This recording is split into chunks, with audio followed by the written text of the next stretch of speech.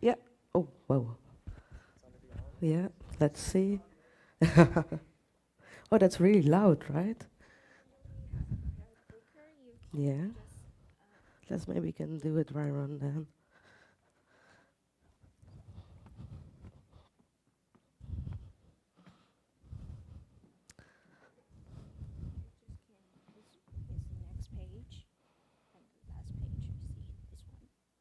Yeah.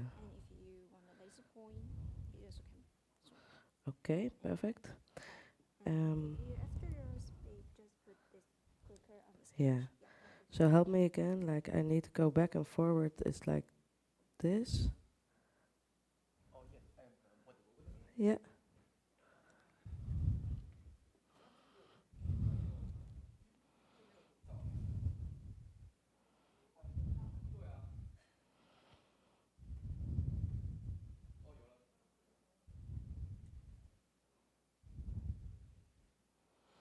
And could we please make the notes a little bit bigger because I can't read this. This is really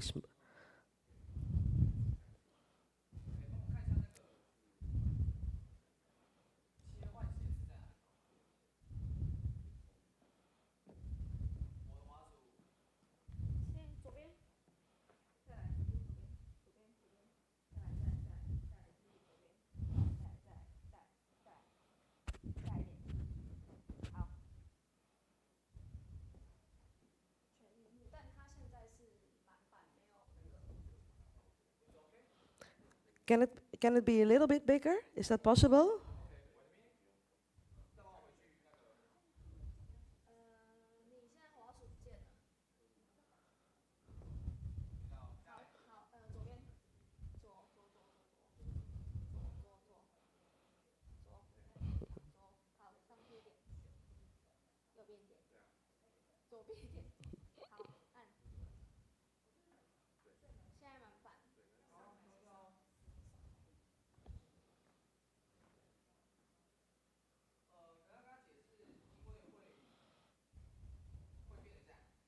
Hmm.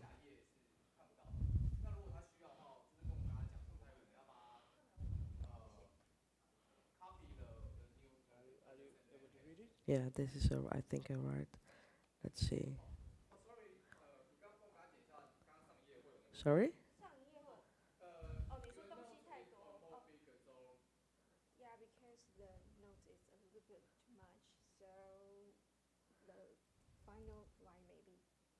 Oh, the final line is not there. You mean? I think this is. Let me click a couple of slides and then see. Mm, I know a lot by heart, of course, but I just sometimes need to have a peek, and I think uh, this will be alright. But because it's like in black mode, let's see if it's my highlighted words are there. It's now all white, I guess.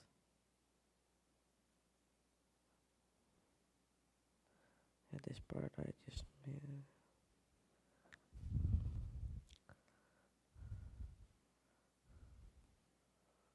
yeah. I will try to fix it. I will freewheel a bit.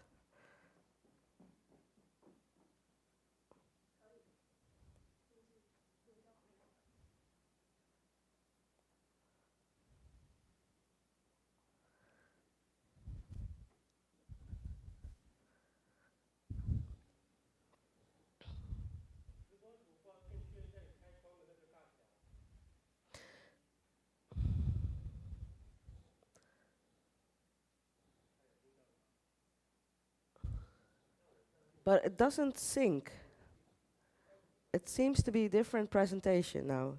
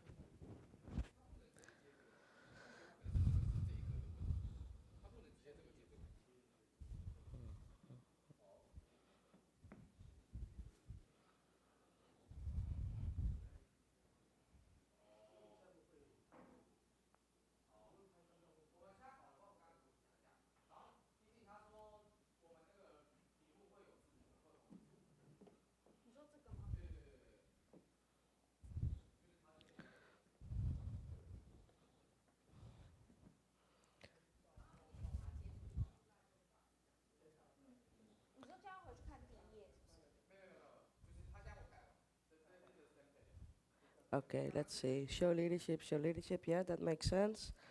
But this is then, and so this is the current slide and this is the upcoming slide. No, it's the other way around.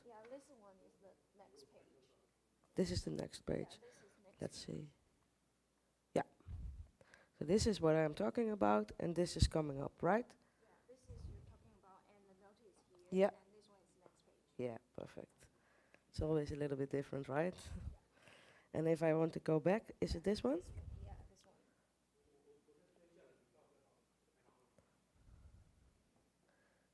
Yeah. Can it go quickly? Yeah. Think I will be alright. Let's see how the this works. Blah, blah, blah.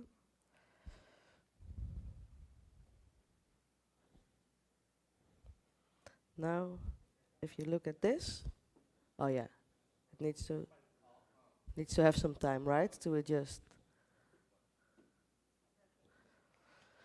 Think so. Yeah. So together we already came up with a list of criteria that were very important to us. So I need to make sure that I watch this and not that way because you're going to stand like this, right? So core values. Yeah. Oh yeah. Oh yeah. Yeah, I get that. Okay, let me. Mhm. Mm.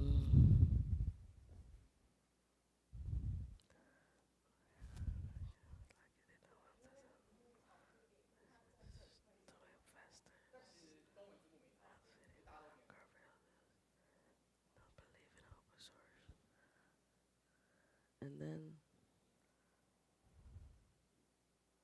certainly not our industry.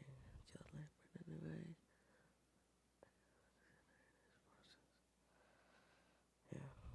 Okay, I think I can work it out.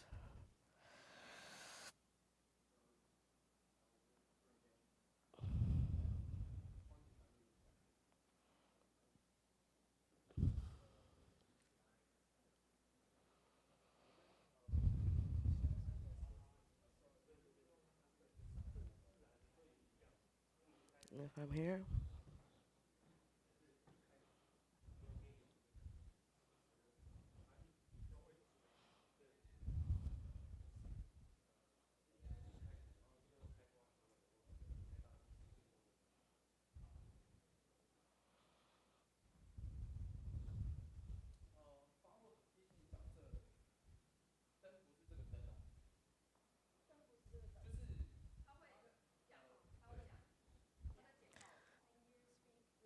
The light will be this, yes. So you don't see much people, but maybe that's a good thing, right?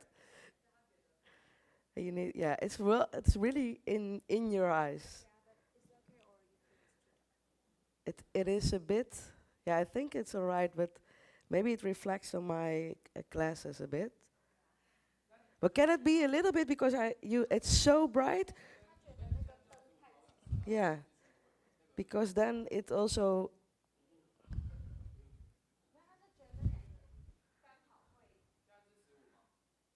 yeah, this is better.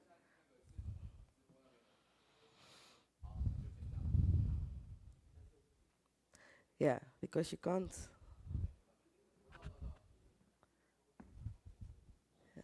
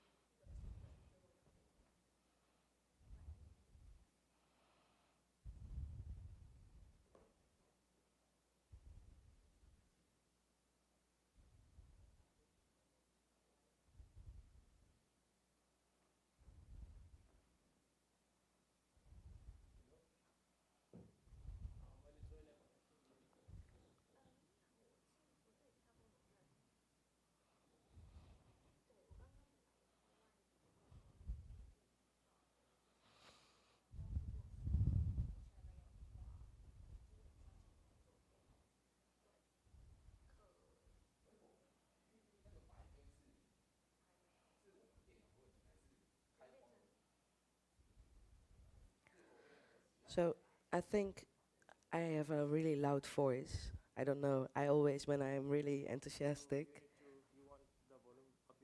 I think that's wise for everyone. Because I will be here like going up, and I don't know. Sh- if I would open, it would be like this. Good morning, everyone. Like it's really loud. It's okay? Okay. Not too loud? Okay, perfect.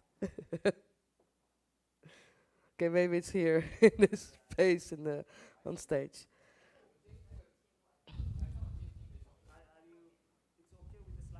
Yeah, I'm just now. I think I can leave. The only thing that we for a next event, if it's in the dark mode, then it doesn't have any point of highlighting words. Do you get me? Yeah. Let's see, can we go back? Yeah, I know that by heart. No.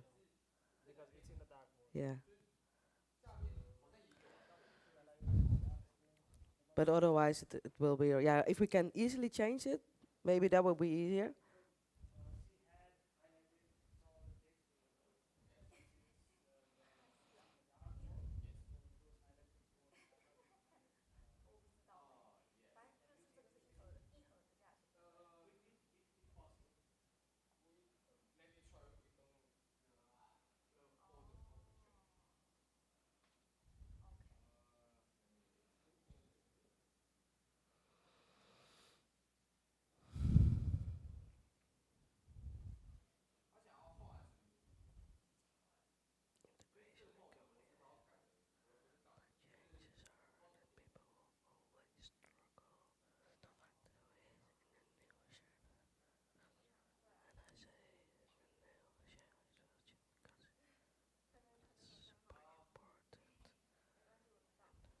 Okay.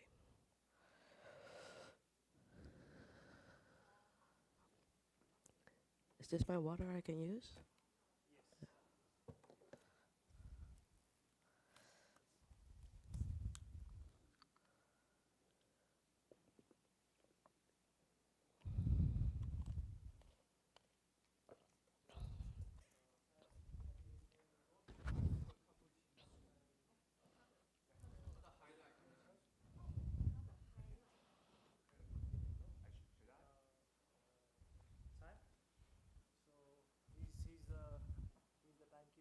Yep. Yeah. Yeah. Yeah. I have a long talk, so we need to figure out the end a little bit. But if there's no time for questions, that's all right. People can come afterwards. Mm-hmm.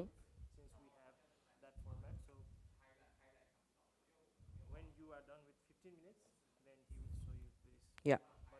Not yeah, yeah, I know. That's I will I will have a look. Yeah.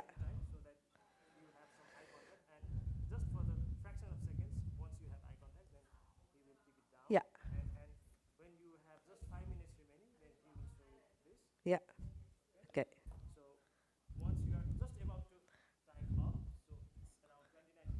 Yeah. And then yeah, and then the time is up and then the Q&A can start, right? So after time's up, the Q&A starts, right? I'm right there, yeah? Okay. Okay.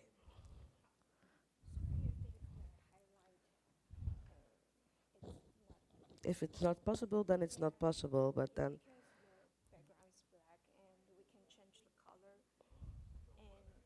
yeah, but that will take too much time now. Yeah, I will try to. That's all right.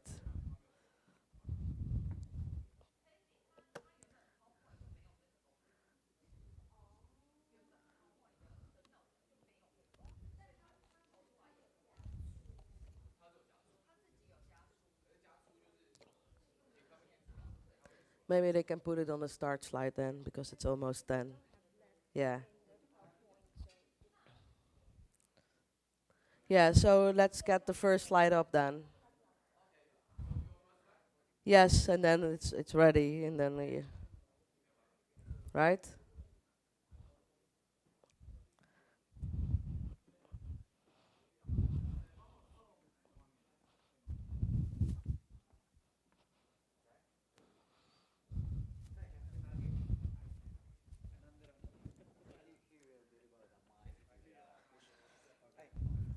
Hi. Sure. Oh, sorry. Yeah. I'm Holly for the attractive. Mhm. Then, as you know, here is the timekeeper Yeah. here. Yeah. Then you have to Yeah. check the board here. Then Yeah. here is the Yeah. my Nagesh. Hi. Nice to meet you. Okay. All right. So I think you already knew the what you should know about Yeah. the board I guess so. the water. Yeah.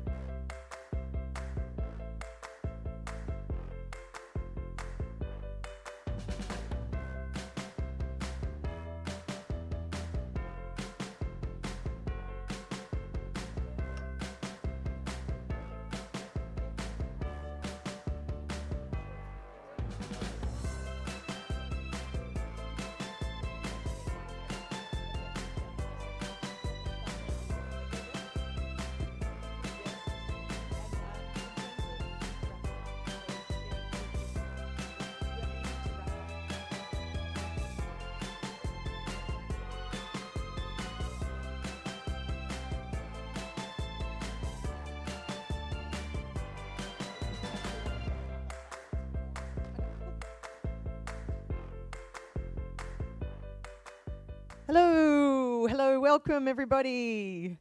Thank you for bearing with us as we have a little bit of a delay this morning. But thank you and welcome to track 2 and happy International Women's Day. Woo-woo. I'm Tess from WordPress VIP. I have the pleasure of introducing you to Chaya Oosterbroek. I probably said that wrong, but I am part Dutch, so I tried. Her talk, From Independence to Integration, The Journey of Being Acquired.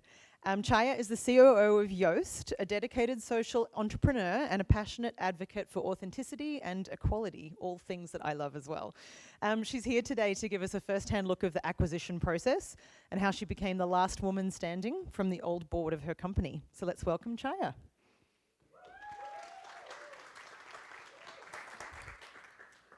See.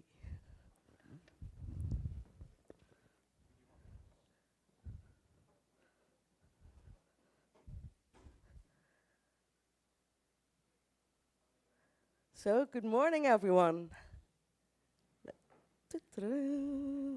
Good morning. I do it again. Yeah, I think it isn't working. Oh, yes, there we go. So, of course, this is me. My name is Chaya Oosterbroek, and I am the last person standing at Yoast from the former shareholders team. And I fulfill the role of CEO within Yoast. I consider myself an entrepreneur. I had several businesses. I was into the fashion industry. We produced lovely leather bags with organic materials. I was the owner of the Center for Young Entrepreneurship, not for young in age, but young in entrepreneurship, of course. And I consulted for the Dutch government. So, from the first moment I joined Yoast, I was flooded with a lot of stories about this awesome WordPress community. And I think you see in my background a couple of familiar faces, of course.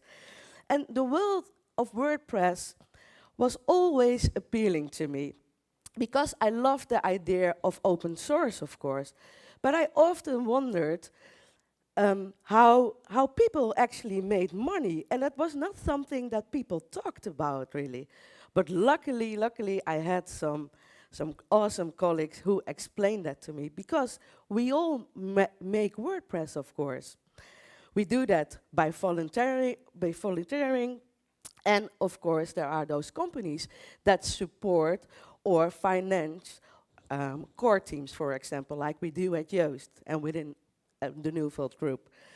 So today I will take you through my story, and first I will tell you why one can decide to sell.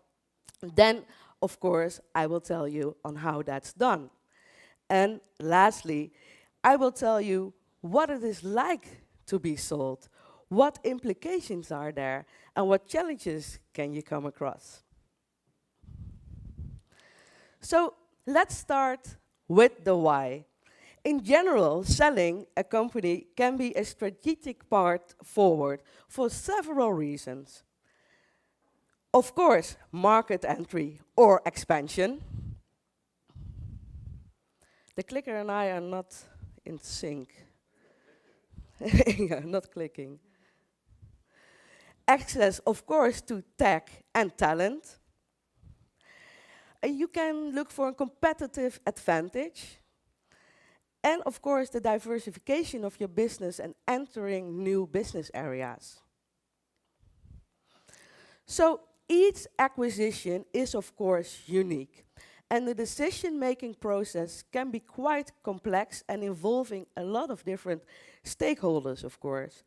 But the ultimate goal is to ensure that the acquisition not only makes financial sense, but it also should be strategically to position your company to grow and to create more success.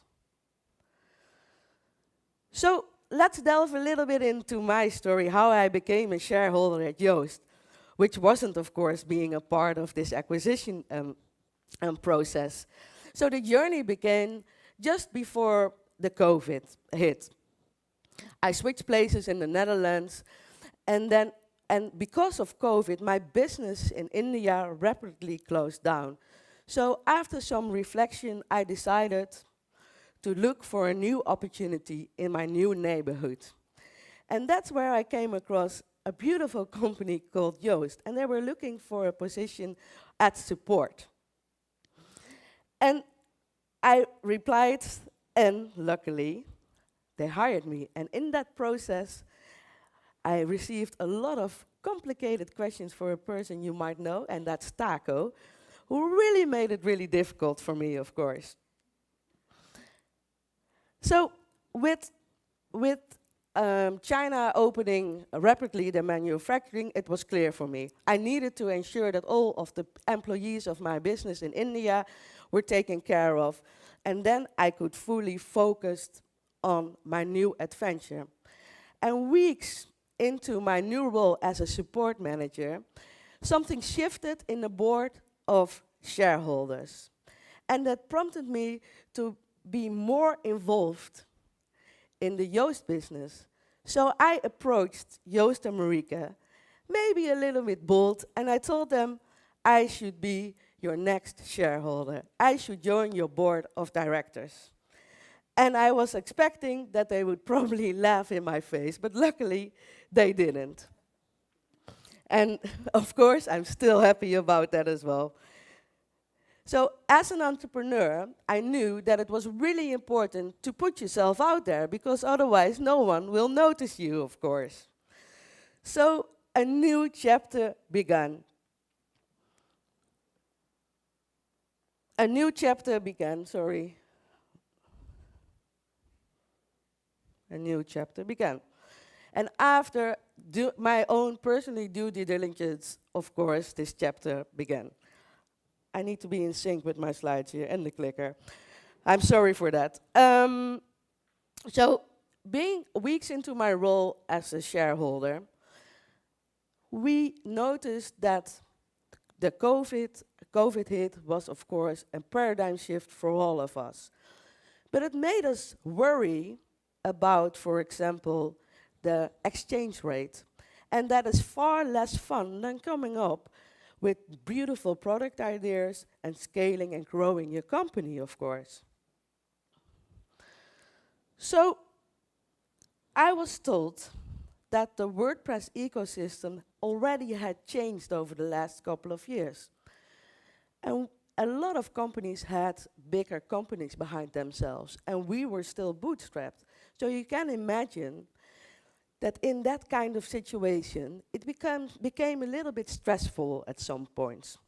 So we decided to proceed with looking for a bigger company behind us. We assumed that Joost would be still of interest of a lot of different companies, because in the past, Joost and Marika, the founding partners of Joost, had turned down several offers. So, what's next? So, I will dive into how to best approach such a sale. I share a couple of our steps with you. So, if you consider yourself a professional, I would advise you to search for a really good banker that will assist you in all of this process. And together with the banker, we did all of our preparations, of course, and soon in this process we already learned that we were still of interest to a lot of parties. And this also taught me that when you grow really quickly, from startup maybe even to a scale up, it is really important to structure everything, to have the foundation of your company really structured. And that also gave me the opportunity to, of course, have in a kind of pressure cooker setting to even have more knowledge about all the details that were going on in our business and how awesome it was. I was already excited, but now I became even more excited, of course. So, as shareholders team, we were thinking about what kind of criteria we will, check. We will check the potential buyer. So one of the most important things for us was our core values. The new investor should definitely believe, of course, in open source. That was really important for us.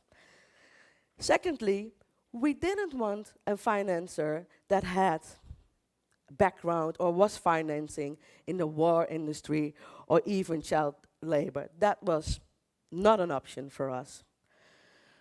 So, if you, all other areas to consider in this process, sorry, it's not in sync.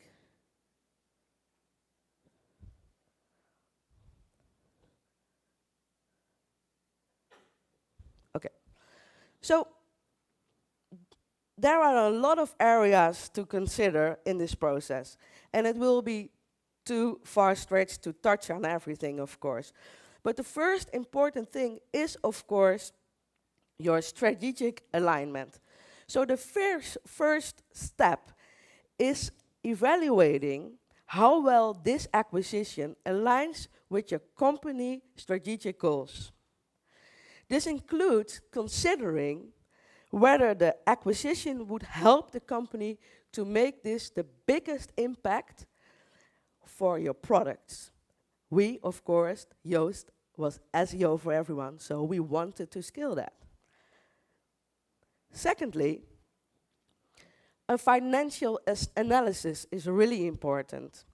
So you need to do a thorough financial evaluation.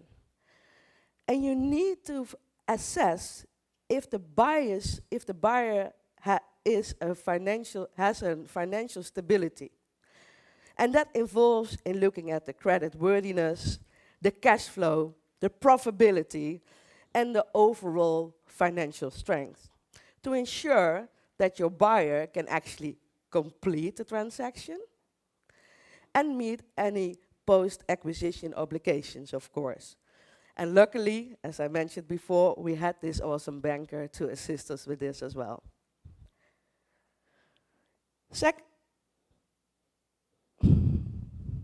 Secondly, what's really important is, of course, assessing the cultural compatibility between us and them. And you need that for a successful integration. And maybe like every entrepreneur was saying, our culture is unique. We really take care of our people. So we thought that it was important to see how that matches. So the second point in our criteria list was this cultural fit, of course. And we know on forehand that if you mismatch that, that can lead to other issues in the upcoming years. So, as I mentioned, core values are really important, and one of the things we really focused on was equality. Because within our company, we made sure that everyone has the same opportunities to advance and make an impact, of course. So, diversity in leadership, we looked at the division between genders and the different backgrounds, because Joost is built on equality. Think of our care fund or our diversity fund. And you can imagine that we asked all of these kind of questions in all of the conversations we had. So back to the banker and his team, they had listed a number of potential partners. And we agreed to talk to several of them. So stepping in the world of private equity, venture capital, it's a totally different environment. And it brings you also some different perspective to your business as well. And we had several meetings with a lot of different people, and every time there was a different angle, of course, to the meeting that we had. So after a few weeks, we had a smaller list, which we decided to proceed with. And there it is already on the slide. We were eventually acquired by Newfold Digital. And you might not know that name, but I am sure that you know Bluehost. And together with Bluehost and Yoast, we are still aiming to do the best for our WordPress users, of course. So, what's next after acquisition? Then you need to announce that to your workforce. And I can tell you, there are a lot of emotions that come to play because you are going to make changes.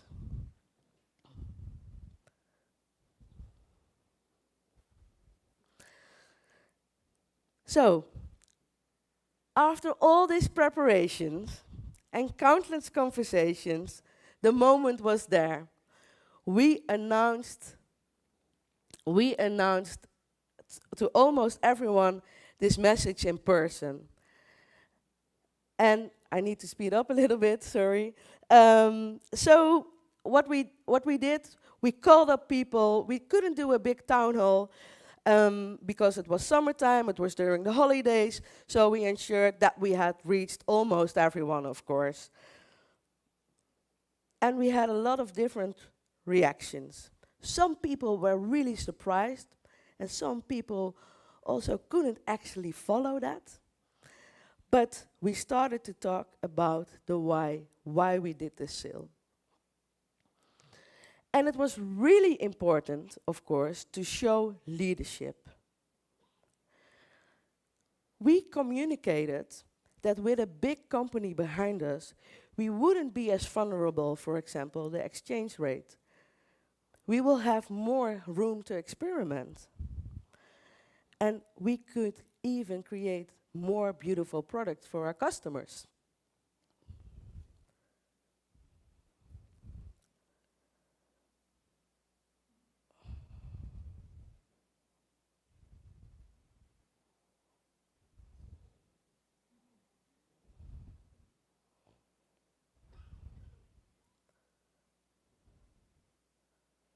Is there another way? Because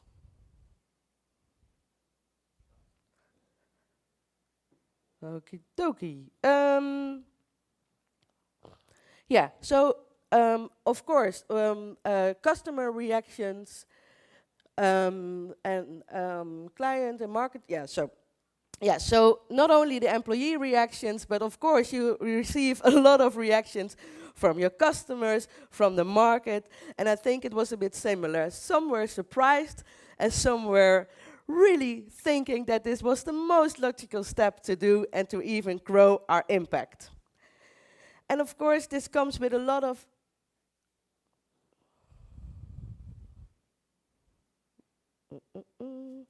should I point somewhere else? Okay, there we go. It comes with a lot of integration challenges. So after a merger, organizations often find a lot of these kind of challenges.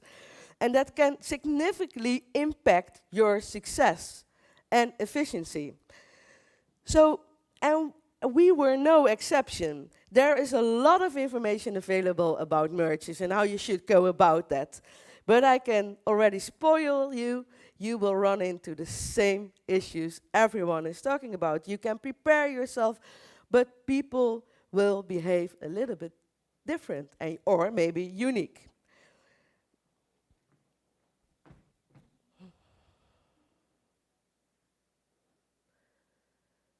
So, I will dive a little bit into the importance of integrating culture, and then I need to skip a part because we are a bit more delayed. So,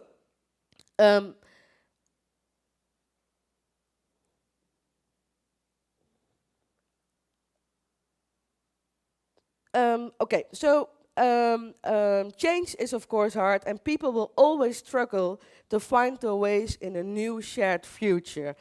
And I say new shared future because it's really important to integrate cultures. Because a well-integrated culture is essential because it directly impacts or affects your internal health of your organization and also its external success.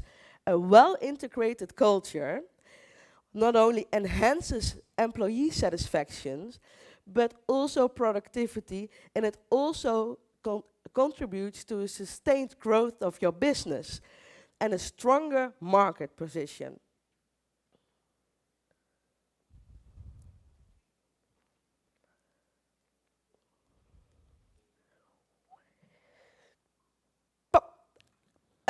And of course,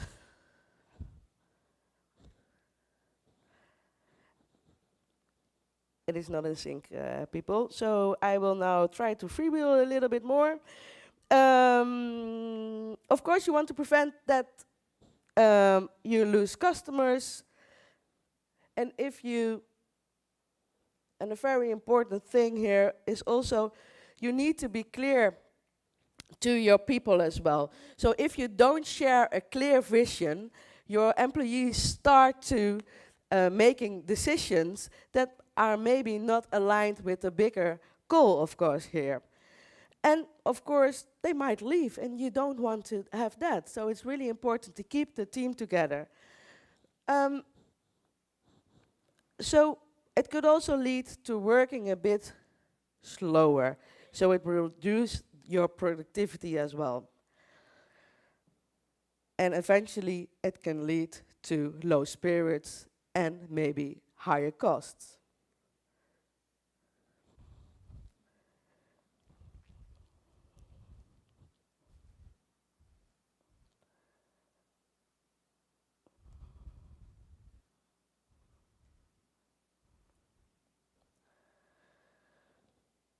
Oh.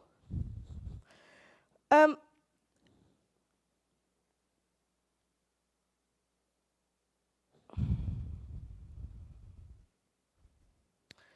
so we were, of course, wanting to prevent all of those things. And in my view, the key focus should be boosting employees' morale and keeping the team together. Why? Because the heart of a successful company is the culture that uplifts its people, where their beliefs are accepted, and where inclusivity is not just a buzzword, but an actual practice.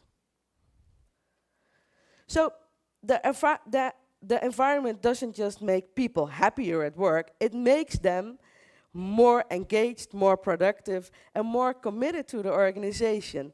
And let's face it, if you don't catch your culture right, you risk a lot. High staff owner, lower morale, and a team that's just not in. So how did we go about that? So we rolled out a crystal clear communication plan. We didn't just send out emails, we met everyone face to face, as I just mentioned. We opened up about the decision to join hands with Newfold. We shared our thought process and the why behind it. And these weren't just rushed meetings, no, we actually invited feedback as well. And we made sure that there was enough time.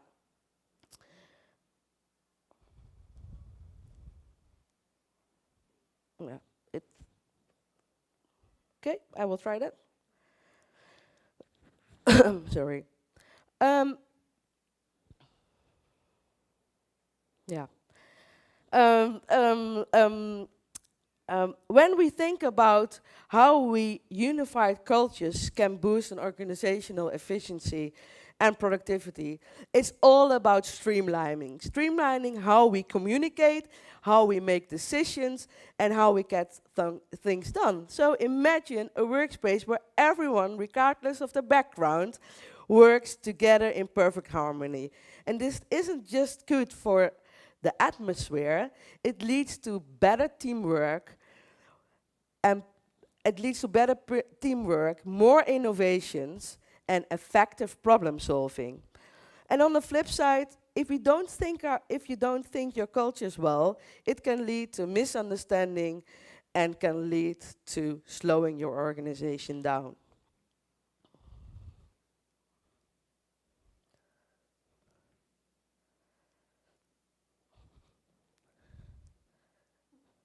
Can you please tell me how much time I have? Because okay.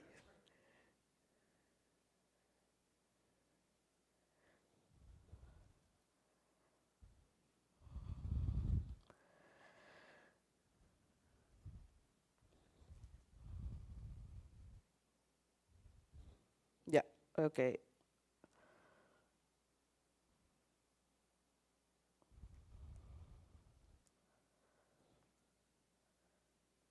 I need to skip then a bit. I will leave this part out.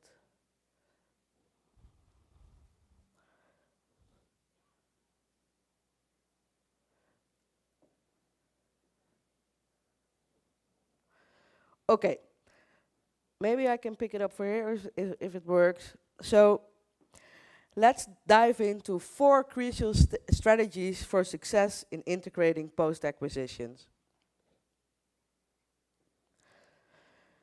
First, of course, is communication. You need to have a crystal clear plan for that. Secondly,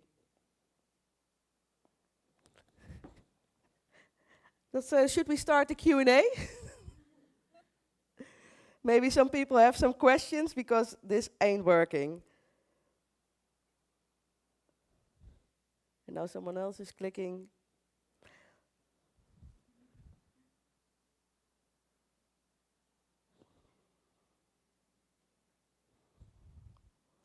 All right. If we can get it to slide, the next slide. Yes, okay.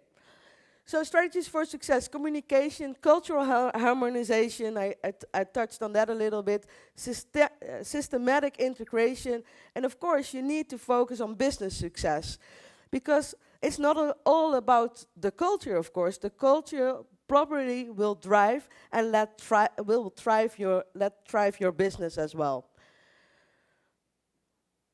And yeah, in conclusion, but it is a bit scattered and fragmented this time. I would say that if you incorporate your 4 crucial strategies that I just mentioned here before, you will probably make a really big impact. I told you a little bit about my journey, how I became a partner, a shareholder at Joost. And my main message here is that being acquired, the process of leading to being acquired is really interesting and fascinating, of course. But the real work starts after being acquired, of course. You have a lot of integrational challenges. You have culture to think about, your people that, of course, make your success, your product. That's really important. You need to innovate and you need to see how you can consolidate with the bigger organization that you joined, which talents are working around, which great minds can you use to enhance your product as well. I would like to go over to the Q&A because this is basically the talk. If you want to oh yeah, can someone skip it to the last slide? Would be awesome. Yeah. So, if you want to follow this presentation, please use the QR code, and I will be around today and tomorrow for any questions. And I can tell you a lot about my journey and a lot of more details about how you run a business after being acquired. So I'm so sorry for this fragmented presentation. But thank you for sticking so long in this room with me. Thank you. Thank you so much, Chaya. Thank you, thank you. Do we have any questions? Stick your hand up if you have a question. We have a microphone here in the audience. Oh, there's one down the front here. Dank u. So, looking back at the past 2.5 years that we've been part of Newfold, is there anything you would do differently in the sales process? In the sales process? No, I don't think so. And I think the most important thing here to highlight is you need to have conversations with totally different investors or companies. You need to take the time to compare every interesting party. Because it's not only, as I tried to point out, it's not only financially driven, it's also about that fit, that you can actually grow your company and make an impact, as we at that time, of course, and still will do now, make an impact for everyone. Hoi, Viola. So thank you very much for your great talk, even with all these technical problems. So I have also a question to you. The bag for goods, what happened with this? Is it still there? And yeah. No, unfortunately it is not because of COVID. I decided together with the team on the ground there to stop that. So I've given a bunch of the inventory to some people that were running the business to give them the opportunity after COVID to maybe relaunch the brand. But some did, but not under the same brand. But everyone, I still am in contact with a couple of them, and they are doing good. But I can tell you that at that time, we had 40 people working for our brand, and it was really hard. And yeah, I think we all saw the news, what happened everywhere around the world. But yes, that ended there. Okay, thank you. Thank you.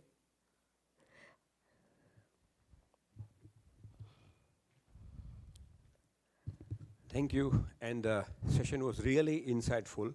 So I just would like to ask about the future plans, you know, while you are maybe on the board of Newfold Digital, and you are, you know, a part of Yoast. So what are the future plans for Yoast and you? Well, so after being acquired by Newfold, we had the luck of a general manager entering the Yoast company. She is responsible for the whole European business. That's Kimberly Cole. She is at the booth. She's sitting here, so you can always go up to her. For me personally, I decided to stay on longer. So I will see where my opportunities are. I will be at Yoast. I will be running Yoast on a daily basis. And I, of course, be a part of this bigger, awesome company called Newfold. And that also gives me a lot of opportunities, of course, to grow and to learn from our talented colleagues. Thank you. Any other questions?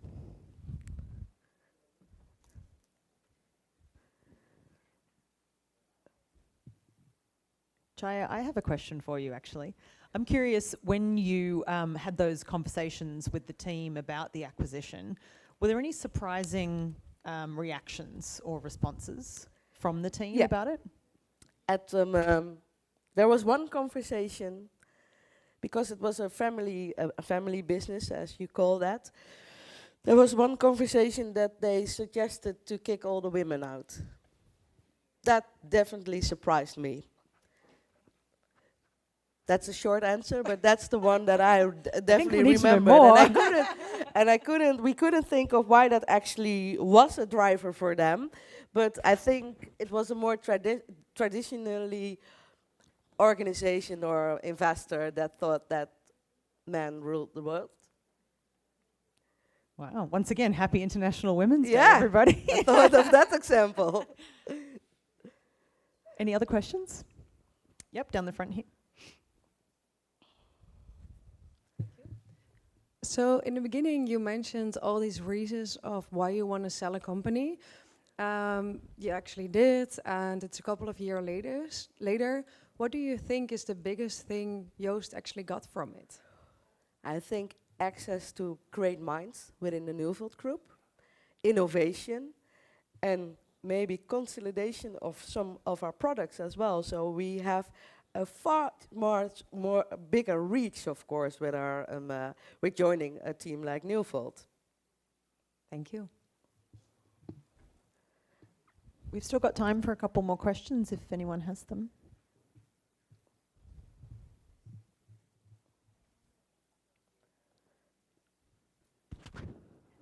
Okay, well, again, thank you so much, Chaya. We actually have a little gift here for you on behalf of the organisers. Thank you. So thank you so much. Everybody give a round of applause for Chaya. Thank you. And she will be at the Yoast booth if you want to chat to her in person as well. Thank you all. Thanks so much.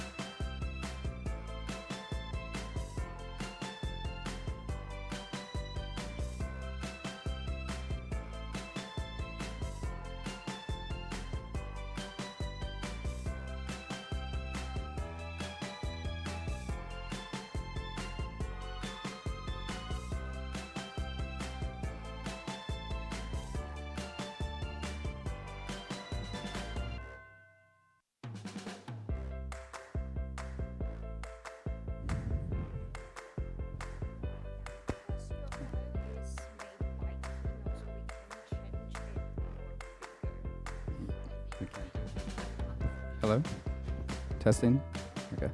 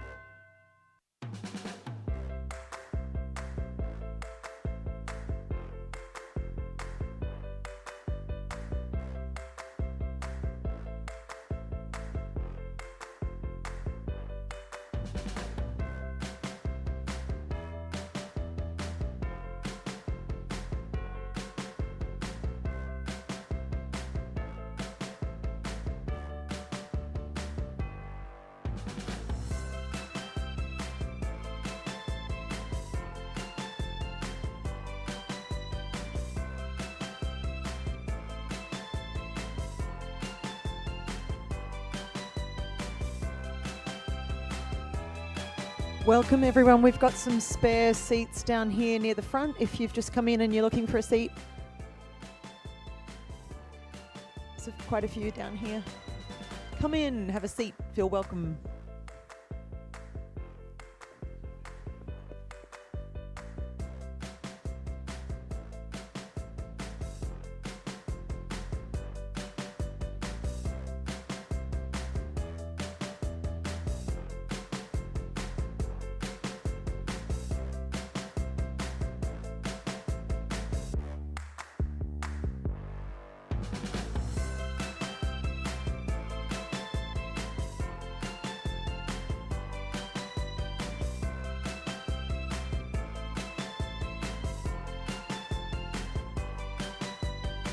Hi everyone, there's some seats, a couple just in the row here I think.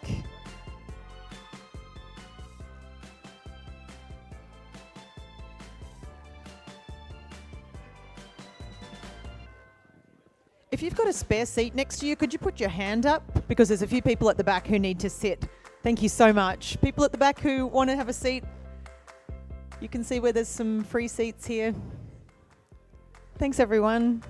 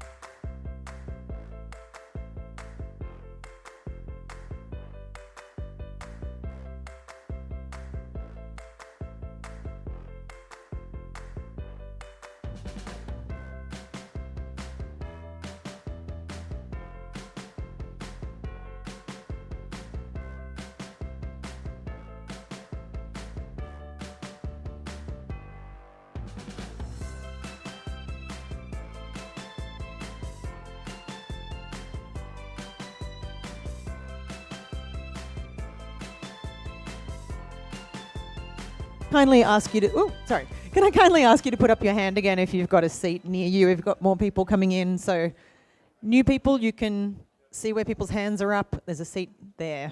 Thank you so much, everyone.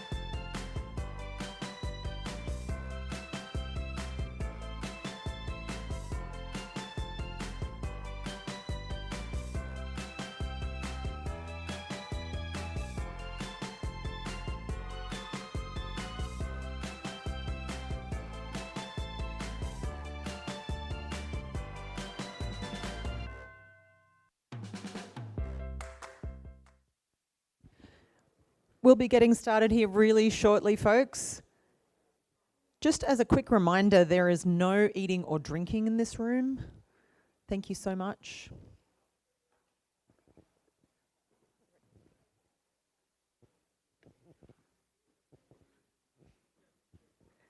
Hello, everybody. Officially, welcome to this session. Happy International Women's Day.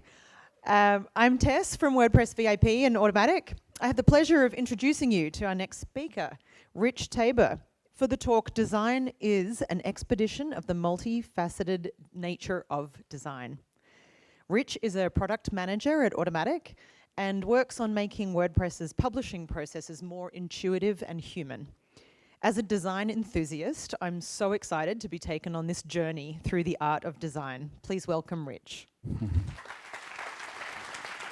Thank you.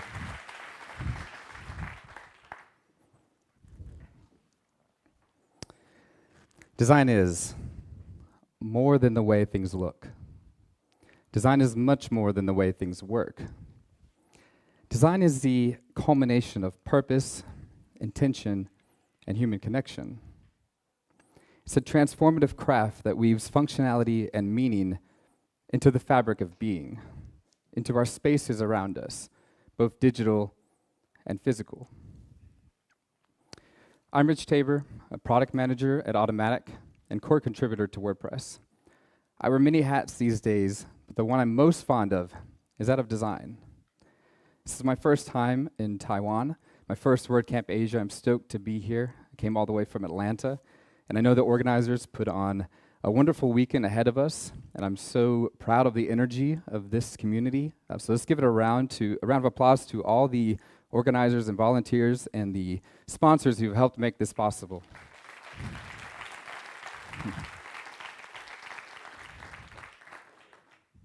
The one thing that I'm most looking forward to over this weekend is to connect.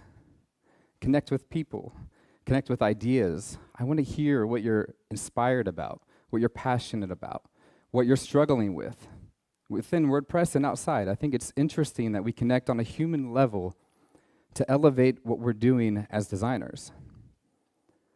So my goal today is to impart some wisdom, my passion, what I love about design, what I think design is, and then perhaps we can elevate as a community within WordPress, but also with every single thing that we produce as humans. Now, as we dive into the art of design, let's first consider visionary Taiwanese sculptor Yu Yang. Now, Yang was known for transforming ordinary spaces into extraordinary experiences. Let's take a little time to think about this story here. Yang was a young creative in the middle of Taipei. There's this park. He would go to this park and observe, sit and watch as the children played on the paths, watch as the workers hurried through from point A to point B, and watch as the elderly sat and listened and watched as the day unfolded. Now, Yang didn't see just a park. He didn't see a square in the middle of the city. He saw an opportunity. He saw an opportunity to express creative intention, to make an interactive gallery, not just a path. So he created these sculptures, beautiful sculptures. They rose out of the ground. They created a sense of expression, of curiosity. Adults would stop to touch, to view, to take photos of, to take photos with. Children would play on them. They would hang from them. Benches, old benches, became these flowing forms, encouraging rest and reflection. The important thing here is that Yang observed, created these experiences, and the people changed. Now, as we dive into this art of design, this craft that we all know and love, I want to carry with us how Yang approached design, how he gained an empathetic understanding, observed the people he was designing for, and created intentional experiences. And let's start with what I would consider the most crucial part of design, purpose. Purpose is a reason for being, right? When we think of what design is, we like to hone in on aesthetics or technicalities. We want to know how something works. We want to know if something's beautiful. But really, the most challenging part of design is not on those fronts. It's simply getting the requirements right. That is, getting the purpose right. And to do that, we use what's called the design thinking process. Now, the design thinking process is a user-centric approach to problem solving that encourages creativity, innovation, and practical solutions. There are 4 key steps here. The first is to gain that empathetic understanding for the people that you're designing for by observing, just as Yang did in the early mornings at the park. We understand not just what users are doing, we understand their motivations, their feelings, their challenges. We're going beyond those surface level assumptions into what's deeper, the meaning behind this. So I encourage all of you in the room here to meet with the people you're designing for. Set up time to watch them engage, and then engage with them. Because that's how we can build these experiences that really hone in on purpose. Now, the second step is to define the core challenge, to synthesize insights into an actionable statement. If you followed some of my work online, one thing I'm very consistent on is approaching solutions with action. If we can't come up with an actionable solution, it's probably something we need to table and take a look at later. Now, when we're defining this core problem, it's not about stating the problem as we see it. It's about framing it in a way that focuses on users' needs and their expectations. So by observing, we see these real-world complexities, and we ask ourselves the question, like, what is the fundamental challenge that our users are facing? I have an example of a problem statement here, and this is, perhaps many of us have e-commerce clients or have worked with e-commerce sites. So this example here, we start by identifying the group. Who do we want to help? Who are the primary users that we need to design for? In this case, it's online shoppers between 25 and 40. Perhaps that's the target market already set by the client. The next step in defining this problem is to identify the core challenge, the root cause, what is actually happening here. We can only get this by observing. In this example, we noticed that perhaps it's difficult to navigate, to check out from. Maybe there's too many steps, maybe there's something missing, maybe the icon looks funky. The goal is where we transition from the problem to the potential. Here we took that core challenge that we have observed users running into, and we distill it down to something simple here. What is the goal? To simplify this purchase flow. That is something that's much more actionable than trying to come up with some arbitrary way to make more sales. The last step of defining the core problem is to outline the outcome. What do we want to do? And what do we want to have that accomplish to boost sales? Right? It's simple. Like, this problem statement is very succinct, very direct, and that's purposeful. Because otherwise we end up with lots of ideas that don't focus in the right direction. Now, when defining this core problem, we need to find the problem, not the solution. Even when I'm up here explaining this, in my head, the first thing I think of is, what are the ways to fix this? That's not really the way that we need to progress through building beautiful solutions, because it's about solving the right problem. We can come up with lots of interesting ideas, but if we're not focused, we're not pointed in the right direction, we're going to end up burning out our engineering teams, burning out our design teams, as we build ideas that don't really have purpose. So we gained that empathetic understanding. We defined the core problem. Now the third step is where we transition into the more creative and dynamic phase of the design thinking process. Now that's when we can ideate, to come up with ideas, lots of them. Generate as many ideas as possible. Designers, we like to call this divergent thinking. Just throw everything on the table, see where things land. Think outside the conventional thinking and push the boundaries of what we can actually accomplish even. Because at this point, it's just about focusing on that right solution and just throw out the ideas. Now, creative thinkers, designers, developers, marketers, a lot of us in the room here, we like to start here, right? This is the fun part. This is the part where you open up Figma, you start throwing pieces together, and you try to see what looks nice. Or you open up a code editor, and you start placing in components to see if you can get something working. If we keep doing that, if we keep starting here, we just lose a lot of momentum because we're just going into tangents instead of focusing on the right problem. So once you have lots of ideas, you'll start to see some bubbling to the top. We get to take those ideas and prototype them, test them, see if they work, see if there's merit to these. So the fourth step is to test and prototype.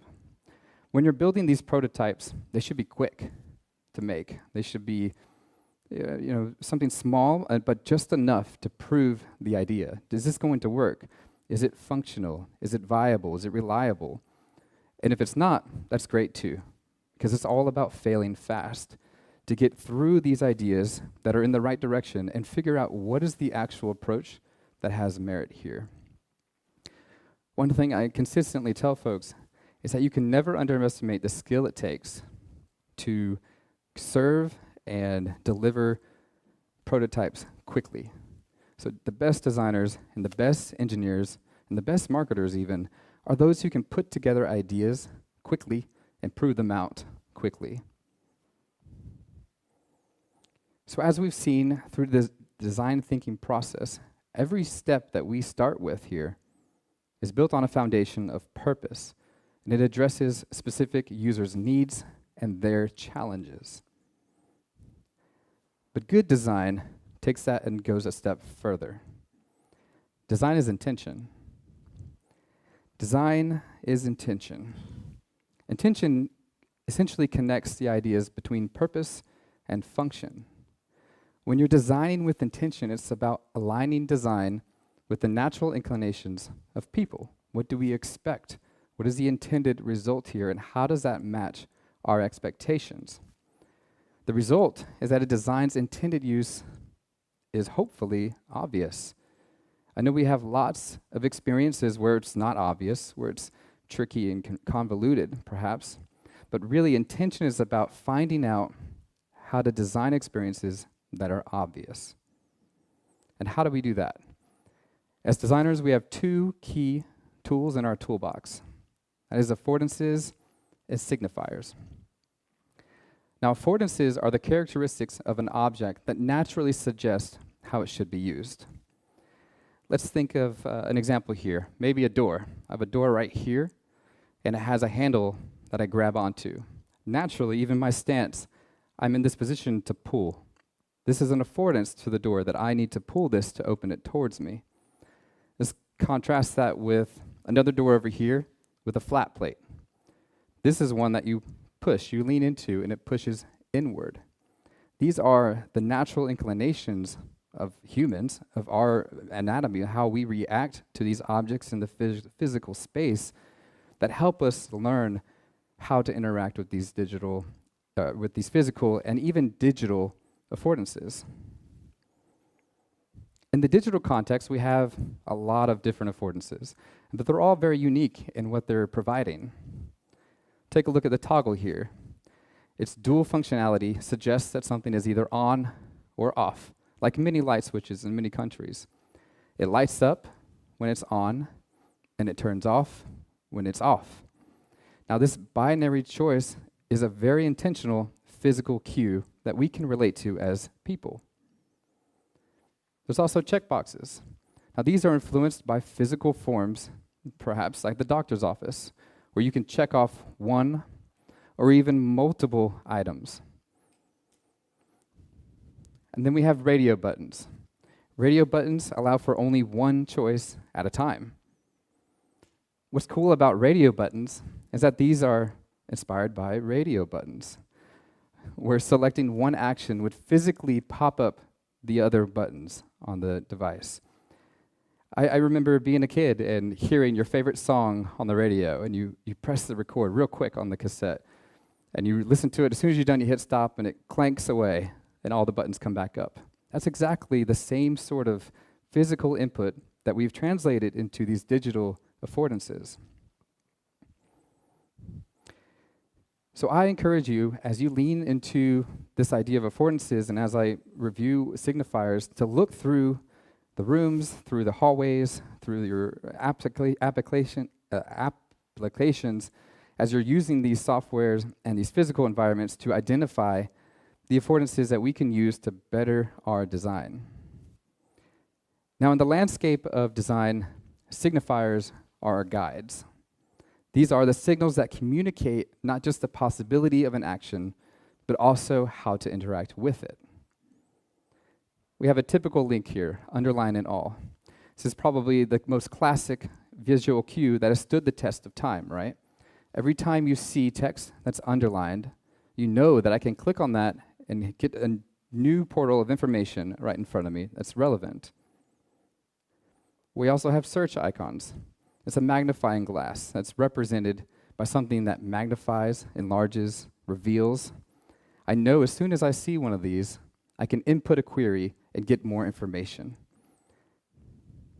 And equally intuitive are those visual cues for our media players, play and pause, where these are universal across the board. Every single media application would leverage these. If it doesn't, you wouldn't know how it worked. That's how signifiers play a role in our application design. If we get a bit closer to WordPress, we have the classic save button at the top right or the top left of the editor. Now this WordPress publish button transitions to a state of processing once you click it. So it signals to you something is happening. This page is responsive. Your page is being saved, and once it's done, it transitions back out of this.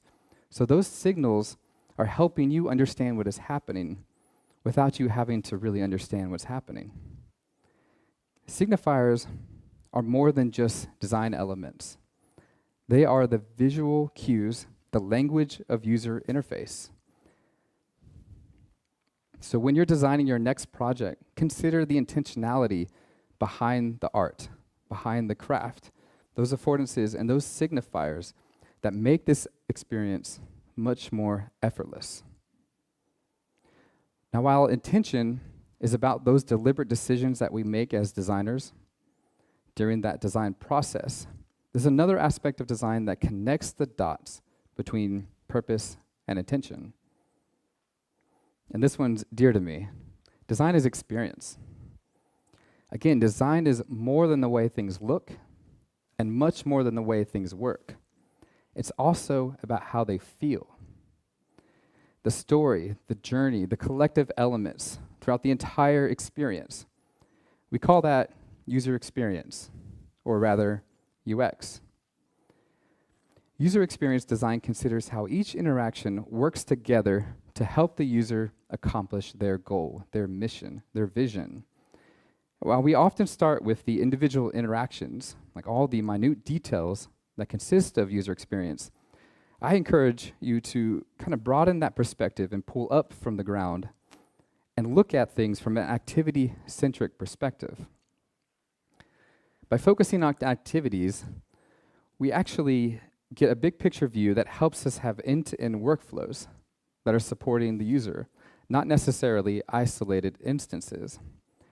You can think of an activity as a set of tasks, a bunch of things that you need to accomplish, that you wrap it all together, and then you achieve a higher goal with. So when you also start at the task level, you're designing in a restrictive bubble. You're stuck with this one unit of control. Rather than from the activity perspective, there's a much broader perspective to lean into. And that's what really leans us into the ideas of forward-thinking design. Consider a photographer whose goal is to take photos, upload them onto a computer, and then output the final edited images. Now, task-based design and the thought process along those lines would lead you to identify the tasks that they would be necessary, like editing an image, increasing the brightness, cropping it, and whatnot. But then activity-centric design pulls up from that perspective, and it really looks into the whole flow from I need to upload my images to I need to share them with my friends or my clients or my audience. Yeah, the idea behind activity-centric design is that it's much more broad than those small pieces, so that we can come up with ideas that are much more supportive to users. In the context of WordPress, we have so many tasks, right? You can edit copy, add plugins, add themes, review post, approve post, add users. I could probably spend the rest of the conversation just going over WordPress tasks and activities. But when I think of WordPress, I try to focus on the main activity, the big thing in the room. And that's to publish. By focusing on publishing in WordPress, we can create solutions and experiences within WordPress that help you accomplish your goal, to publish, to share. Here's an example. WordPress users don't want to add a featured image to your post. It's kind of broad, right? It's kind of direct. But hear me out. WordPress users don't want to add featured images to their post. What they want to do is share that post with their audience and have a relevant, beautiful image that shows up in the feed with it.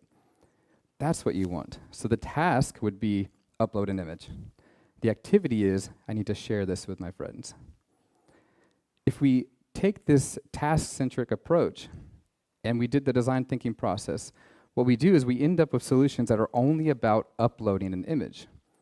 We lose everything to the left and right that could potentially be the novel solution. Perhaps the ideal solution is not even uploading an image. It could be there's some sort of image creation experience where maybe it's a cover block and you can add a logo, add a heading, that's your post title. Maybe you design it yourself, or maybe there's a default one that you've uploaded one time, and every time you share a link, it looks nice. That's what I do on my blog. But the key is that with an activity-centric perspective, we keep our eyes open to the possibilities that what we think is the right task might not even be the right task. Experience is about that cohesion, that holistic journey, and supporting people through their goals, through their visions. From every pixel that we draw in a canvas to every brick laid in the physical space, it's all the same. But experience is a culmination of disciplines. It's not just an art, it's also very much a science. It requires us not only to dream, to visualize, and produce as designers, but also to execute, to turn these ideas into a reality. Design is engineering. Now, I know this can be touchy. As designers, we don't like to hear that design is engineering, and engineers don't like to hear that design is engineering either. But really it is. Design and engineering have such an interplay because engineering bridges that gap between experience and execution. While we as designers prioritize the user experience, there is a parallel story running here, one of technical feasibility, one of viability, or rather, like I say, the how. Understanding the how behind our craft is just as crucial as the purpose, intention, and experience. It's about appreciating those mechanics behind the surface, that code underlining your design. And it's here that we transition from just coming up with ideas that are on purpose to actually creating them, to exposing them to the world. So I encourage you, learn the basics of engineering.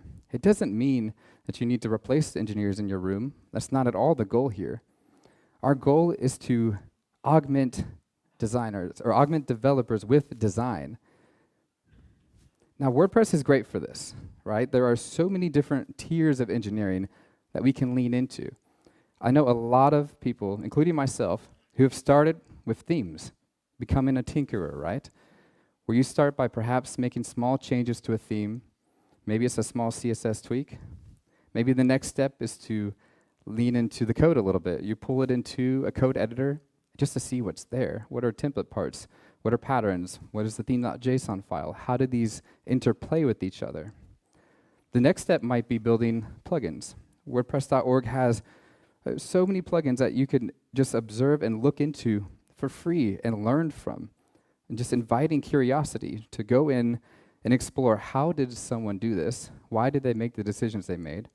And the next step from there is you could reach out to that developer and actually talk to them. There's probably a lot of them in the room here or at the conference. I think leaning in on this idea of multiple tiers is imperative, because we as designers, we can start at any one of these tiers. They're not just for developers, they're for all of us in the room here. You can lean into blocks. You could start building a little bit of React applications by looking at the Gutenberg repo and just understanding what's going on here. Ask a friend, and ask me. I'm here all weekend. I would love to help you. One step further here, you're actually contributing WordPress code into core that can run on potentially hundreds of millions of websites. That's the power of WordPress that no other platform even comes close to achieving.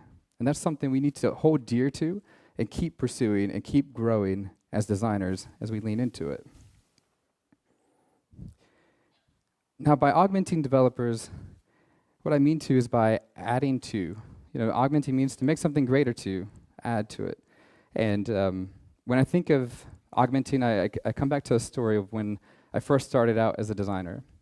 I was making email headers and landing pages, just kind of rough cutting some ideas as a junior designer to fill out what style did I want to go for. My engineering team would come back, they would show me what they made, and a designer's worst nightmare is that it looks awful. It doesn't look like what you intended. It's really off. So talking with the project manager, it became clear that my designs were too complicated. I didn't understand the system that I was designing for. So we met after work with one of my engineer friends, and he showed me a little bit of how WordPress works for the very first time. We added a button to the header of a site just to see what it is. I started diving in and understanding that system. I shared some of my skills, so we did some skill swapping, and collectively we started launching really beautiful projects pretty fast because we both had that shared understanding. So augment those developers around you because it creates a more purposeful work environment, there's mutual respect, and you get to collaborate with other smart people. It's amazing. We're people, right? We're meant to collaborate. We're designed to design even. At the core of all these principles, all these ideas of what design is, how its purpose, intention, experience, and engineering is one common thread that I've kind of hinted to throughout. Design is human. Design is uniquely human. It reflects the creativity, the planning, and the intentionality in creating functional and, yes, aesthetic systems and objects. Now, this creative impulse leads us to the heart of human-centric design, where we're designing not just for users and for people, but rather with them, where every curve, every color, every line that we draw is with the deep understanding of how it will be perceived, interacted with, and experienced by the people using it. It's about creating solutions that are not only purposeful and intuitive and even technically sound, but deeply resonant on a human level. And for WordPress, this is more important than ever that we accomplish this. Now, a fundamental truth of design, of our craft, is that design is subjective. It's shaped by our own experiences, our own past, our perceptions, expectations, our cultural background, our taste. If it's happened, it's shaped you. Now, our role as designers is to navigate these subjective waters and craft experiences that resonate with a diverse audience. Balancing those subjective elements that are there and acknowledging them with objective purpose. It's a process of continuously learning and adapting and growing, being curious as a designer. Yes, like Yang did in the park those early mornings, observing and watching, putting the time in with the people that we're designing for and with. In embracing the subjectivity of design, we not only acknowledge the individuality of people, but rather celebrate it as a core aspect of humanity. Design is purpose. Design is intention, experience, engineering, and human. Design is all of us in the room here and everything that we craft. So if there's one thing I could say last, it's just take the ordinary and make it extraordinary. Thank you.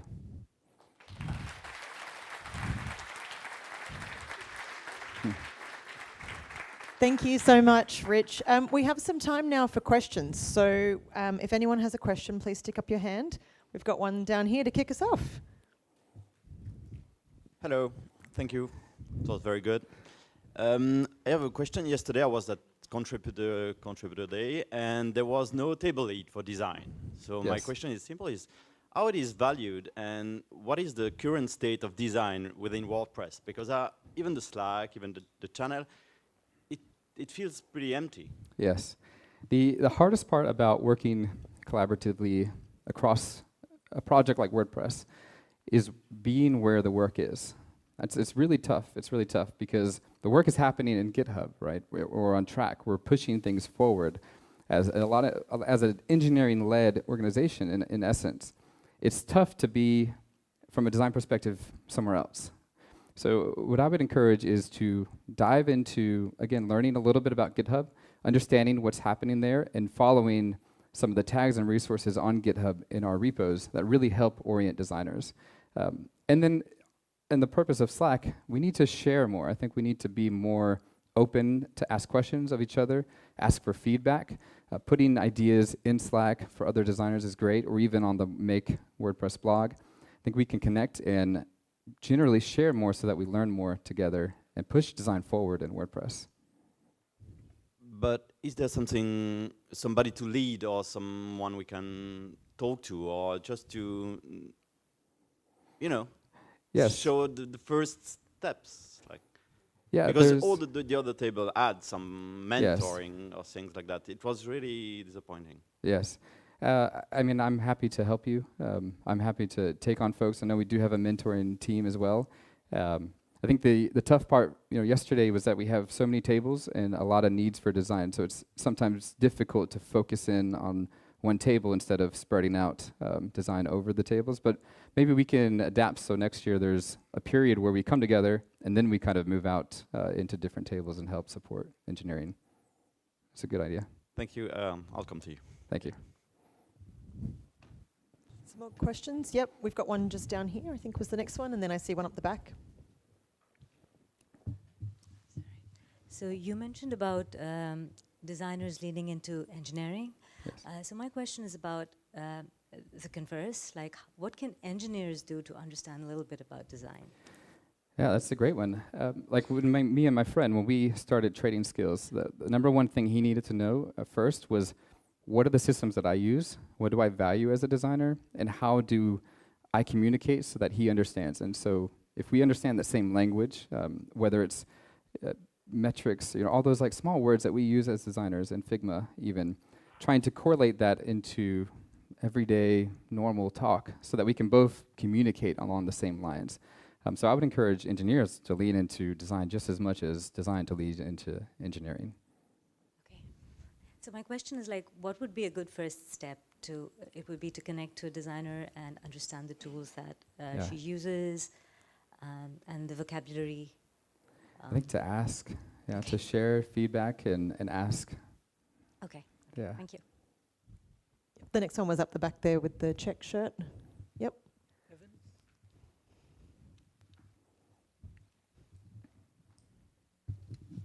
Hey, Rich. Hey. Standing room only, this is nice. With WordPress, and WP admin specifically, design can be all over the place once you install a couple plugins, right? You get flashes of greens, reds, whatever, and user interfaces are all over the place. And I think that's becoming a huge problem. It's been a problem. So I just want to know your take on standardization of that and how we can become more, Noel in his talk earlier touched on this. Yeah. And I think it's a really important conversation. Yeah, that's great. I think we're at this pivotal time in WordPress as we are theorizing what this new admin experience feels like, that we lean in collectively as designers and put our best ideas forward so that we can actually come up with solutions that are novel and creative enough to where there's still personality. It's not a WordPress that lacks personality, and even brands could still have personality and ownership, just like applications on our phones and our other devices. So we're at this point where if we do that, this is the best opportunity to lean forward and do that, to make essentially mini applications in WordPress. Otherwise, we'll end up with the same scenario 10 years down the road where it's a hot mess, and we don't want that. Any other questions?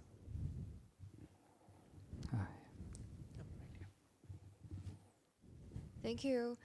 I do have one question about like design thinking. Like, have you ever encountered a situation that you notice there's a problem, there's an intention, and you want to fulfill it, but however your leadership feel like that's not creating profit, that's not beneficial to your overall customer? What will you do in that situation? Yeah, that's probably more common than we think. You know, I think as designers, we like to pitch ideas, and it's important to also be okay with something that doesn't land. What I would do in that case is really try to sell what I'm thinking is important, and figure out what are the objections. Like, what is the pushback here? Is it just a monetary thing? Is there a bigger picture problem? Is there something I'm not understanding roadmap-wise? And try to meet in the middle in that area. And perhaps it's just not the right time for that particular effort, which is also a very valid reason to stop. Thank you. Yeah. Anyone else? Yep, there's one over here.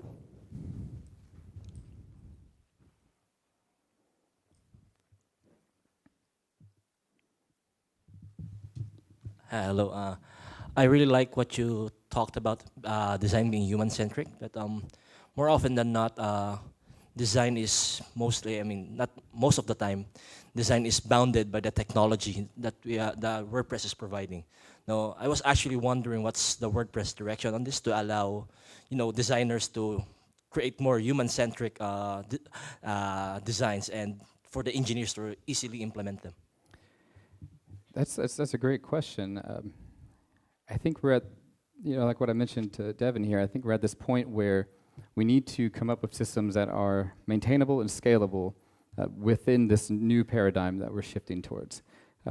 We have an opportunity to create these experiences that are very refined because we have so much experience within WordPress. We have lots of understanding with how the product is used because so many people use it. But what I would encourage is to share your ideas on your blog even, like write and just publicly put it out there because lots of us can learn from each of our individual learnings on the design front, and what you think is important might also be what someone else in the room thinks is important. And when you collaborate together, it surfaces to the top, and we could get it in.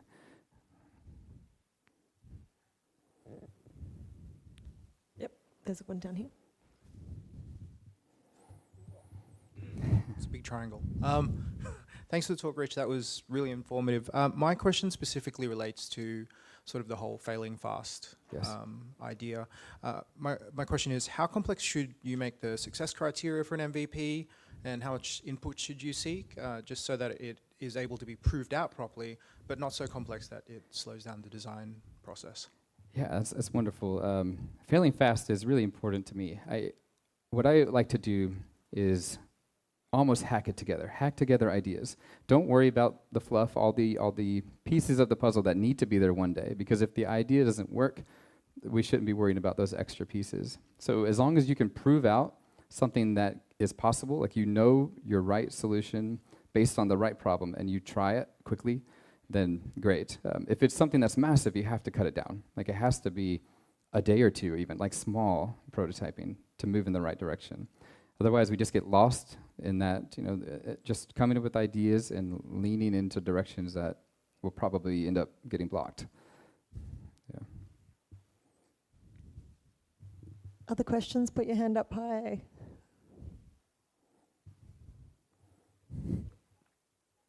We've got a bit more time, so don't hold back. If there's any niggling question you wanted to ask Rich.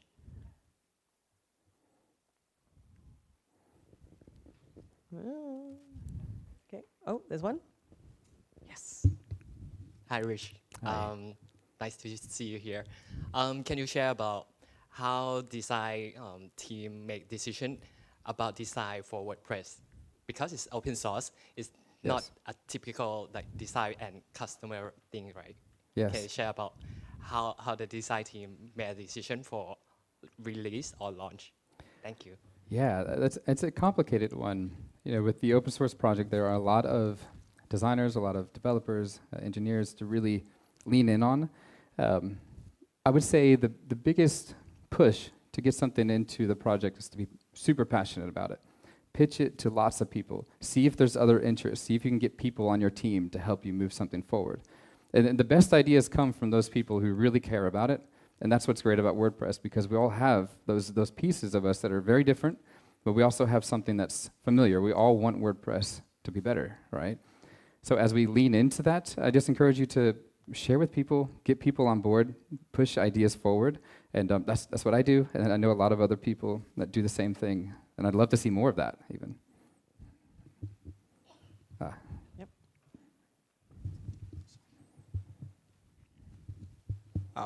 Thank you. I was just wondering, as a normal person, that it's really hard for a normal person to define what is beauty. Sometimes for me, I'm trying to design a website. I find like it's really like geek design, and then like, so do you have any idea other than we can learn like good design or any reference website or reference books? I like the book, The Design of Everyday Things. It's kind of an older book, but it's a very, very classic view of a lot of the similar things that I think are important here, where it talks about design as an art, as a craft, the foundational pieces. And then from there, I would lean into the direction of your interests. So if it's building websites, like try to look at other websites, see what seems to be collectively interesting, but then also keep what's cool and interesting to you, because your style is nice, it's fun, it's interesting. It doesn't mean it's bad because, like, I don't know what your angle is, because I think the personality that we impart in our designs is super paramount to making design amazing and beautiful. Thank you. Yeah. Got time for another one or two questions if there is anything burning that you had to ask.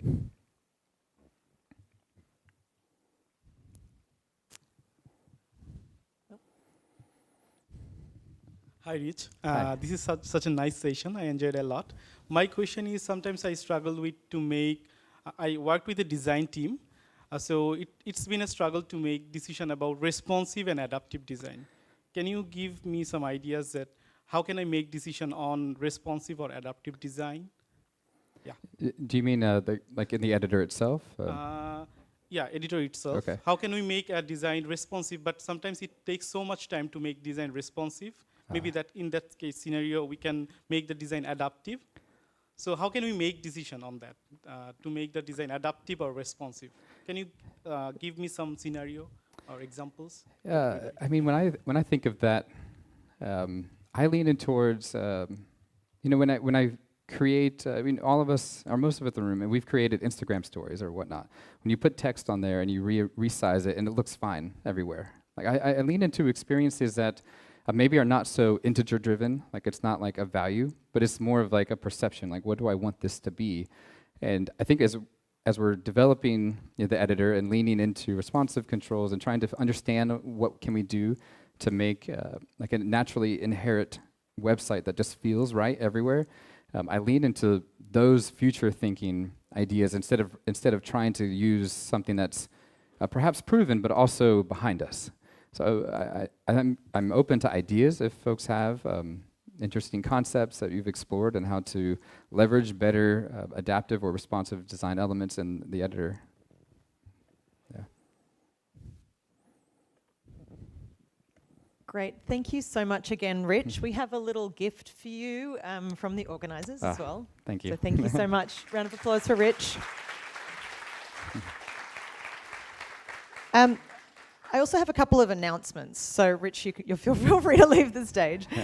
There is a break now. Sessions are going to recommence at 1 o'clock. I know we were running a little bit late this morning, but the afternoon sessions will run on time. So they are starting at 1 o'clock as per the schedule. During the break, please feel free to visit our sponsor areas in the first floor Moon Hall and the second floor Moon Bear Hall, first floor Moon Bear Hall, second floor Sun Moon Hall. In the Sun Moon Hall, you'll also find the community corner and the jobs board where anyone can post their job offerings, so check those out. And lunch is available on the third floor in the banquet room. So again, sessions will begin again at 1. Thank you so much.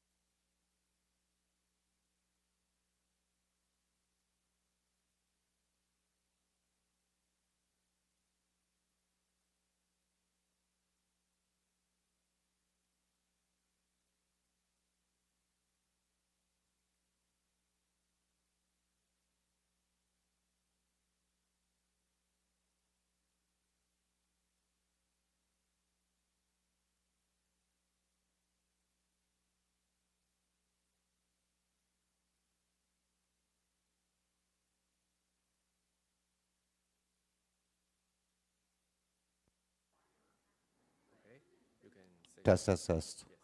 Oh, wait. Sounds good to me.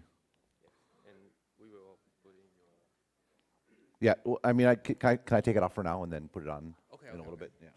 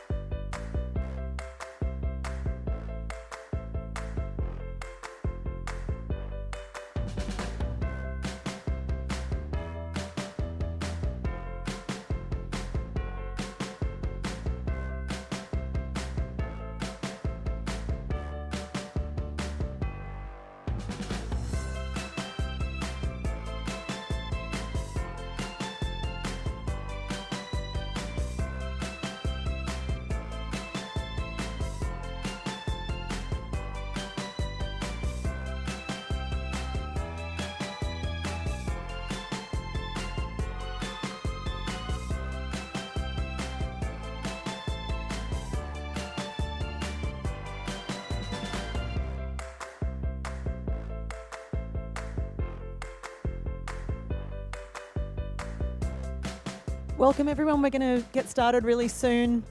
Just a quick reminder that there's no eating or drinking in this room. Thank you so much.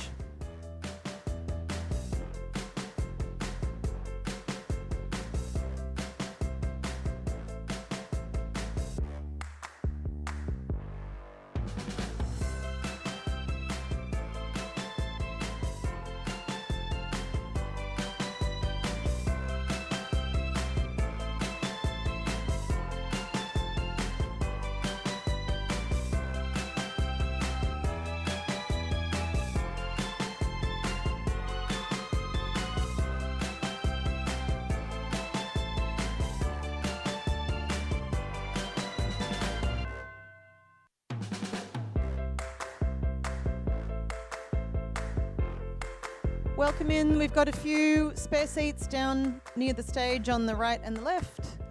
There's also a few seats in the middle section. Come on in.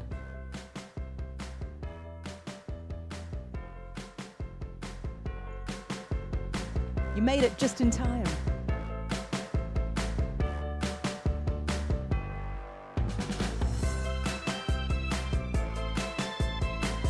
Can I ask you a quick favor? If you have a seat next to you that's free, can you stick your hand up, please, so people can find them? Thank you so much. Everyone who's coming in, there's some free seats if you look for people's hands. Woohoo! 2 hands.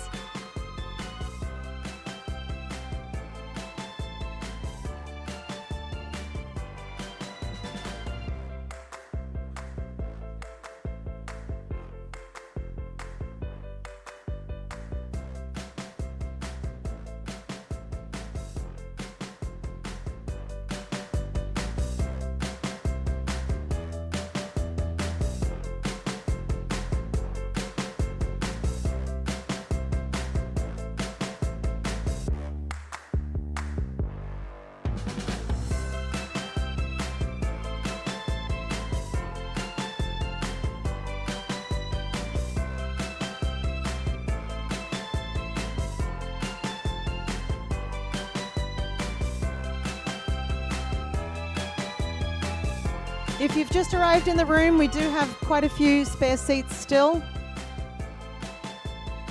Just come down near the stage and you'll see some.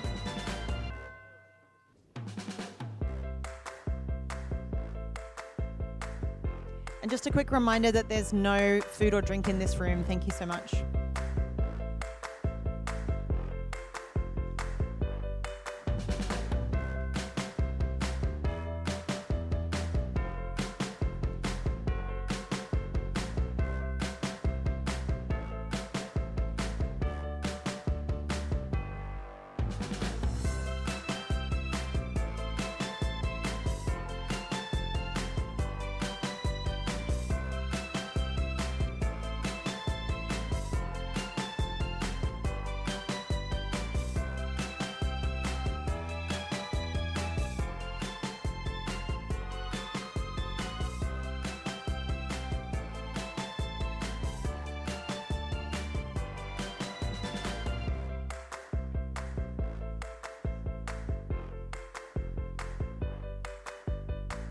There's a few seats spare in this section down near stage right.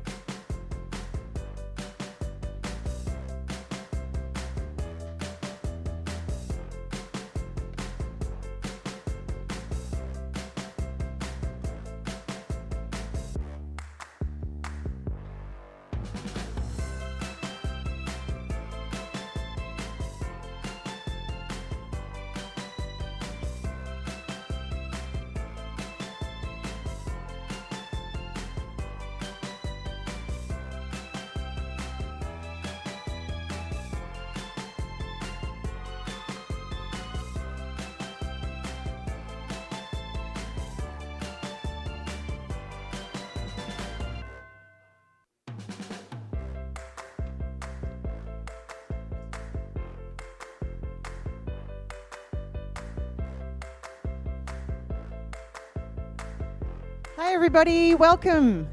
Hope you have had a great lunch and that you're feeling energized for the afternoon. Woo! Welcome to track 2. I'm Tess from WordPress VIP at Automatic, and I have the pleasure of introducing our next speaker. Ben Thompson is the founder and author of Stratechery, a blog about technology and strategy, and the impact of the internet on media. He's here to share the story of Stratechery and something a bit new called Passport. In his talk, expanding WordPress's capabilities to support personalized content creation at scale. Over to you, Ben.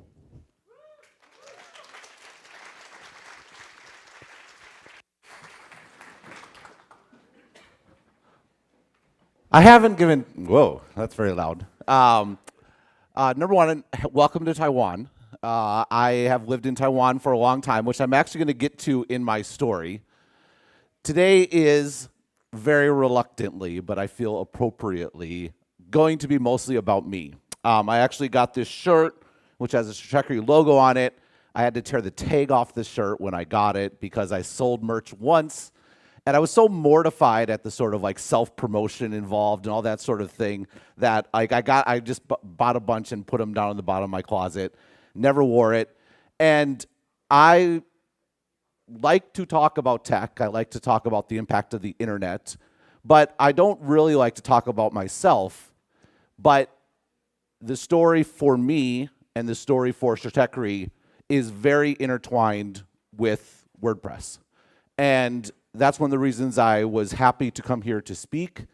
And it's one of the reasons why I wanted to sort of give this talk to everyone in this room and in part just express my gratitude for everything everyone here does. I grew up in a small town called Lodi, Wisconsin, not Lodi, California. Lodi, Wisconsin, it's about 30 miles north of Madison. If you see the sort of crosswalk there and the stop, that is the main intersection in town, as in there is not a stoplight. It is a, you know, I grew up a great childhood. I have no sort of real complaints, but I was in a sort of world that we knew San Francisco existed, we knew New York existed, maybe some people in town had been to Chicago, but really no sort of awareness or acknowledgement or impact of sort of the rest of the world or business or technology. This is in the 90s, the internet was taking off, and I was so intrigued by this idea that you could learn anything. I was the first person that I knew to sort of get online, thanks to a cousin when I visited him in California. Like, this is incredible. It's the first person I knew to get an email address. But this interest wasn't really matched by any sort of like career aspirations. There was no one in my life that did anything like that. No one, you know, went off to college. Like, for me, like the big aspirational thing, if you were sort of smart and you could really pull it off, was to go to the University of Wisconsin, which is what I did. And there, you know, was super into it. Like, .com was exploding. I stayed in the dorms 2 years. Most people stay 1 year because the dorm had a T1 connection, which was amazing. Napster came out when I was a freshman in college, and like just very, very exciting, very into it. But it's interesting looking back where my mind was. What I should have done is I should have packed up and gone to San Francisco and worked in tech and seen what happened. But it just never occurred to me. I was going to maybe like the aspirational goal that occurred to me was maybe I would go become a professor or do something like that. My last few years of college, I worked for one of the student newspapers called the Badger Herald. I couldn't find any appropriate pictures. I had to take a Google Maps picture of the building that it was in. It was up on the 3rd floor at the For Lease. That is another story about the impact of the internet on media that we're not necessarily going to get into. But one of the things I did at the Badger Herald when I was there, I was in charge of the editorial page my senior year, and you know, there's like opinion columns and things like that. That's how I got started. I wrote an opinion column, but occasionally, every month, every 2 months, people would, you know, the editorial board, such as it existed, would write some pompous sort of essay about world events that absolutely no one cared about. It was really just, you know, play acting at being an editorial board. And I thought, like, what if we could actually make an impact? What if we could actually influence things? What that meant was we had to focus on what we could actually control. Or not control, but at least influence. So there was really 3 things. It was student government, it was like the university administration, and city government. and maybe state government was in the right city, but that was even getting a little big. And so we set 5 goals. There's 5 things we want to change. This varied from things like this sort of attitude towards like free speech on campus, drinking laws, like certain legislations that was in front of the city council, like so very practical things to some philosophical things and sort of a mix. And what we did is we wrote an editorial every single day, well, 4 days a week, and the 5th day was for letters to the editor. 4 days, we would write an editorial every single day about one of those 5 topics. Now, this was kind of a crazy goal, had never been done before. The reality was the editorial board was theoretically authoring these. I actually authored like 85% of them. And it turned out, number one, I love to write. That idea of writing every day was very invigorating. And number 3, it had an impact. Like, of our 5 goals, we marked sort of at the end of the year significant progress in 4 of them. The 5th was about the state government. Like I said, they didn't listen to us. So we were already reaching a little too high right there. And this was, like, this gave me, like, this is what I want to do. I want to do this sort of writing. I want to have an impact in this way. But, like, how do I actually do that? Because I looked up, I went to the New York Times editorial page because as a political science major, of course, I had to have my New York Times subscription. I looked at the bios of everyone on there. Most of them, like, journalists for 20 years, journalists for 25 years, blah, blah, blah, blah. I'm like, I don't want to be a journalist. I don't want to do that for a long time. I don't want to wait till I'm 50 and sort of get there. And then there was William Safire. I don't know if any of you old people remember William Safire. He was the Times has to always have their conservative columnist. He was their conservative columnist for a long time. But the reason he was interesting to me is he had worked as a political operative. He worked in like the Nixon White House and worked up through there. And then he moved over to writing. And I'm like, that sounds much more interesting. I'm going to work in politics, I studied political science, and then I will just step into a job at the New York Times. Probably a little ambitious in retrospect. So I left, I went to work on a political campaign, and I realized that politics is terrible. I'd not recommend it at all. I worked there for a few months, and then I'm like, it made my skin crawl. I was working on a campaign, and I just sort of bailed out.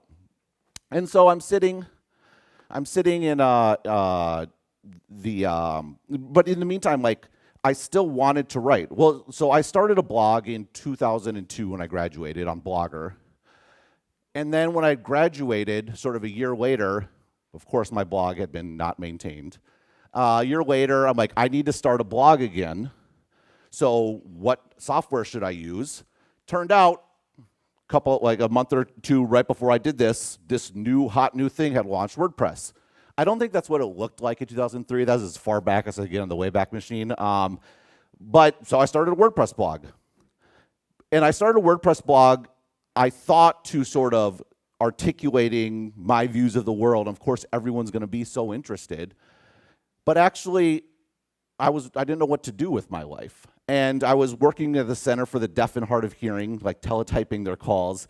Of course, I was still the pretentious political science graduate, so I had my New York Times subscription. And I was reading an article about a bombing in Saudi Arabia. And they interviewed an English teacher there. And I'm like, well, I could be an English teacher. That doesn't sound so bad. It turned out I didn't want to go to Saudi Arabia.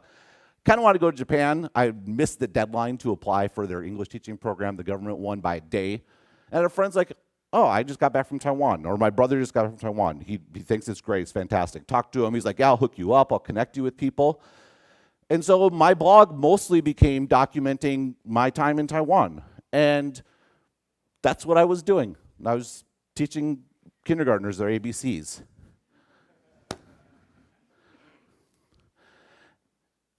In retrospect, it would be impossible to sort of do the things that I do today without this sort of bit.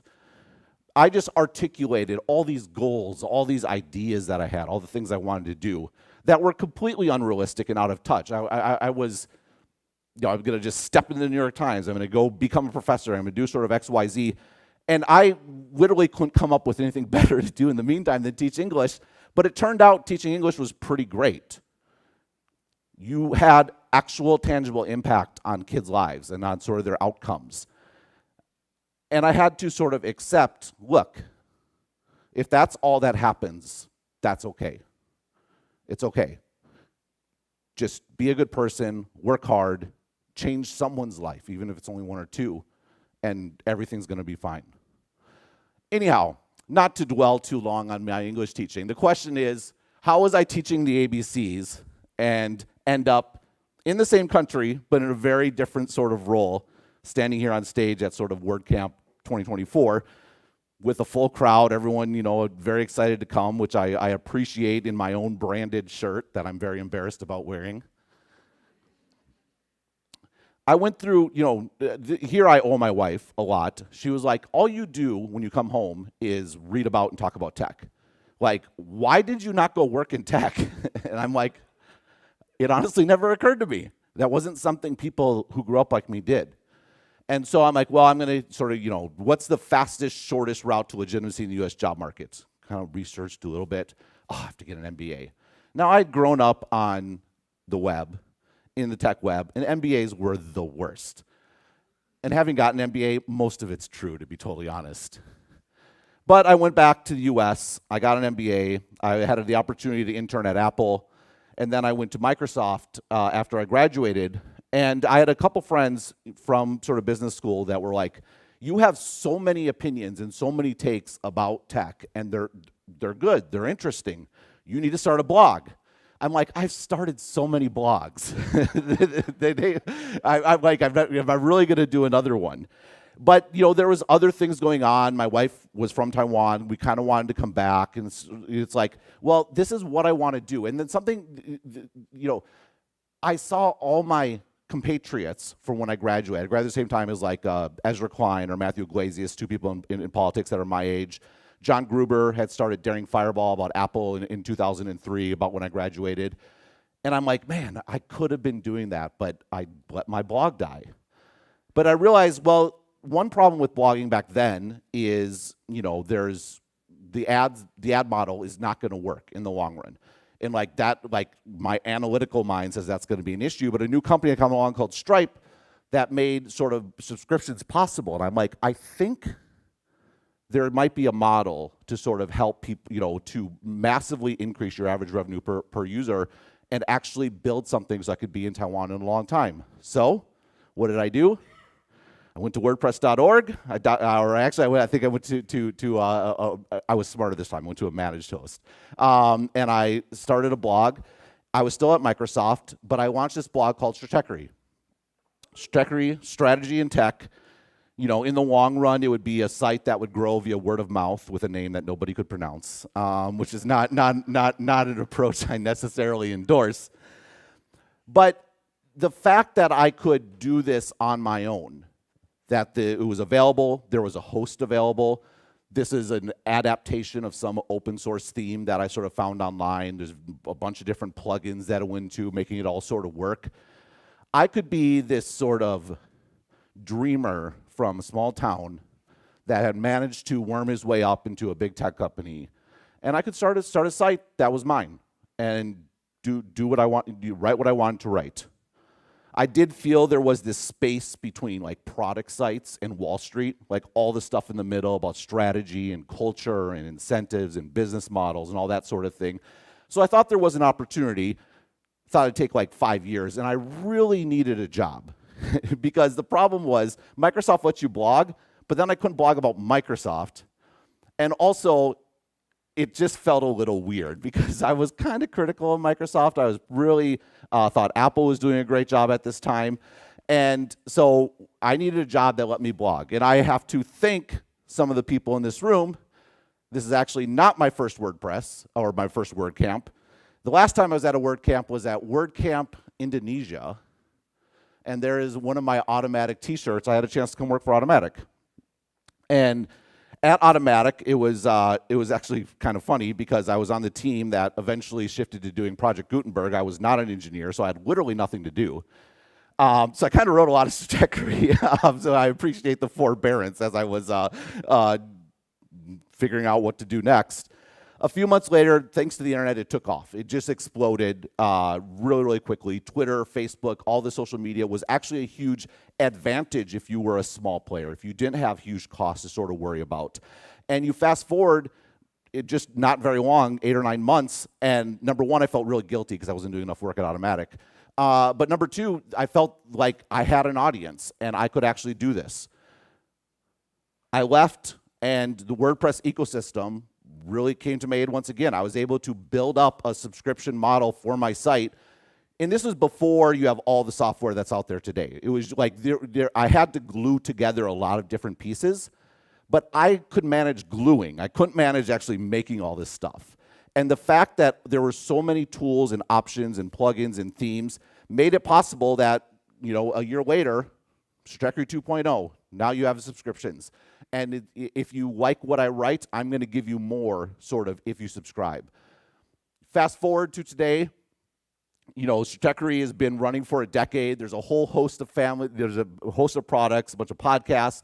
I have a chance to do interviews with amazing people. I've had Matt on before. I've had other tech CEOs like, you know, Mark Zuckerberg, Satya Nadella. I've interviewed lots of startup founders, analysts, and then to know that people sort of all over the world are reading and consuming this, and it has a big impact, and turned out to be a lot more financially lucrative than I thought it would be, full disclosure.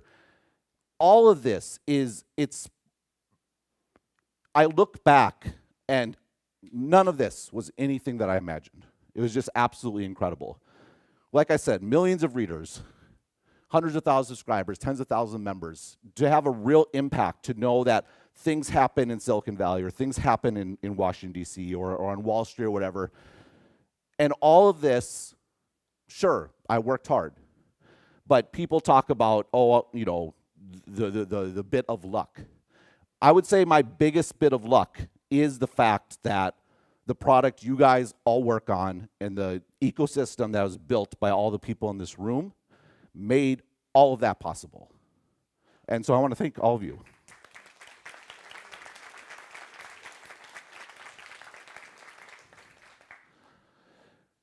Anyhow, one of the big theories that I write about is one of the big themes of Trajectory is this thing called aggregation theory. There's this idea that before, if I wanted to be sort of William Sapphire or whatever it might be, I had to get a job with a newspaper. Why? Because you have to actually get the product in front of people. And you need printing presses, and you need an advertising ecosystem, and you need like classifieds, and you need delivery trucks, you need all these sorts of things. And that gave a lot of power to anyone that controlled the sort of distribution. How do you actually get stuff in front of people? The internet completely transforms this. WordPress has played a part of this, but just the idea that everyone has free distribution. Everyone can distribute. The problem with that, and this goes to my bit before about advertising going to zero, there's infinite content. If literally anyone can do it, you're going to get, everyone's going to do it. And you're going to get tons and tons of stuff. And the issue is, number one, that's not very good for the people who used to have exclusive control. And number two, how do you find what you're looking for? Like, there's just so much stuff out there. What happens is there are companies that come along and they are what I call aggregators. They get all the content and they help you discover it.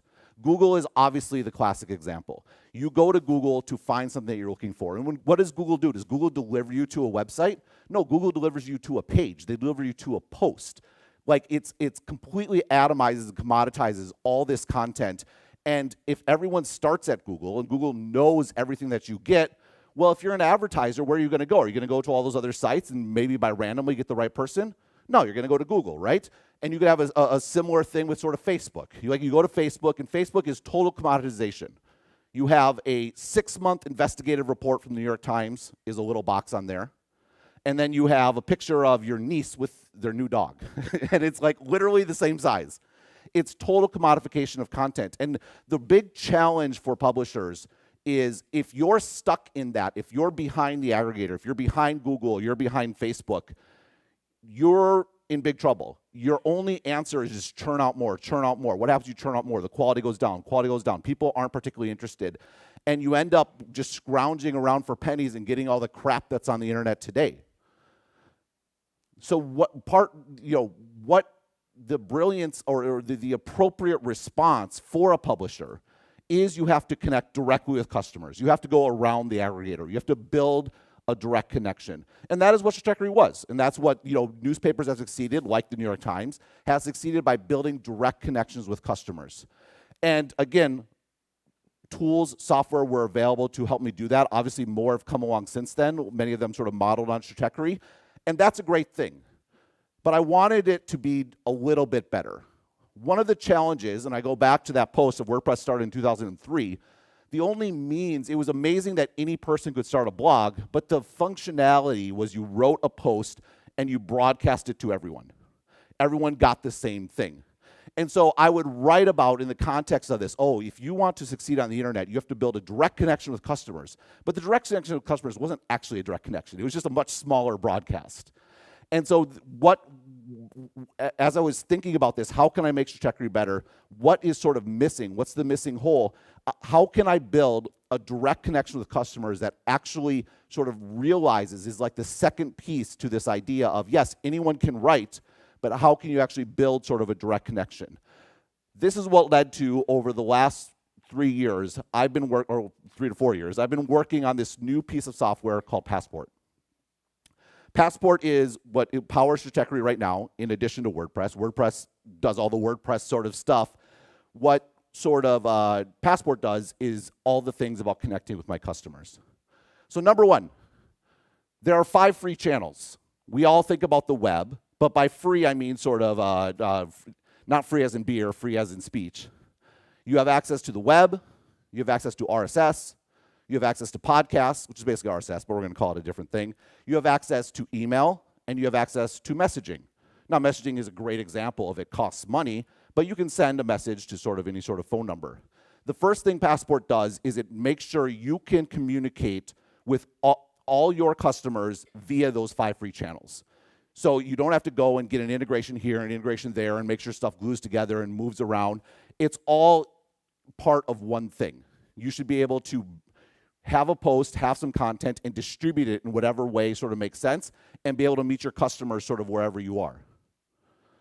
The second thing is you want to deliver that sort of tokens and sort of customized experience. What do I mean by tokens? Well, you're sending out all, this idea came, I first built the sort of podcast piece of this. It was actually a different product that sort of evolved into what it is now. The way you do paid podcasts is it's security by authentication, right? You give everyone a unique URL. And so everyone has a unique URL that they add to their podcast player, and they can get sort of the podcast that they paid for. It sort of occurred to me, if every single person has a unique URL, why should every single person get the exact same content? You should be able to, just as a basic sort of thing, if you go in your podcast, it has your subscription information. If your subscription is expired, you can let them know via podcast. If you have other podcasts, like say I have Sharp Tech, I have Dithering, you should be able to put a link in there. You click that link and you can immediately download the podcast without having to search in iTunes or go back to the website, all these sorts of things. We can do this because Passport tokenizes everything. Everything is unique to that customer that they get. If you get an email from me, every link that goes back to my site, you click that link, you get to read it right there. You don't have to log in. Why? I know it's you. I sent that email, unique to you. Every link is tokenized. You click that link, you're logged in right away, or via a podcast sort of thing. And this is something that we've barely scratched the surface of, but to me opens up this entirely new sort of opportunity for having content that one person can create for anyone, but then can sort of customize it and deliver it to all their users and have much more of that sort of direct connection. All this functions through something called sort of entitlements. Entitlements is just basically this idea. Think about a passport. This is the name where it came from. You have a passport. That says who you are. How do you actually get into a country? You need a visa, right? You need sort of the permission that, yes, this person has access to this particular piece of territory. This is how Passport sort of functions. Every user, instead of putting them in buckets and say, okay, we have content bucket A, bucket B, bucket C, okay, can they pass the paywall and come in? We start with the user. This user has access to these different entitlements. This user has an entitlement to this sort of content. This user has an entitlement to that sort of content. This user, because it's all based on OAuth, can integrate with anything else. So I'm integrated with Spotify. You link your Spotify and your Passport account together, you have an entitlement to the Spotify content. You go to Spotify, you can listen to my 4Pay podcast sort of for free. This sort of flipping it on its head from being content first to user first, and users have sort of visas where they can go. enables, again, we just built a little bit, but in the long run, this idea that you could sort of connect to all sorts of services, you can deliver all sorts of content that, again, is unique and special to the user and is something that a single sort of a small team or a single person can do without needing massive infrastructure and connections and all these sorts of things. You can make arbitrary plans. I do things like corporate plans, like the Microsoft plan or whatever sort of XYZ. All of this is super seamless. They just get the Microsoft entitlement. That is what they sort of are entitled to. All these sort of pieces go together. Membership management, distribution, sort of a paywall, single sign-on, Stripe payments built for WordPress. And the goal is I wanted to deliver a great experience to my customers that is personal to them, that lets them feel like they're connected with Stratechery. It's just not getting access to a blog with an annoying paywall. It's something that is unique to me and is something that can grow and have more opportunities sort of going forward. What's particularly exciting is, like I said, I personally feel like this was sort of a bit of a hole. I think it was a hole in content management generally, and I feel like it was a bit of a hole for the WordPress ecosystem specifically. So I'm super excited to announce that I am actually partnering full circle, coming back with Automatic, to make Passport sort of broadly available. It's not available today. It will be available in the coming weeks. The goal was to have it today, but we didn't make it. You guys have all made software before.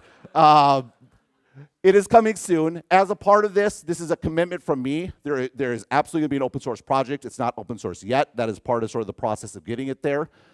But why do this? I've talked about the product parts, but a big part of this is this ecosystem, this product has given so much to me, and it means a lot to me to be able to give back. There's a philosophical sort of point, which is people should be able to control their own destiny on the internet. You shouldn't be able to be canceled or taken off sort of XYZ. I'm not going to get canceled. Like, I write about tech strategy. I don't think anyone particularly cares about me. But there is a point where one of my providers got pretty aggressive in taking people off their platform, 4 or 5 years ago. And it's like, do I actually want to be associated with or even potentially subject to folks that are where it's not in my control? If someone kicks me off my email provider, what can I do? The only way you can be truly publisher friendly, you can truly support independent publishers, is through open source, is through the entire ethos that sort of fills this room. And that is something that I absolutely sort of want to deliver. You can find out more. You can sign up and get information. Again, a very basic sort of marketing page at passport.online. But the reason I wanted to sort of talk about it today and introduce it here is people ask me all the time, like, oh, I haven't taken, why are you, I've built this myself. I spent the money, with engineers, obviously. But this isn't sort of a VC sort of project. And I'm like, you can't understand my motivations here without understanding the philosophy that I believe in, that is very much the WordPress philosophy, and the extent to which I appreciate what was made possible for me and what I hope I can make possible for sort of other people down the road. So, thank you very much.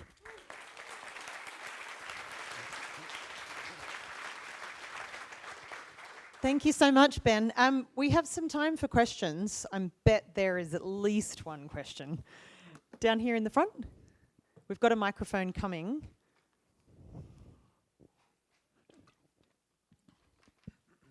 Hello.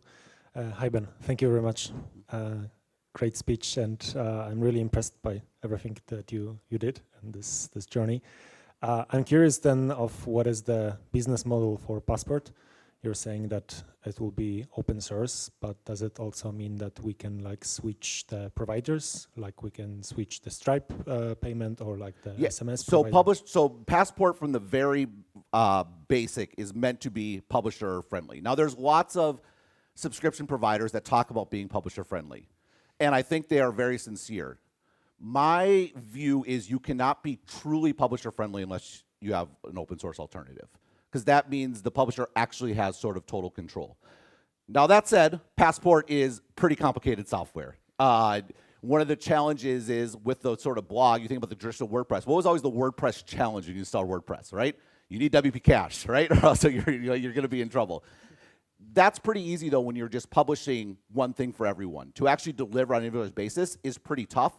And so as part of making it available open source, I did want to have a hosted sort of version available, because I think that's going to be the most approachable and useful option for most people. So I'm very pleased and excited to have the opportunity to partner with Automatic to sort of make that available. But the business model, from my perspective, I didn't raise VC. I'm not out here to make a $400 million company or whatever the return would need to be for whatever it does. This is why I did it myself. Because when you do it yourself, you have more latitude, you have more room, you have the ability to be somewhat philosophical about it. And so yes, certainly I would like to make some money. There will be some combination of monthly fee and a relatively small sort of revenue share that makes this possible. But I'm not looking for an astronomical return. Again, I started Checkery to not make very much money either. Maybe it ends up being huge. That would be amazing. I'm not going to lie to you. But there will be fees that are associated with it. But hopefully by not having the necessity of a particular guaranteed return, we can sort of grow it slowly and organically and make it broadly accessible. Yeah, thank you. More questions? Yep, there's one just here.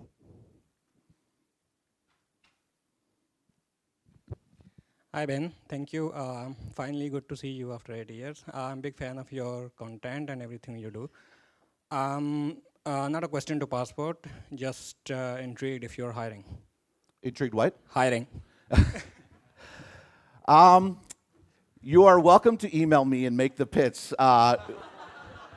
So here's the deal. Do we need more work? Absolutely, we could definitely use more help. I think the issue right now is this is part of sort of the philosophical issue.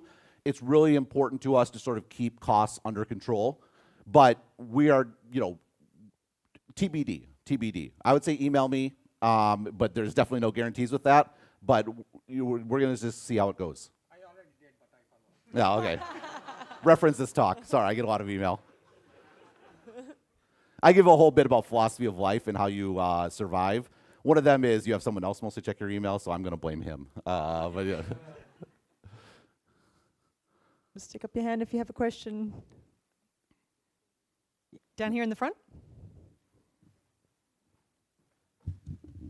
Hi, Ben. I think a lot about my information diet. I think a lot about inputs and outputs, creative outputs being writing, for example, and inputs being some of the content I might consume through Passport, like a podcast. You have a lot of output. You're creating a software startup, you write a lot, you podcast a lot. What are some of your inputs? It's a good question. I am, and you could probably pick this up going back to the history that I told you about. You hear about sort of information, sort of omnivores or information or whatever the word sort of is. That's been me from a very young age. There's pretty much no moment of time other than I'm like sort of with my family that I'm not reading or sort of consuming. Now, I think the internet's been amazing in this regard. I think that Twitter, for all its sort of flaws and challenges over the last year, remains an incredible place to find sort of new things. I think the internet, one of the glorious sort of outcomes of the internet as far as social networking goes is sort of chat and group chat. And I've had the good opportunity. I started out just a total outsider, some guy in Taiwan writing a blog, right? And it was thanks to social media that it grew and people shared and things along those lines. Now I have the chance to sort of know a lot more people, which is pretty cool, and you learn stuff sort of that way. But I would say just it's a question I always get, and for me, I try to think of things from the sort of base assumptions as much as possible, and I view a lot of my information consumption as one, it's sort of like scavenging, like trying to figure out everything that's going on, and then when there's something I want to focus on, that's when I drill deep. So people ask, well, what books do you read? I personally am not a person that just sits down for fun and reads a book by and large. Unless I'm on vacation, I'm reading some junky, fiction novel. But sometimes I will read a book I'm a very fast reader, just because I want to know about this topic and I know I need to understand deeply sort of the history. I think some of the best Checkery posts are like that. They get into some of the historical context of things like that. So I'd say it's sort of a scavenge and then focus and dig super deep. That's sort of the approach that I take. It's hard to articulate it. I'm not sure how replicable it is, but it works for me, and it's one of those things I've been honing for literally like 35 years, because that's just how I've always sort of operated. Yep, there's another one just here. Hey, Ben. So how do you determine the balance or the equilibrium between your philosophy and revenue? Well, this is both a good thing and a bad thing, that I have a full-time job, which is writing trajectory. So the goal. Now, I'm not a believer in. I think there is a challenge when stuff is purely altruistic. That can have its own bad incentives, sort of as well.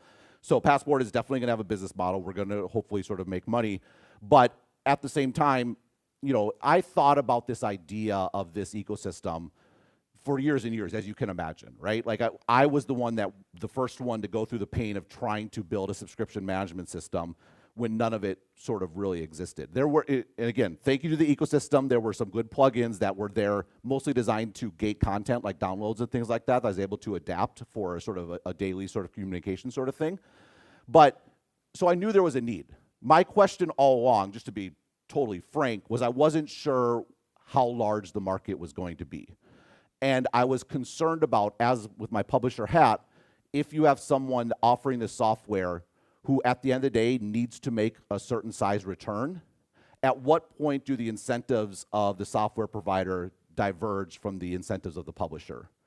And so to me, this is the positive of Stratechery is by and large, or has completely funded the development of Passport to date, is that allows Passport to be first and foremost thinking about the publisher and what makes sense for them. Now, I'm not going to promise or guarantee how that's going to turn out in the long run. Maybe this is something that I think the software is actually exceptionally capable.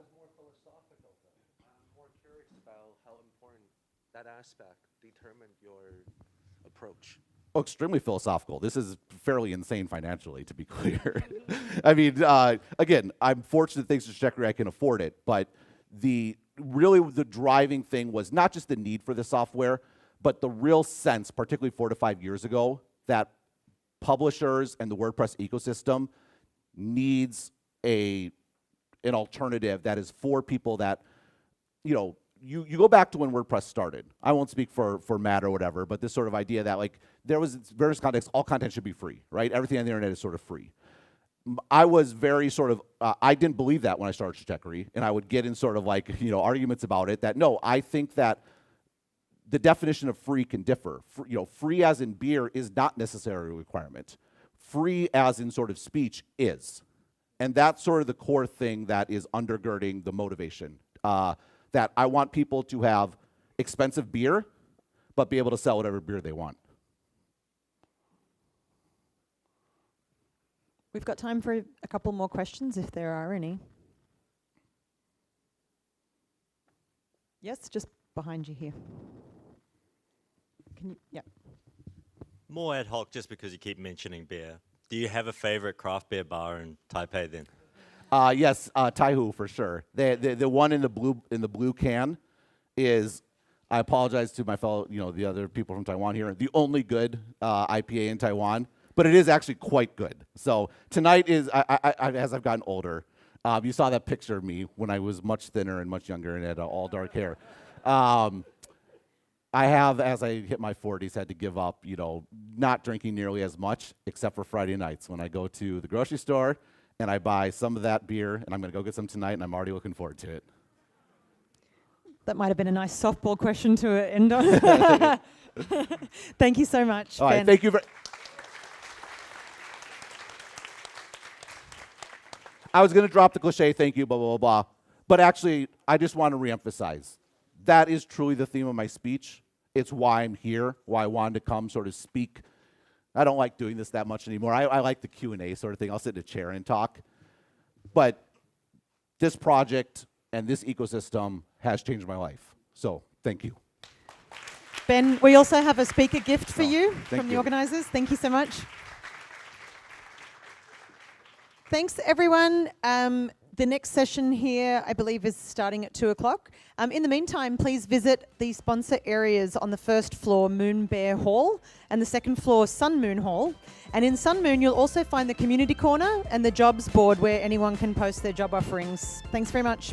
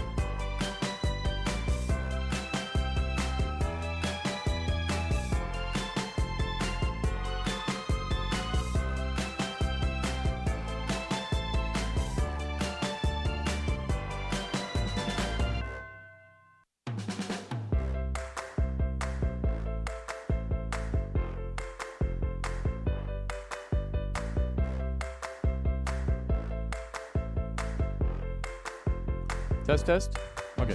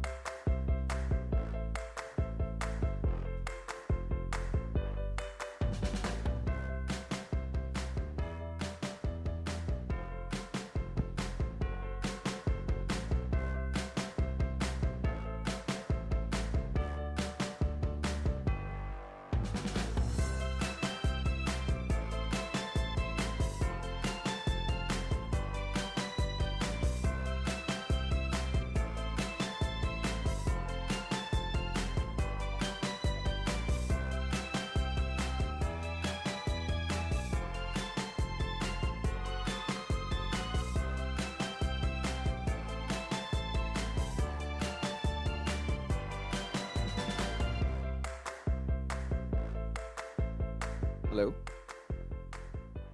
Yeah, so before we actually start, I'm the MC for the rest of the day. I told Pi that I'm all hers today. So just wanted to mention this one major thing that has happened today, which is to all the ladies in the house, Happy Women's Day. So a shout out to all you ladies. Yeah, I understand we just had lunch, but we can give a huge round of applause to all the ladies once again. Thank you, thank you, thank you.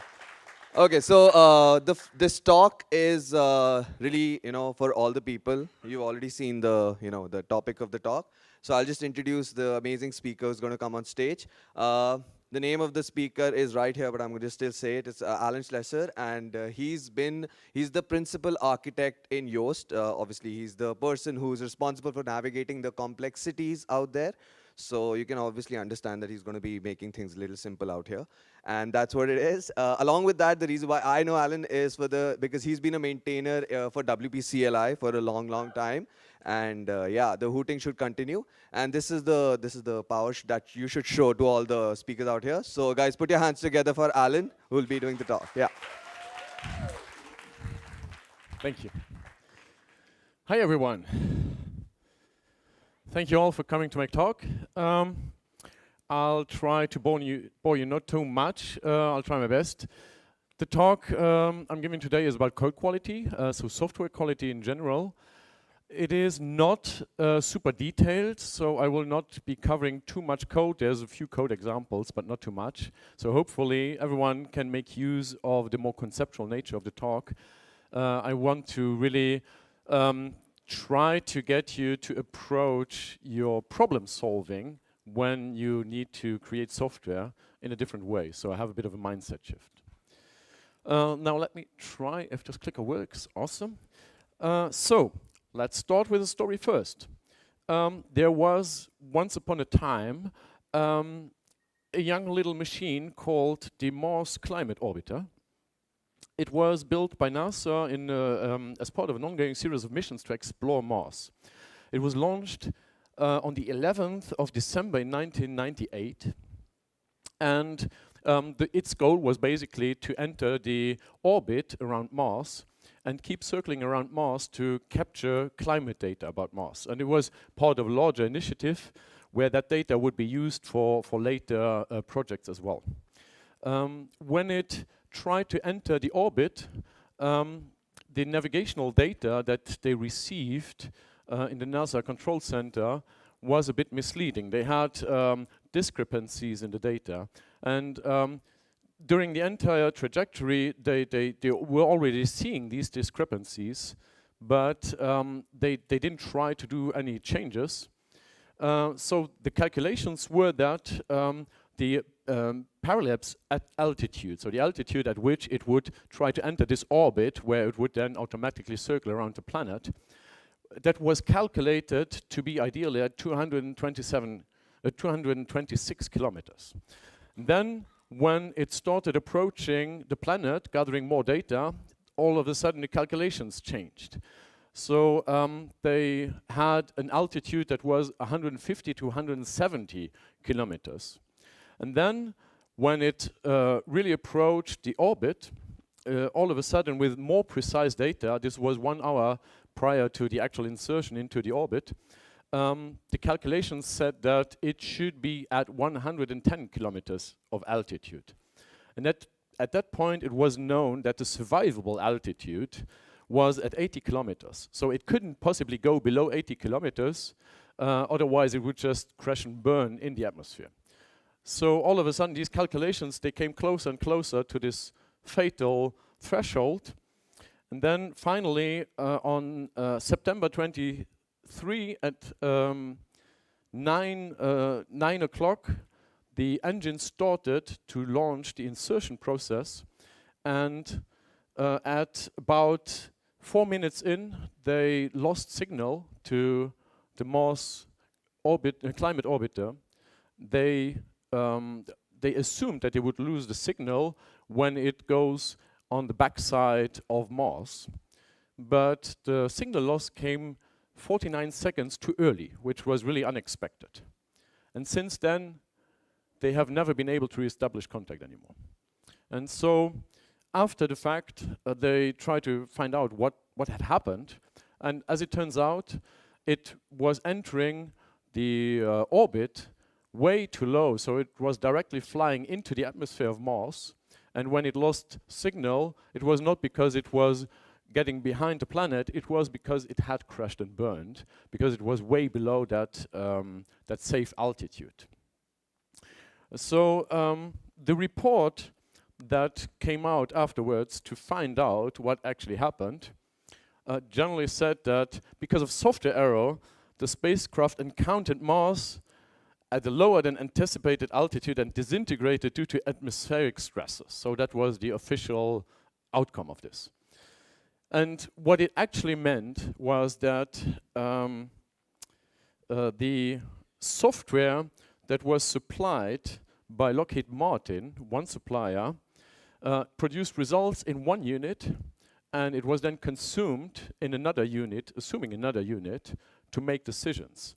And so there was always a discrepancy between the signal getting recorded and the signal being interpreted, because two companies made assumptions that produced a mismatch. So everything was converted at a factor of 4.45 or so of error conversion. And the result was a loss of $327.6 million US, because two companies couldn't agree on the unit to use, and they just assumed on both sides that the unit they were using was the one that was in use anyway. And so this assumption was a very costly one, and that was the root cause of why this entire mission ultimately failed. Then we have a similar example, albeit a very simple one. We have this piece of PHP code. So at first not very relatable to a Mars mission. But what they have in common, so this is really silly code. This is not something that you can now copy paste and use somewhere. This doesn't make any sense at all, but it's just meant to serve to illustrate a point. What they have in common is that there's all sorts of assumptions that are made that are left unchecked. With this code, I just want to show you how easy it is to miss some of these assumptions. So that's why the code is so simple. We have a function that is meant to fuse two values. It has a total and increment, and then it fuses those with a magical operation. Assume this is a black box, and then it returns the total. So we have assumptions and we have assertions. And here, the assumptions, they might not immediately be obvious. So we call the operation fuse, and we accept two arguments. And now someone who wants to consume our newly created package, okay, they now use this function. So they want to fuse Goku and Vegeta. And they want to create a new fusion. For those that are a bit more into anime, they probably get the reference here. They want to create a fusion, but of course the end result will not be what they expect. Do you know what the actual result is of running the code with a purple background here? Who can confidently say that they know in PHP, so this is PHP code, what will be the end result of this operation? What do you think? Yes, that's a valid assumption, but it's wrong. The thing is, with everything, with operations that are not clearly defined, it's very easy to make assumptions, and very easy. Thank you for the example. And this is of course not to bash you. It was meant to be very misleading for obvious reasons. So in PHP up to version 7, this will return the integer value 0. In PHP version 7.1 to 7.4, this will return the integer value 0 with a warning that a non-numeric value was encountered. And in PHP 8 onwards, it will create a hard fatal error, a type error, saying that unsupported operand types string plus string were encountered. So not only will it produce the integer value null when it actually produces results, but it also produces inconsistent results. So this is really the type of bugs you really don't want in your code, where not only does it break, it also breaks contextually, depending on where you run it. So the thing is, these assumptions are, one of them are the type. We didn't actually enforce any typing here. We made the assumption that while we create a fuse function, everybody knows how to use a fuse function, right? And the arguments are even labeled, so what can possibly go wrong? But the thing is, if we not enforce a given type, somebody will misuse it. And you will have to deal with the results of that. But if we now try to add an insertion here, we have the integer version of these arguments, so we can see we're strongly typing this against integer. The two arguments are integer and can only return an integer. So this assumption is then properly cleared. Now nobody can try to use this function with two strings, and if they do so, they will actually have an error on their own end saying that they are just using it wrong. So your own code will not be the part that is breaking, their code will break. So you have already one piece of your code that is free of this assumption. Because ultimately every single assumption that is left unchecked is a potential bug. It is not a guaranteed bug. Sometimes it's still correct if you assume something. But it is a potential bug as long as you're not verifying that it is actually correct. And what's more is that this is not the only assumption that is in that code. So we fixed these with integer type-ins, and this operation here leads to another problem, another assumption. And that might be less obvious, because here we're incrementing integer values. And the assumption is that we can do this an infinite amount of times with infinitely large values, but that's not actually the case. What we need is to check to make sure that we're not overflowing the maximum capacity of what an integer value can actually consume. So every data type has limitations. That is generally the case when you're adding something. You need to make sure that you're also observing the limits to this addition. We just assumed that we can do this without watching for anything else. So here we have another check where we're first making sure that this maximum is not overflown. However, there's another assumption. Can anyone spot another assumption that is in that code? And it is maybe less obvious. Yes? Exactly. There's someone paying attention here. The increment can be negative, so assuming that the increment is only positive is another assumption that it was never enforced, so that is not an assumption you can make. If the increment is possible to be negative, you need to deal with the possibility of that. You cannot just assume that everybody will just follow the happy path of your code. It can be negative, so you need to deal with the negative case. So now, as we have dealt with these assumptions, we have one piece of our code where we can sleep easier at night, because we know that when there's a problem, it's probably not in that part of the code. We really have hardened it. So all of these things are basically the same mechanism. We made an assumption, and we didn't double check that the assumption is true, and in case it is wrong, it is a bug. So what happens if we now just try to generalize this, into a strategic approach we can take when doing software construction, where we just say, I want to be as systematic as possible in reducing these assumptions, because every assumption I make is a potential bug. So the less assumptions I make, statistically speaking, I will have less bugs. That is just, statistically speaking, is something that will be the end result. Every single instance of that doesn't say much, but statistically, the end result will be less bugs. So that's what we want to look into. Every single assertion that we make is not a potential bug, but it basically says that in this part, for this reason, there's guaranteed to be no bug.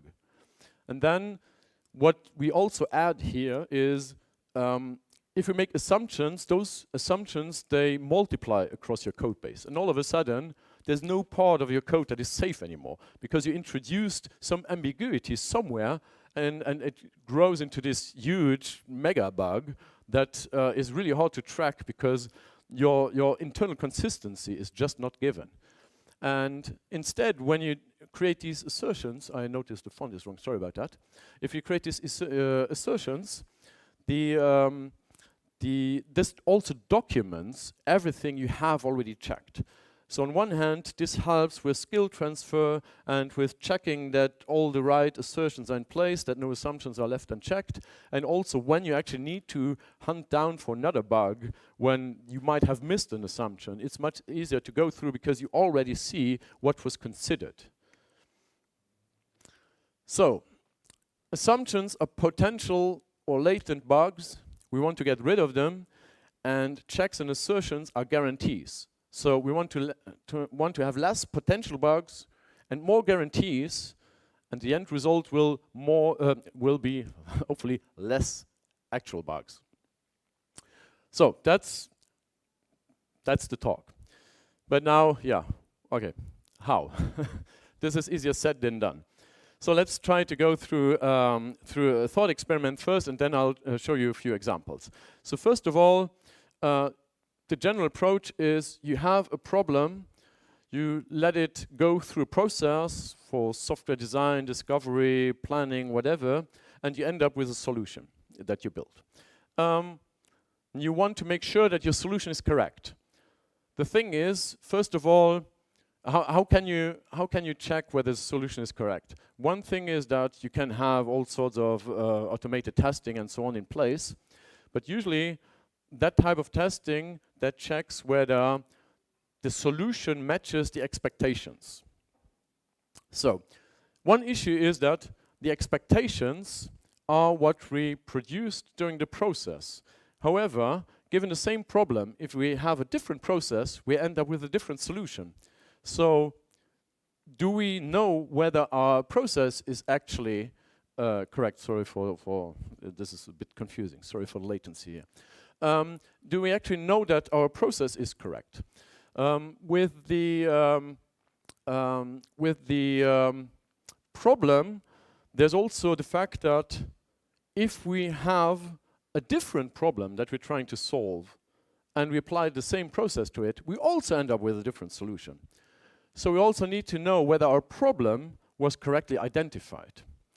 And that means that if we want to really do this systematically and get rid of assumptions, it needs to start at the problem space, not the solution space. We first need to make sure that we don't make assumptions about what problem to solve, because otherwise, no matter how strong our typing is, if we solve the correct problem, it's wrong, it's just bad. And we're not talking about single software bugs here, we're talking about software failure. We're talking about projects that fail as just a larger version of a bug in our thinking, a bug in our execution. And so we want to really go the entire way and do this for the entire process. So what I thought about is that first you should think about what the dimensions are that you're working in. When you look at the traditional definition of software quality, you have process quality, you have the structural quality, and you have the functional quality. So how are we solving problems? Are we solving the correct the problems correctly, and are we solving the right problems? These three dimensions are generally what you consider when you're talking about software quality. When you do automated testing, for example, that would be the structural quality. Are we solving problems correctly? But if you then do user acceptance testing, that is the functional quality. Are we actually solving the right problems? And all of that is tied in a process that makes sure that we correctly collecting data, we're feeding the data back into the development process, and so on and so forth. But this traditional display of software quality doesn't look at this iterative approach of slowly converging towards a system where you introduce less assumptions. So what I propose is that you think about software quality in a revised way. First of all, by having functional and structural quality, they need overlap. They need to have a way of checking each other to making sure that you cannot have perfectly fine unit testing that perfectly solves the wrong problem. You don't want to have one thing be completely independent of the other. They need to counter-check each other to make sure that you cannot fool yourself into the wrong confidence by having tests validate something where the tests just start with the wrong expectations. So that's why there needs to be overlap. And then the process quality should be something that envelops the entire thing. Where imagine that you're doing this automated testing, and then there's requirements change, and you make changes to your code, and then you run the automated testing again. Everything is green. Okay, we're good to go. But how do you know then that your tests are actually testing the changes in the requirements needed? Because it might just as well be that your tests don't actually cover that part of the code, or that they don't cover that approach to solving the problem.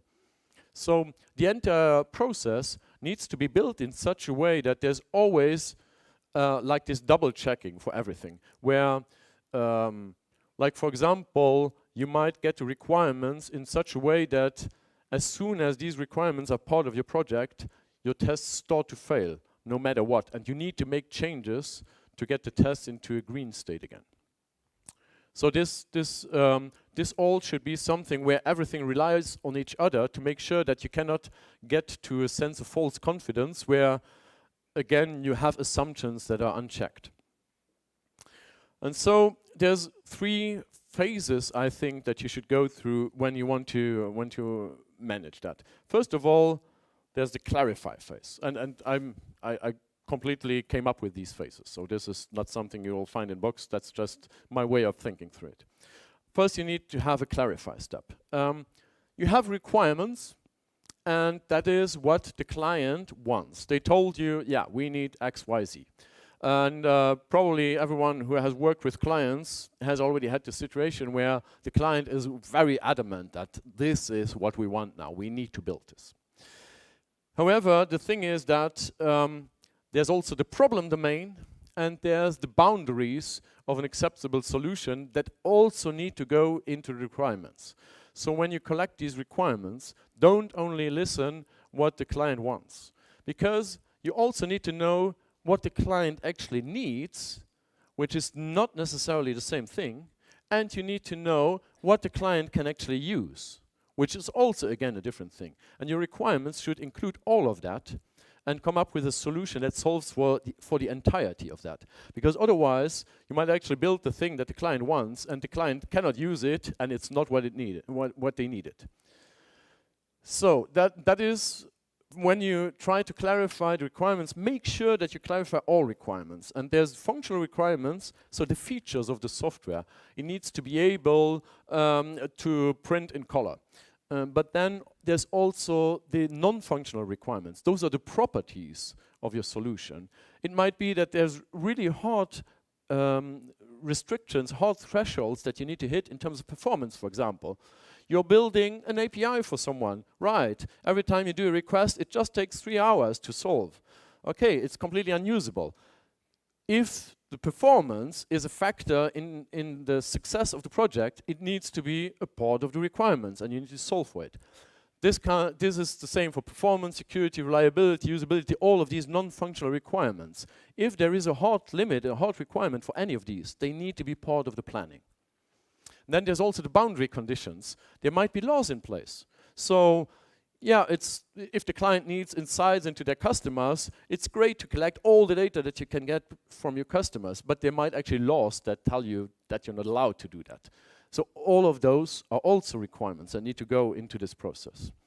And then documentation is key. any requirement that is not documented, it cannot be validated. Nobody can actually check whether you made the right assumption there. It cannot be verified and it cannot be relied upon. So you need to document everything so that it can also be challenged. Because it's fine if you identify a requirement, but if you then build the code and build the solution and publish it, nobody was able to actually challenge whatever assumptions you made there. And you don't want to make assumptions. So every time you might be making an assumption, it helps to have other people double check what you're deciding, what you're assuming. So if it's not challengeable, you cannot use it. So document everything. Then the second step is the verify step.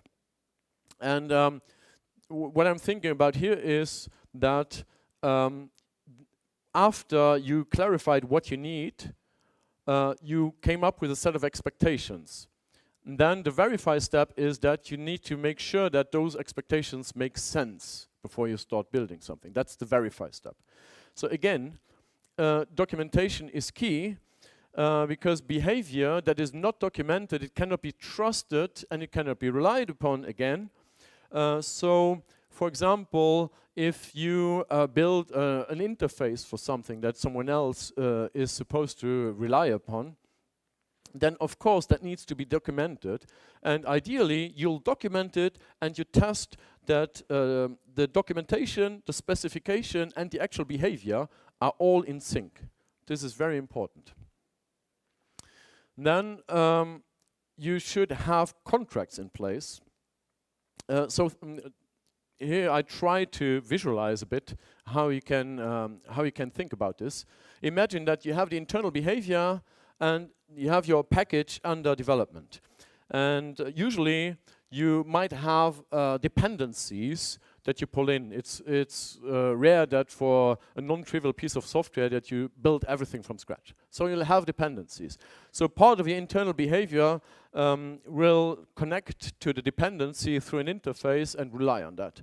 And then you have on the other side, you have a consumer where you provide an interface and they consume your behavior. So your package does things and then has an interface so that people can make use of the results. The thing is that you need to verify the documented behavior you rely on this end, and you need to verify and document the behavior others should rely on this end. And those are the boundaries of your system. The internal behavior is not that important, but those boundaries, that is where there can actually be bugs where it's not that your code is incorrect or someone else's code is incorrect. It's just like with the Mars climate orbiter, you were not in sync. You had a mismatch in your assumptions. So that is very important that you make it as hard as possible to have these mismatches in place. Again, a silly code example. So which ones of these are correct? Can you see it at first glance? It's probably hard to see from there because all of these look like they might potentially be correct.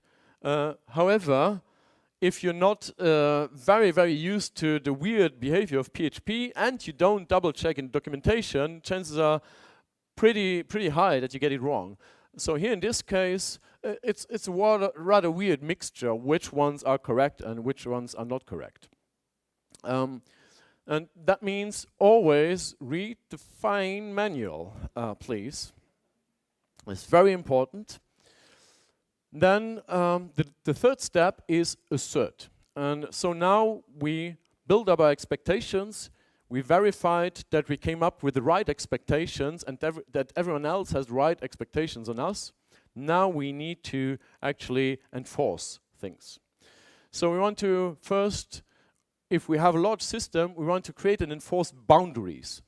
The thing is that if we have a large enough code base, it probably operates in multiple layers and multiple levels of complexity. And we do have an expected behavior, but it's also for every single place where nothing is enforced, we will have more and more ambiguity and uncertainty that gets included into the code. So this is something where as the code execution goes from layer to layer, the uncertainty is actually growing, and the possibility, the potential for bugs is actually growing. And what we need to do is to actually build in boundaries where we have hard checks on just letting only certain types of code and data through, making hard failures when expectations are not met, making sure that the interface is correctly respected, and so on and so forth. So these boundaries where from time to time we just do a reset while going from one part of the code to the other part, makes sure that we have the growth of this uncertainty under control over time. It cannot grow uncontrollably. This can be done, for example, by retyping at boundaries. So if you look at how WordPress behaves, you have your code that uses a filter. So apply filters goes to WordPress. Then WordPress will then execute plugins. The first plugin gets the filter function, does something with it, returns it. The next plugin gets the filter function, does something with it, return it. So this value is being passed around and is potentially being manipulated. And at the end, you get it back at some point, but do you really know what happened to it? You cannot possibly know what happened to it. So in that case, it is important to actually assume that it was manipulated, assume that it might potentially be wrong, that it might not be the right type or the right structure anymore. So even though you started out with the correct type, after passing something through a filter, reinforce the type. We're doing this here with a class that has its own validate function. So not only are we enforcing the type, but we are also enforcing the internal structure of the data. And even though we started with that customer ID type, we're retyping it to make sure that we're still correct. So the worst case scenario is that somebody else made it wrong and it will fail here at this point. So everything after this point cannot fail anymore for anyone having used the filters wrong. That's the type of boundaries we can use. Then there's other types of boundaries. For example, when you're dealing with errors, here we have again this this illustration of how a package would be structured potentially. And imagine that you're throwing an exception if you're in an unacceptable case. So you're throwing an exception that is generally part of the interface, and the consumer will then manage this exception and deal with it. The problem though is that what often happens is that the dependencies can also throw exceptions. So all of a sudden, the consumer gets something that is not part of the interface. It's not part of the contract that the consumer has signed with you. So you said, I'm only doing this, but you're actually doing something else. It might be a dependency that is doing that, but the consumer cannot possibly know. They only enter the contract with you. So what you need to actually consider here is that the exceptions, they should be caught and rethrown under your umbrella, under your responsibility, so that they all pass to the same interface, that you are actually documenting that those are also exceptions that can be thrown, or that you're rethrowing them as your own exceptions. And this means that the responsibility according to the contract you're entering with your consumer, it includes the dependencies you're adding. You cannot just say, well, those are the dependencies, that's not my fault. Because the consumer, they assume that you're only doing the things that you have in your interface.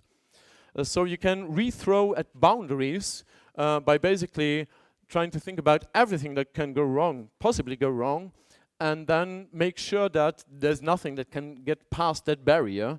So at that point, you're sure again that you have full control over what happens next.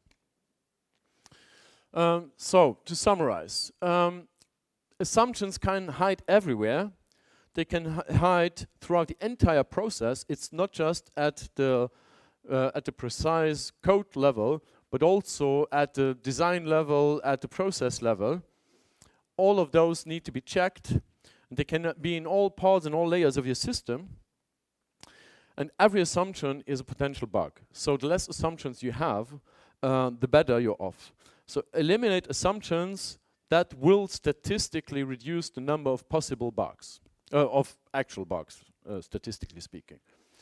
And So the steps that I recommend you think about when you're going through this process, first, clarify to make sure that you properly understood the problem is documented, and you know exactly what the expectations are supposed to be. Then verify that you actually came up with the right expectations, and then assert that everything is according to these expectations and that cannot possibly be anything else. That is basically the systematic way of getting rid of more and more assumptions. You will not be able to do this perfectly, of course, but again, statistically speaking, this will be a definite improvement of your code and of the quality of the software you're producing. Thank you very much.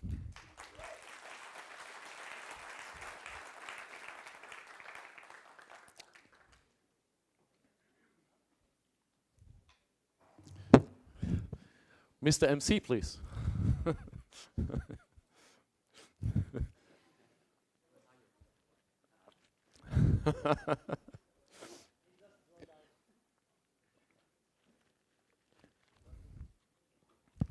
got too mesmerized by the talk, you know. And then he was returning the favor of calling me to the stage.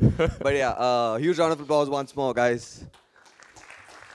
Thank you. And as a token of appreciation, I would like to, give a token of appreciation to you. So here we go. Thank you. Thank you so much, Alan. Just a quick question as to when did you step into the world of technology? Not specifically coding, but the world of technology. That has been a very long time ago. And that's the reason why I asked you. that was at a very young age. I was just fascinated by computers when I got the access to the first one, and I think it was 7 or so. That's when I started programming in BASIC, if anyone remembers that time, maybe. Okay, so what was the time like? I mean, how did you... That was 1987, and that was on a Commodore C64, so that had a lot of other assumptions that were included in the system. It had very different requirements to today's machines, but yeah, that was my entry point. So ladies and gentlemen, before I was even born, he started coding, so thank you so much. Thanks, Alan. Thank you so much. Are there maybe other questions? Oh, yeah, please. If you have any other questions, I've done my questions. I would like you guys to ask your questions. He's covered. Yeah, I'm good.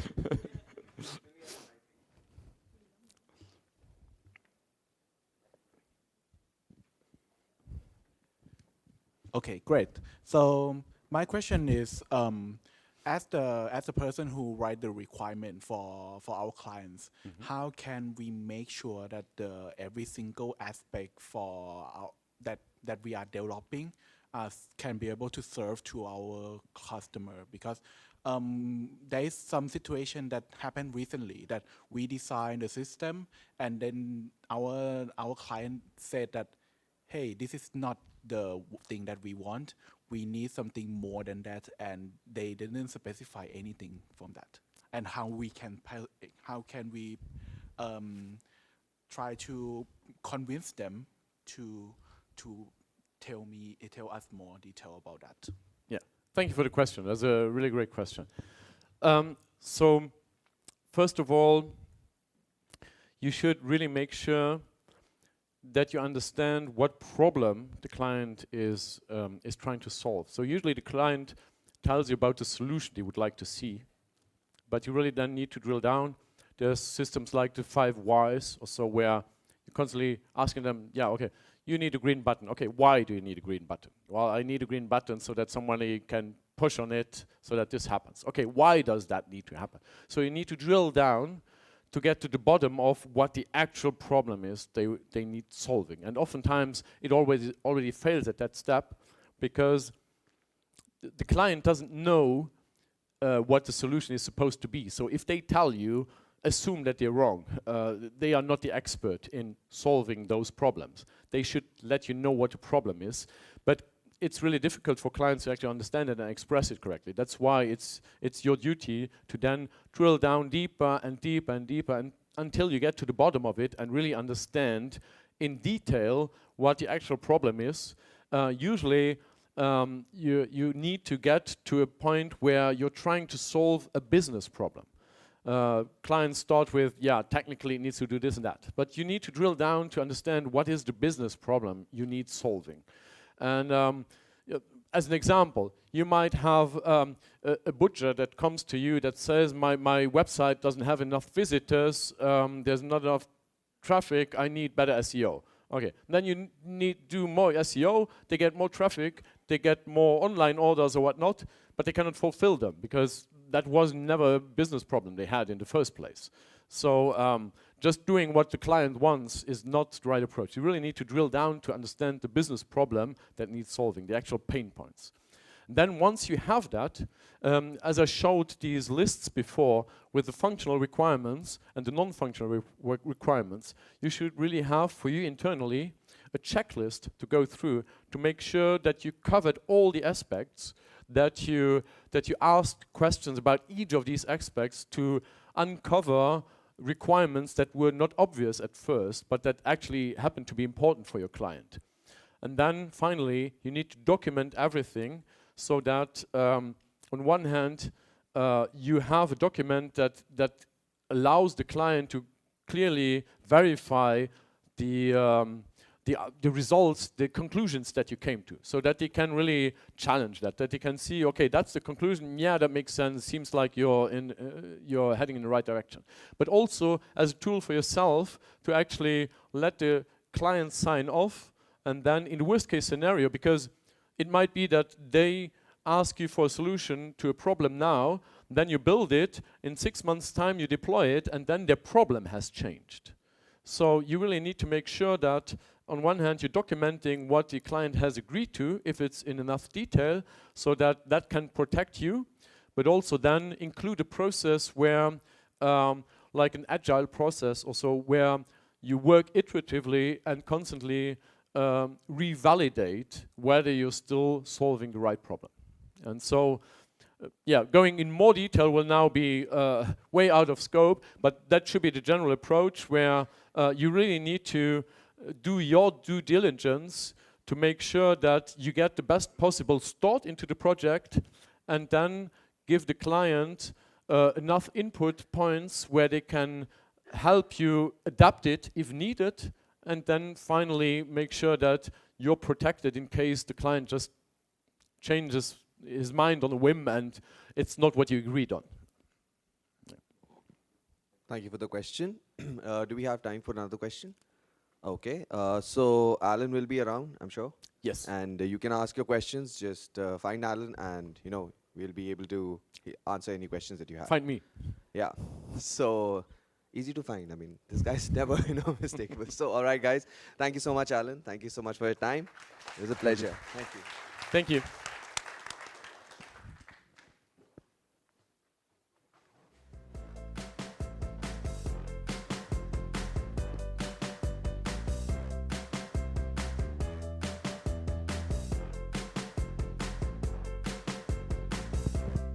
We'll be having the next talk at 3, so please make yourself available here. Thank you so much.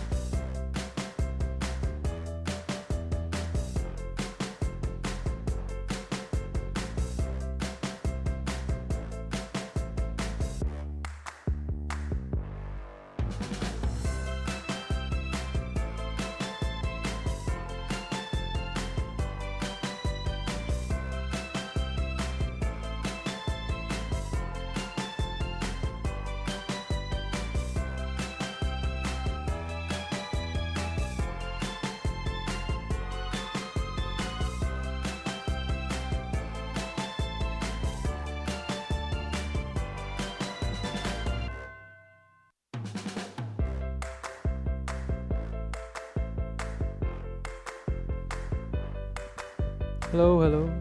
Oh.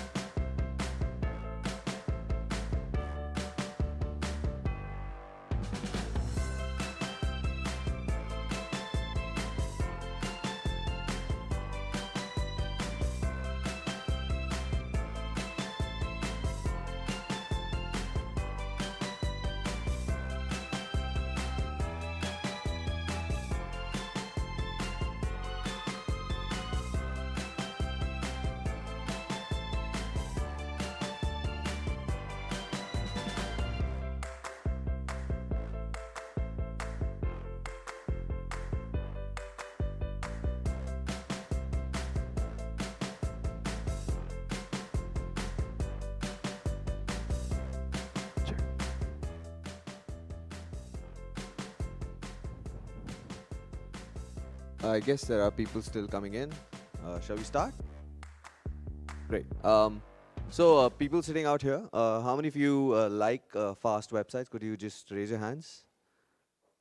I still see people not raising their hands. I'm dead sure you do not like fast websites, but of course, yeah.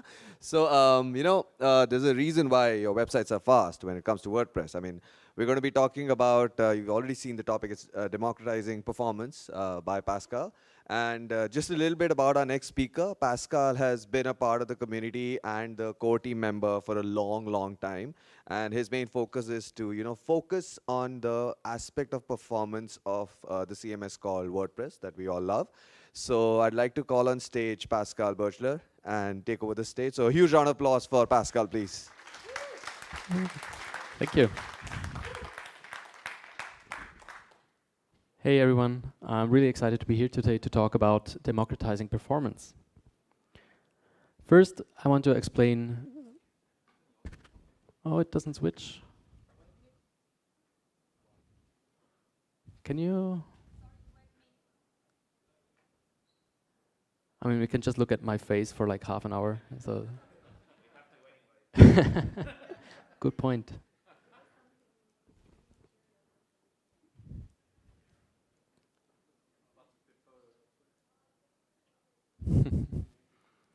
So anyway, so in the beginning, I just want to clarify what that even means to democratize performance, because that question or that term gets confused a little bit, especially for not native English speakers. So it's not about politics or anything. So it just means making something accessible to everyone. And in my eyes, everyone should be able to have a fast website.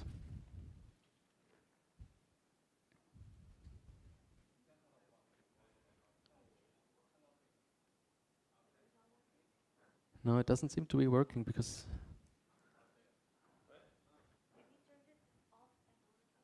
Yeah, now it seems better. All right. Yay. So, democratizing performance is, of course, a reference to the mission statement of WordPress, which is to democratize publishing. WordPress believes that great software should work with minimum setup and work out of the box, and people can use it. Yeah, people can use it out of the box. Or in the words of WordPress co-founder Matt Mullenweg, we take things that used to require advanced technical knowledge and make it accessible to everyone. So just as WordPress democratizes publishing, it can play a significant role in making performance accessible to everyone, regardless of their skills or technical knowledge. Not everyone knows how to code or manage a server. Still, they should be able to have a fast website with fast interactions. But why does that matter? Well, performance is essentially for user experience. If your site is slow, visitors might leave and not come back. Or your ads might load too slowly and you lose revenue. Or if your site is slow to interact with, maybe people don't buy the product in your online store, so you lose money. And performance is increasingly important for search engines as well, as it becomes a ranking factor, so it can really affect your online presence and your traffic. Throughout this talk, when I'm usually referring to performance on the front end, I do so by referring to Core Web Vitals. Web Vitals is an initiative by Google to provide guidance for quality signals that are essential for a good user experience on the web. They cover areas such as loading performance, layout stability, and interaction responsiveness. While Core Web Vitals are still relatively young, performance is not a new invention, of course, and WordPress has always kept an eye on performance to a certain degree. However, the complexity of websites has evolved over the years, and so have expectations. It was not so long ago when the community started caring more deeply. A few years ago, a new core performance team was formed to focus specifically on performance. The WordPress core performance team is dedicated to monitoring, enhancing, and promoting performance in both WordPress core and its ecosystem. The team's activities can be roughly grouped into 3 categories or pillars. One is improving core itself, providing new APIs, fixing slow code, in measuring improvements. Second, we're working with the ecosystem to help people adopt best practices and make their websites faster. And third is providing tools and documentation to facilitate doing so. So as you can see, tackling performance in an open source project like WordPress involves more than just improving the core software itself, because there's like thousands of plugins and themes involved. This is actually a fact that I would like to emphasize a bit more. So to democratize performance is not something that WordPress or the core performance team can do alone. So whether you're building WordPress sites for friends or family, or you're making a living by building themes or plugins, it takes all of us to elevate performance and to raise the bar for everyone.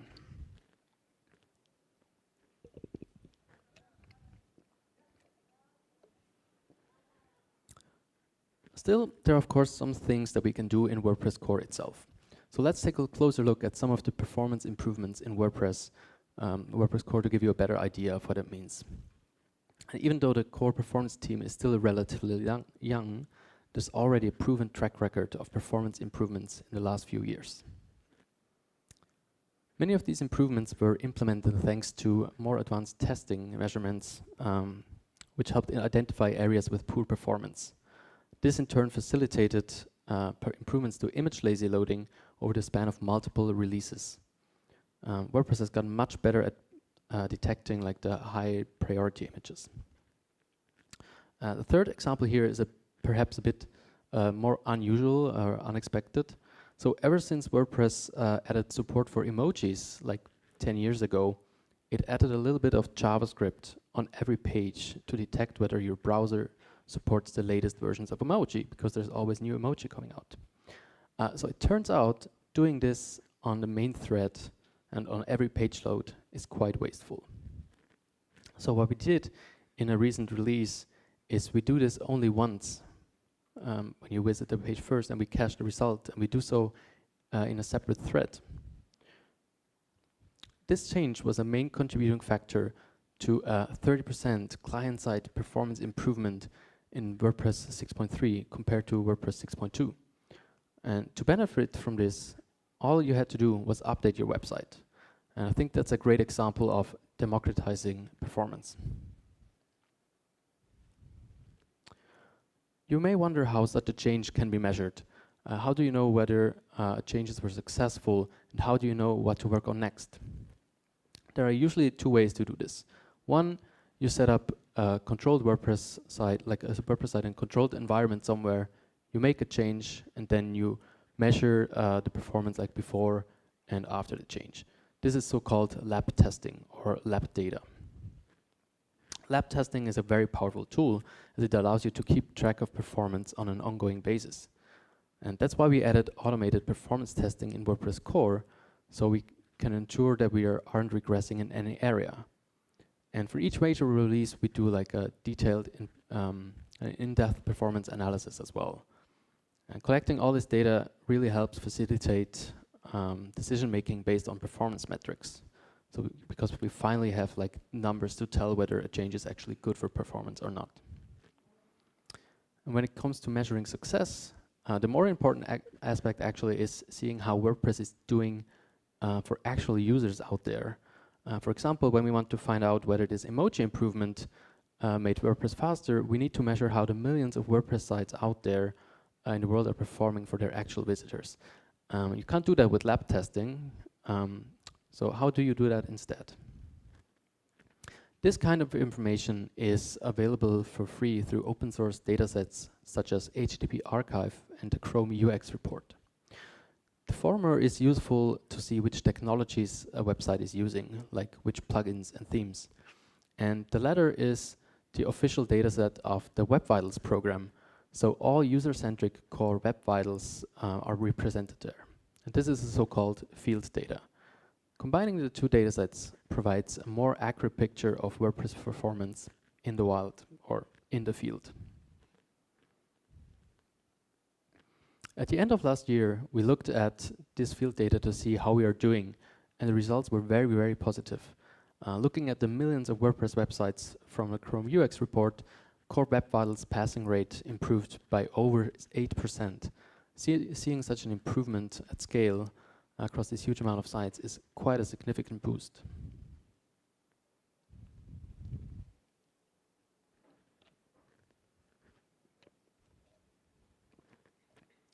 All right, so these were some recent examples of how we have been improving WordPress performance and measuring such changes. Now I want to share some of the upcoming changes that we're focusing on this year and some of the changes that you should be aware of. The first one I'm particularly proud about because I've been working on it for a long time myself. It turns out that loading translations in WordPress is very, very slow. Lab data showed that loading translations in WordPress could even make it like up to 30% slower.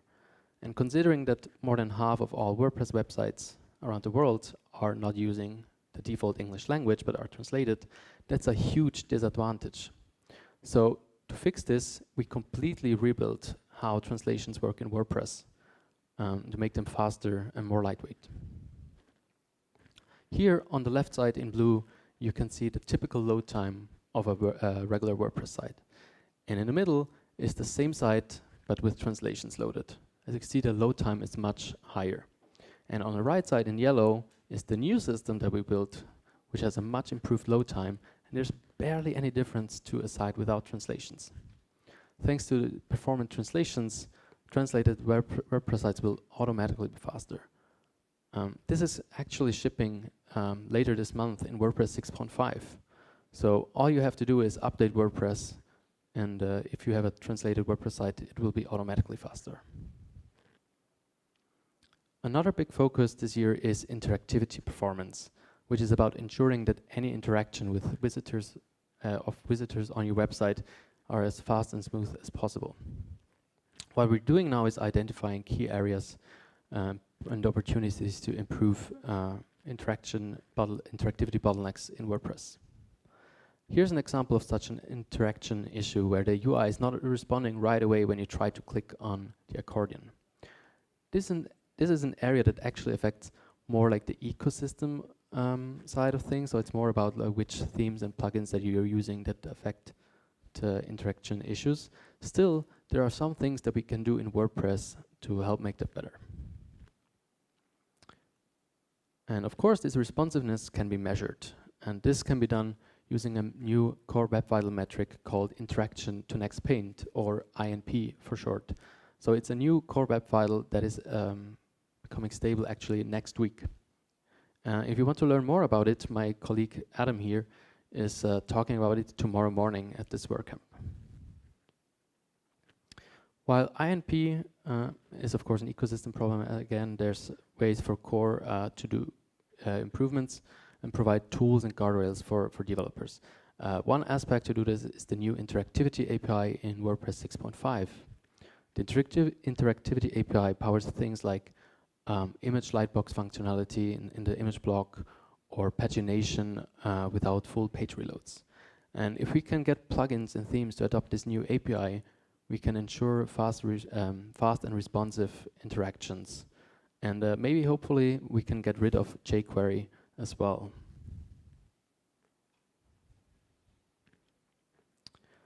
Images are a bit of a recurring topic when it comes to WordPress performance. You know, the usage of images on the web has steadily increased over the years, and usually images get bigger and bigger. In the past, we have done some work to ensure that WordPress properly supports the WebP image format, which allows for much smaller file sizes. And now we did the same for AVIF as well. So AVIF is a new image format which helps make images even smaller. So starting with WordPress 6.5, WordPress natively supports AVIF images. A problem with these new formats is that older servers often don't support these formats. And uploading images is also a very compute intensive task. So especially if you're on a shared hosting environment, uploading images can take a long time. To solve this problem, we are looking into bringing the whole media processing from the server to the browser. So that what it means is you could optimize your images and convert them to WebP or AVIF right in the browser, right in the editor, even if your server doesn't actually support it. Yay, it works. So in its simplest form, This would allow you to optimize existing images in your editor with the click of a button. And this would happen all in the browser without requiring any server power or plugin. And such client-side image optimization not only helps reduce file size and improve performance, but it's also a much better for user experience because the uploads will be much faster because all the processing happens on your device. It can happen in parallel. It's much smoother experience. Another personal favorite of mine is the work to add support for speculative pre-rendering for near-instant page loads. So what that means is, so this is a new browser API called Speculation Rules, and it allows you to preload the next pages in the background. For example, on a news website, on the homepage, you could automatically instruct, the browser to automatically preload the first, like the headline article. So then when the user clicks on the article, it will load instantly. You could even do that more dynamically, for example, in an online store. When you hover over a product, you can preload the product page in the background. So when you click on it, the product will be instantly there. This is currently supported in Chrome and Edge, and there's a WordPress plugin to try it out. And we hope to bring this to WordPress core eventually with the browser support increases. And I think this API is a good example of how WordPress is embracing the web platform.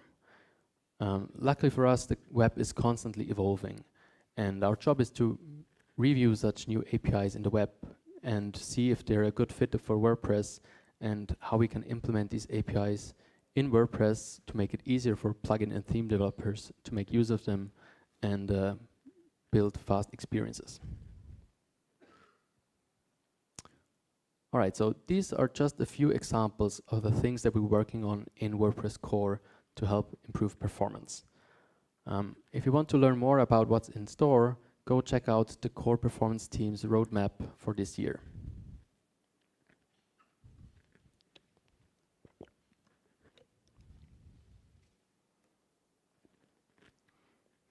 As I said earlier, it takes all of us to help democratize performance in WordPress, and it is mainly an ecosystem effort.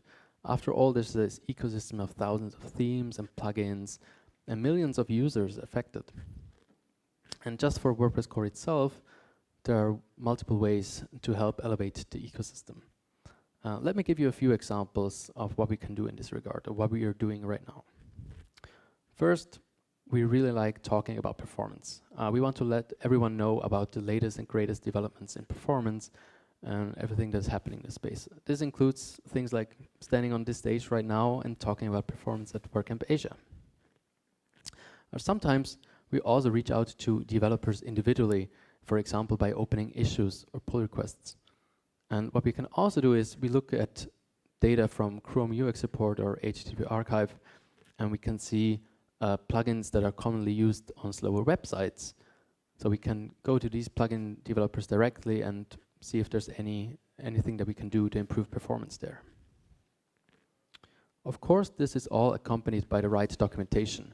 It's important to provide developers with the necessary knowledge about WordPress performance, from implementing best practices to measuring changes throughout the development cycle. This is not just relevant for the plugin and theme developers, but also the people like assembling the sites. It could be a freelancer or an agency. You really need to know and learn and understand performance best practices in order to be able to apply them to your project. One example, we recently published a blog post, an article about how to set up end-to-end performance testing in WordPress using Playwright. So it's basically the same principle that we use in WordPress core for doing the lab testing for performance, like ongoing performance tests. Same thing just for plugin and theme developers. So this way developers can do the same thing for their projects as well. And of course, everyone can write such documentation, and I really encourage you, if you have any tips or tricks and want to share your knowledge, please do so. The WordPress community can only benefit from this. In addition to documentation, we also provide tools tools for developers and end users alike. Such tools allow for a more hands-on approach to identify and tackle certain performance problems. One such tool is the Performance Lab plugin, which allows you to test upcoming performance improvements before they actually land in WordPress core. So not all of the features I've shown you before land in WordPress right away. So first, we add them to Performance Lab to incubate them and test them, and this way we can get them into the hands of users right away. We can iterate on them, and if the feature works, we can propose merging into WordPress core. Sometimes it turns out it doesn't work so well, so we could even discard it if necessary. And Performance Lab is built in a modular way, so you can just install the modules that you like and apply it to your website. And because over 100,000 sites use the plugin already, this in turn gives us valuable field data to see how sites using Performance Lab perform in the wild. So this really helps us validate ideas at larger scale before they reach WordPress core, and we can really iterate on them more quickly. Another plugin we help develop and promote is Plugin Check. Plugin Check helps to ensure that your plugin follows various best practices and requirements, not just for submitting your plugin to the plugin directory, but also well beyond that. And so it's actually a joint collaboration with the plugin review team, as it's recommended to use it when first submitting a plugin to the repository. However, Plugin Check actually remains useful even after that, and we recommend you to use it consistently and continuously for your plugin, because it also includes checks for things like security, accessibility, and of course, performance.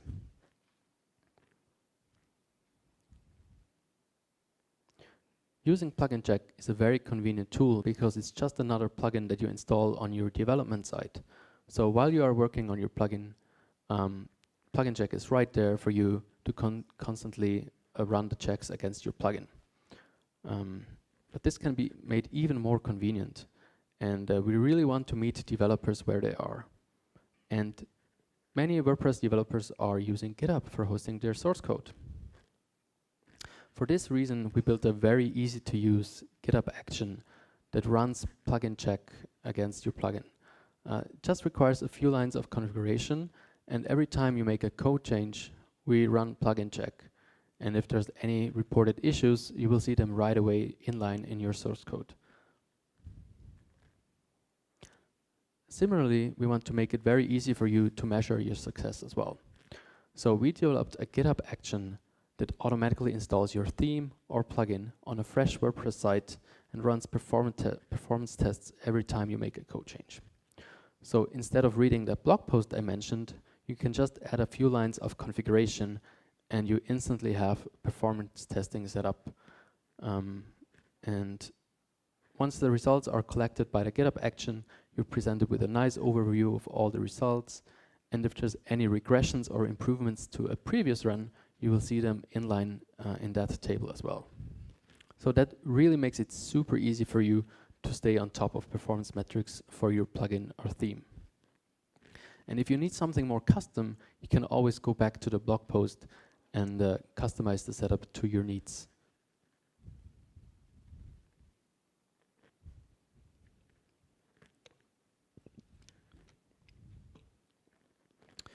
All right, so far I've talked about things the WordPress core performance team is doing to improve performance for everyone.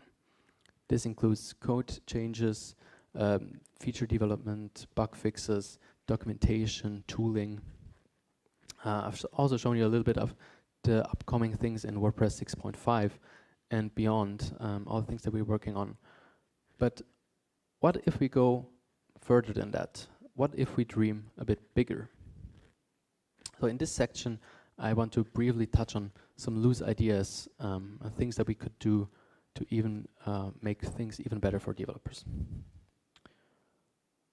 If we take the tooling aspect to the next level, there's a lot of potential to better help developers make the right decision when it comes to performance. For instance, when your browser dev tools tell you about some slow JavaScript on your page, why can't it tell you how to fix this JavaScript in the context of WordPress. Many developers also use tools like Query Monitor to ensure there's no bugs and anything. These tools could also show you performance-related issues. As I mentioned at the beginning, even if you're not a very tech-savvy user, you should be able to have a fast WordPress website. And of course, no one uses WordPress without any plugins or themes. There are always, at least a few plugins on a website. And when it comes to installing one, you can choose from many different options. But which one is better or which one is faster, you simply don't know. That's where we could step in and inform users about which solution might be better for performance. Turns out there actually are some solutions for this already. So there are tools, there are browser extensions which basically test all the plugins in the entire WordPress plugin directory, and if they have any errors or compatibility issues with the latest WordPress version, you'll see that information in the plugin directory. They also measure things like memory usage, and also, of course, the performance impact on both the front end and the back end, so you can see exactly the plugin's impact on a site.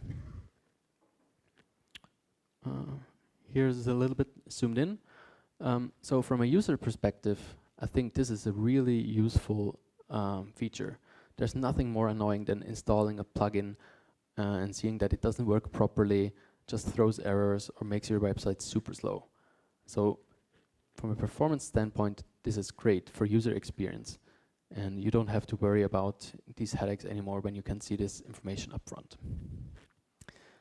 So while these tests are currently available through some browser extension, and the tests are performed by some other platform, there's actually the infrastructure in place already on WordPress.org to do this ourselves. So there's this project called Tide, which was built exactly for this purpose. It is a series of automated tests that run against every plugin and also theme on WordPress.org and provides the results via an API. Unfortunately, the project has stalled quite a bit since its inception like 6 years ago. But what if we would bring it back? I think they would really go a long way. All right, so this wouldn't be a conference talk in 2024 without mentioning AI. It's the hot topic, it can be used for many different things, so why not use AI for improving WordPress performance? Imagine an AI assistant in your WordPress admin that tells you how to optimize your site's configuration. For example, how to improve the configuration of your caching plugin, or an assistant in your code editor having deep knowledge of the WordPress APIs and telling you how to load your plugins JavaScript or CSS in a more performant way. You don't have to be an expert in performance to benefit from such helpers, making it possible for everyone to have a fast website. And this kind of tooling would definitely help lower the barrier for improving performance. All right, so in this talk, I have covered many different aspects of democratizing performance so far. Let me try to summarize them in a few words. First and foremost, the core performance team's role is to enhance and improve performance in both WordPress core and the surrounding ecosystem. This includes building new features or APIs, but also documenting best practices and providing tools for developers to understand, measure, and address performance issues. And when it comes to measuring, it is important to not just look at the lab data, but also the field data. With our approach on improving WordPress performance, we lower the barrier for everyone to have a fast website.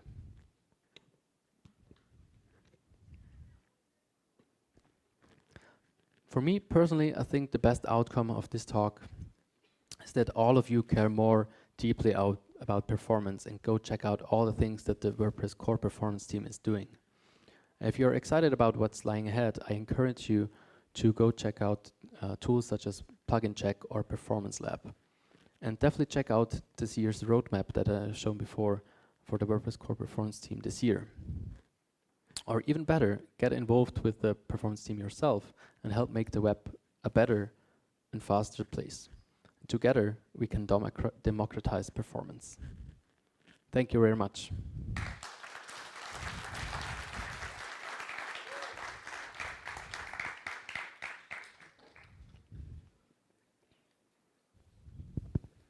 Thank you, Pascal. Thank you so much. I'll have a question for you. I do have a question for you. When did you realize that performance is what you wanted to focus on?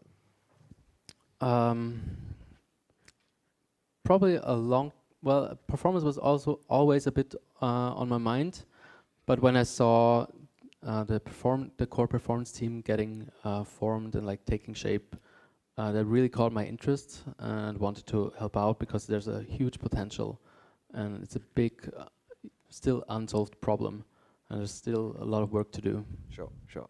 Guys, any other questions that you have for Pascal? Yeah, please. Can we have the mic, please?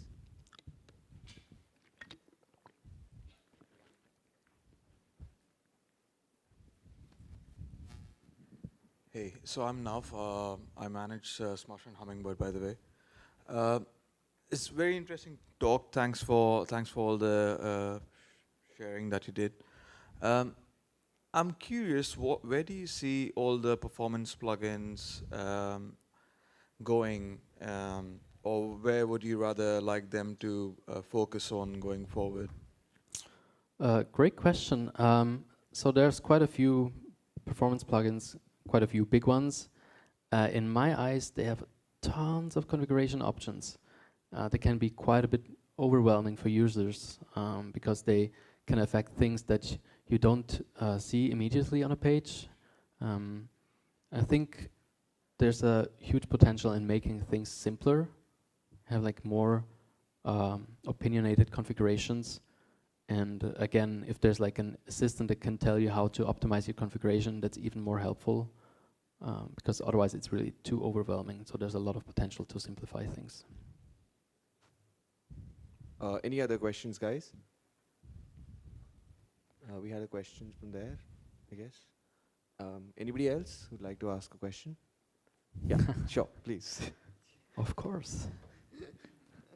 Hi, Pascal. Big fan of your work. That's not ironic. I actually am. You mentioned the prefetching stuff that's there. Has there been any thought on the kind of survey impacts of that? I know that we have seen with frameworks like Next.js, which do prefetching, it massively increases the number of HTTP requests that actually hit the server. I haven't actually seen that prefetching before. Could you tell us a bit more about that? Sure, yeah. So you probably haven't seen it because it's brand new, so it just landed in Chrome, Chromium process very recently. The API is actually very flexible, so it's up to you as the developer to tell the browser what to prefetch and what not to prefetch or pre-render. And the browser also tries to apply some heuristics to not overwhelm the server as well. So I think it's just a matter of configuration to make the changes that apply to your stack, so you don't, overwhelm the server. All right, guys. Any other question that we have? Sure, please. Why do I sense there's some ironic stuff going on out here? It may be ironic. I guess it's a question I have for you. I could ask you offline as well, but do you feel that people should just rely on the performance team to make performance better and wait until it gets better? Or everyone has a responsibility, whatever they are doing in WordPress, whether it's site owners installing plugins or developers building plugins? Do you feel it's a shared mission, or the performance team will do it on its own? Oh, it's absolutely a shared mission. We can't fix performance by ourselves because no matter what we do in core itself, if there's like a bad plugin or theme, like a bad actor on the site that could destroy all that hard work in theory because it's like a badly written plugin. So it's really up to all the plugin developers, theme developers, but also like the people actually assembling the sites, whether that be like a freelancer or an agency. So they have a role to play as well. I don't think it would be on the user themselves to fix the performance, because the average user might not have the technical knowledge to understand this. So it's really for all the other parties involved to help address the performance. Great. Ooh, Yeah, another one. please. I am a very small fan of your work. Oh. Just kidding. So my question is, you implement a lot of these things in core. What are some examples of things that appeared to have a lot of promise that didn't really pan out and you decided to get rid of it? And are there ever cases where, you know, we don't come up with a second attempt of that and it's just a concept that we scrap and throw away? I think so far there probably hasn't been anything that didn't like fully work, but one example was that maybe wasn't ready for prime time yet, was converting all images in WordPress to WebP by default, because it turns out WebP is great, but if you download a WebP image and can't use it in like, I don't know, Outlook or Photoshop or I don't know, in other program, if it doesn't work, like that's bad for user experience too. Not necessarily the user experience of the site owner, but the visitor. But there are also places where, or features that might not necessarily be a good fit for WordPress core itself, that might be plugin territory. We have a lot of ideas on, for example, using, and it's currently in the works, so using the data from the front end to inform the server about which is the prominent image on the website, so we can prioritize that image in the browser. It's a bit complicated to build and set up, and we have to see whether that's actually something that works in core or not. Great. We have time for one question, if there are any. One more. Maybe like a medium fan of my work. Yeah, anybody medium fan? I guess after the talk, I mean, lots of them are going to be great fans. But yeah, thank you so much, Pascal, and a huge round of applause for them. Thank you. And yeah, a little token of appreciation from our end. Oh, wow. Oh, wow. Thank you very much. Ooh. Thank you so much. Ooh, Thanks, exciting. Pascal. Thanks. Thank you. Thanks, everyone. Take care. Thanks. All right, guys, the next talk is going to start in about 20 minutes. So whenever you're ready, please do be here. Yeah, thank you.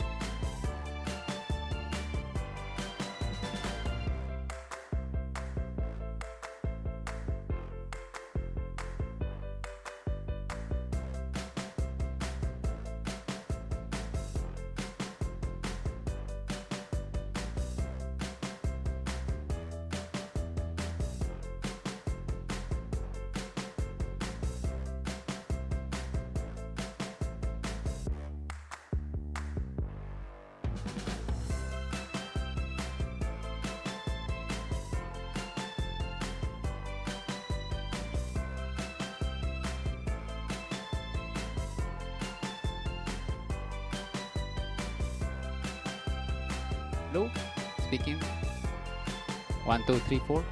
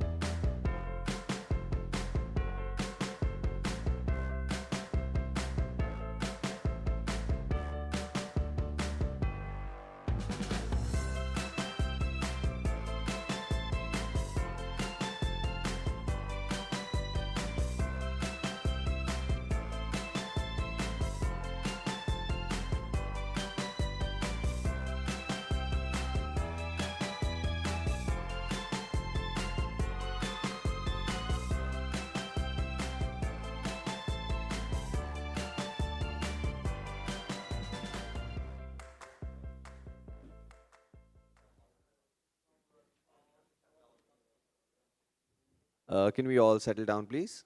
We'll be starting the next talk.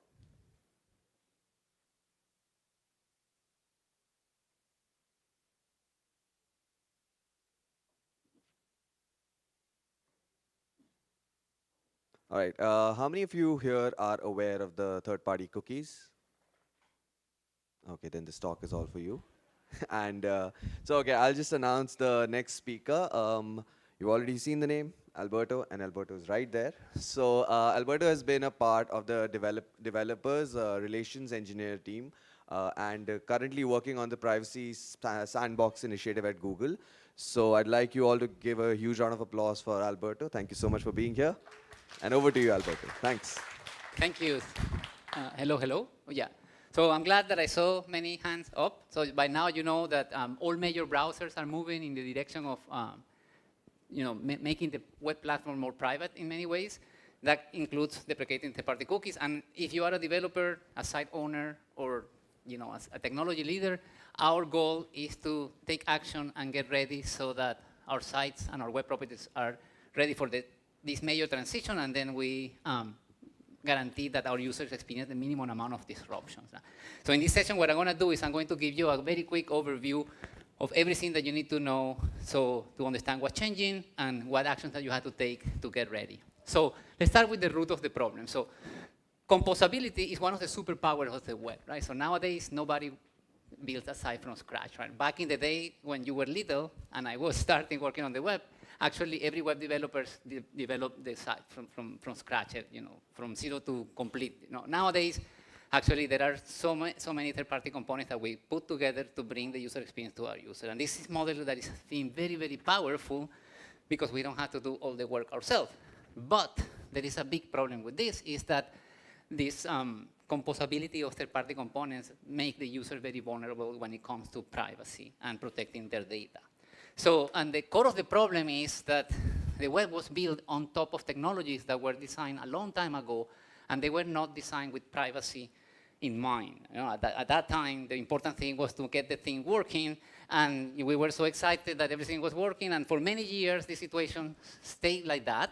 And despite of the severe privacy vulnerabilities, these technologies, I wanted to dive a little bit more on this. So when I say technologies that were not privacy preserving, I'm talking about two things. One is the use of unpartitioned storage, right? This ability that we have to store data in the browser of a user and then access it when the user goes between sites. That's what is called unpartitioned storage. And the other one that I'm referring to is covert tracking. So it's like these techniques that take advantage of data that the browser exchanges between the server and the client to basically determine and uniquely identify you as a user as you navigate through the web, right? So these two things are very powerful, and despite of the vulnerabilities that they present, they have basically been, has enabled us to power the web as we know it today. Like, for example, personalization, like having the ability to log in once and not having to log in many times.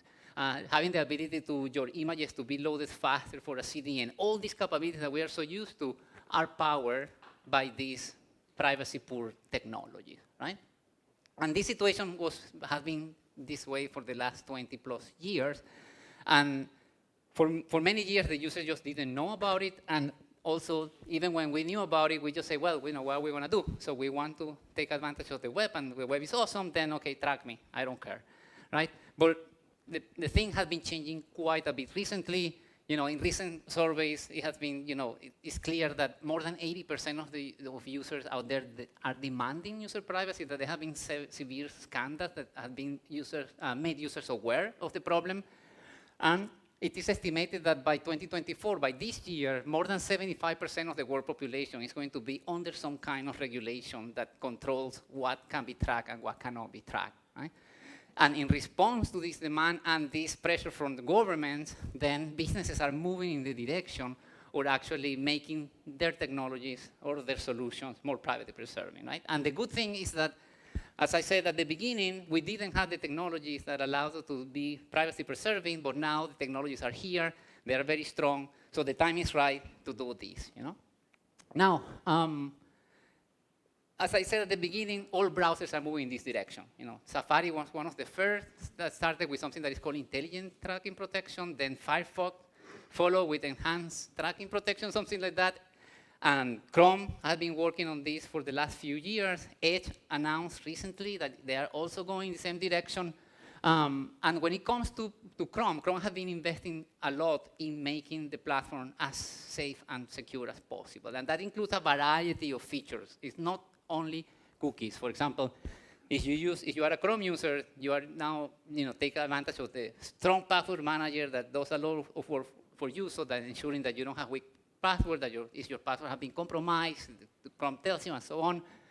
You can force all your connections to go through HTTPS, and you name it, right? And the purpose of today's talk is an initiative that is called Privacy Sandbox that has the goal of, it's actually an industry-wide, it's not only Chrome, not only Google, that has the purpose of trying to remove the problems that make the web platform privacy weak, and also at the same time bring forward building blocks that allows us to implement technologies that until now have been powered with cookies and on-partition storage on top of privacy-preserving building blocks, so that the web remains vibrant and private at the same time. Now, at the core of the problem of the privacy vulnerability of the web is this idea of how do we determine our identity on the web, right? So on the web identity is based, you see, this is like the format shifted there a little bit, but web identity today is determined by a confluence of two factors. One is this ability that we have to store data in the user's browser. On every time that the user goes to a site, the server is able to put some information there.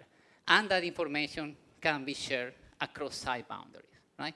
So putting those two things together, what happens is that as you browse the web from site to site, these cookies allow third-party providers to build a global profile of you as a user. So they know that Alberto likes sports, he has a dog, he went to the bank, he went to the pharmacy, and that is the problem, right? Because in principle, they do that to serve you things that you want, like personalization or relevant ads, but also they are taking information from you that you don't want them to have. Now, if we want them to make the web more private, then what we need is to bring a new privacy model for the web. And then if you follow that link there, that is basically a proposal for a new privacy model that basically is based on three major principles. First, browser state has to be partitioned at the top level. So if I go to site A, I am agreeing to be tracked on site A because I'm going to site A. When you go to Facebook, you say, Facebook, I am your user. Yeah, you know what I'm doing. But you don't want whatever happens in site B to be known when you go to site B. So that's principle number one. Now, there are many use cases that are legitimate, that require or need these applications to know that you went from one place to another. So we need to somehow provide those capabilities to achieve that. That's going to be possible, but only via browser mediation. So the browser is going to be the arbiter that is going to involve the user, so that when that happens, the user has a say and everything is transparent.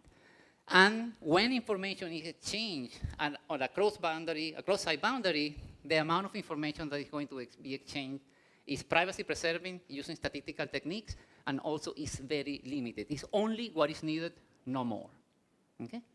So now, Privacy Sandbox then has the purpose of three tracks, if you will. The first thing that Privacy Sandbox is trying to do is to remove the source of the problem. So let's try to, if we know that on-partition storage and covert tracking is the problem, let's try to remove it. Second, we cannot just say, okay, let's remove cookies and on-partition storage, that's it. Whatever you're doing with them is your problem. Because if we do that, then the web is going to die. Publishers are not going to be able to sustain themselves, and then this community specifically is going to be severely affected. So what the Privacy Sandbox is trying to do is, well, let's provide the building blocks so that all the applications that are powering the web today are possible, but in a privacy-preserving manner. Okay, and then you can see there that there are 4 categories of these building blocks. 2 of them have to do with private advertising. And then the third one is the one that we are going to be discussing today. It has to do with cross-site privacy boundaries. That's the idea that you are going to limit the scope of what you can do. And then also we need to count the area of fighting spam and fraud. Now, at the moment that you remove technological components that are used to track users, you have to be very careful. What could happen is that then people are going to start coming up with ideas of how they are going to track you. So another track of the privacy sandbox is that we need to make sure that we combat things like bounce tracking or fingerprinting or those kind of things. So we can say, well, we're going to remove cookies and we are not going to allow you to track users in other ways. So let's make the platform truly secure. Now, if you are a Chrome user, all this privacy sandbox, you're going to experience it through a new Chrome feature that is called tracking protection. Chrome is rolling out this feature little by little, and if you are one of the users that has it, you're going to see an interface like this. You're going to see, you're going to see a message that says, okay, now you're browsing more private. You're going to see a little I in the URL bar with a slash there that says your cookies are blocked, and you are able so far to enable. You as a user, you say, no, I want cookies. I want to be tracked. Okay, re-enable them, okay? And so in order to facilitate testing, we want to do this in a way that gives you time to actually test if your site is going to work, all your use cases are taken care, and take action to fix the things that need to be fixed. So in order to achieve that, we started rolling 3PCD, third-party cookie deprecation, to 1% of all users. When I say a user, it's a Chrome instance. And we're going to be doing this until Q3 this year. So this is enough time for you to go analyze your site, see what's breaking, what's not breaking, and then do the things that you need to do to make sure that your users will not experience disruptions later. After Q3, then we are going to ramp up all the way to 100%. I don't know, I'm not sure how long that time is going to take, but we have until now, until Q3, to take action. So what do we need to do? And this is the purpose of this talk. Let's try to get ready for the deprecation of third-party cookies. So there are 4 things that we need to do, according to me. So first, we need to understand what's happening, what is changing exactly, what is privacy sandbox exactly. Once we understand that, then we need to take advantage of guidance and tooling that is available to you to audit your sites, try to see what breaks, and get ready. Third, when you identify what's happening in your site, you have to say, well, if I'm using cookies for this scenario, what are the building blocks that I can use to replace what I'm doing, and then in a way that is privacy preserving? That's what I call mapping your scenarios to privacy sandbox APIs. And the final point is just make it happen, right? So now that you are clear, I need to do this, I need to implement that, there is no substitute, you have to roll all your sleeves and make it happen. So let's start with step number 1, what's changing? So a little, fundamental review. The web is built on top of the hypertext transfer protocol. That is basically a communication protocol to exchange things between a web server and a web client, right? And the HTTP is a stateless protocol. So, as a user agent, like a browser, sends a request to the web server. The web service takes the resource that was asked, which could be an image, a video, a web page, and then it returns it, and that's it. It forgets everything. So it's designed to be stateless. There was no state at all.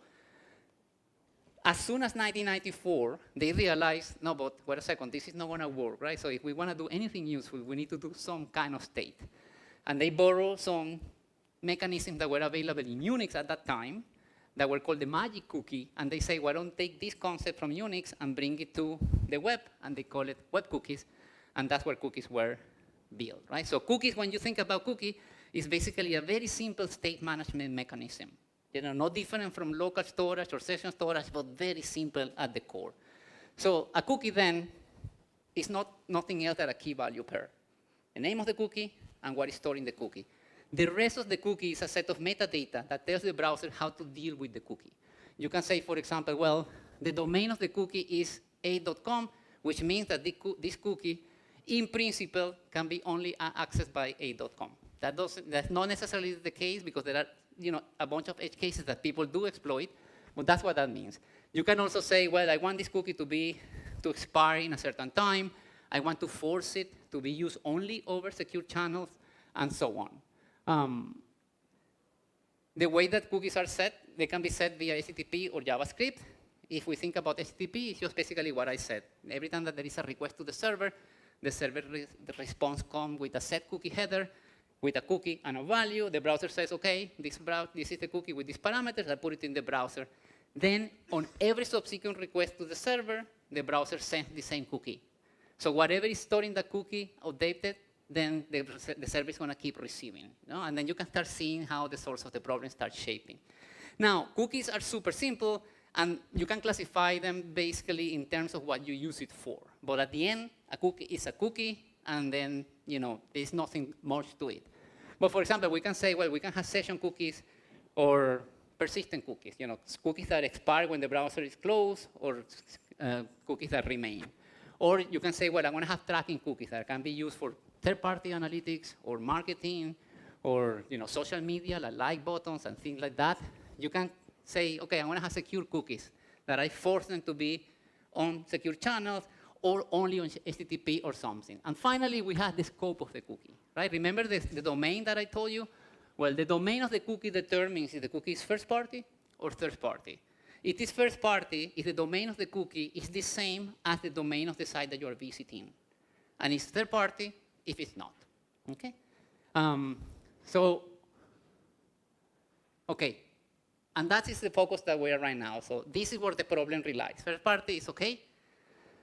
Third party cookies is what the problem comes in, and then we need to deal with it.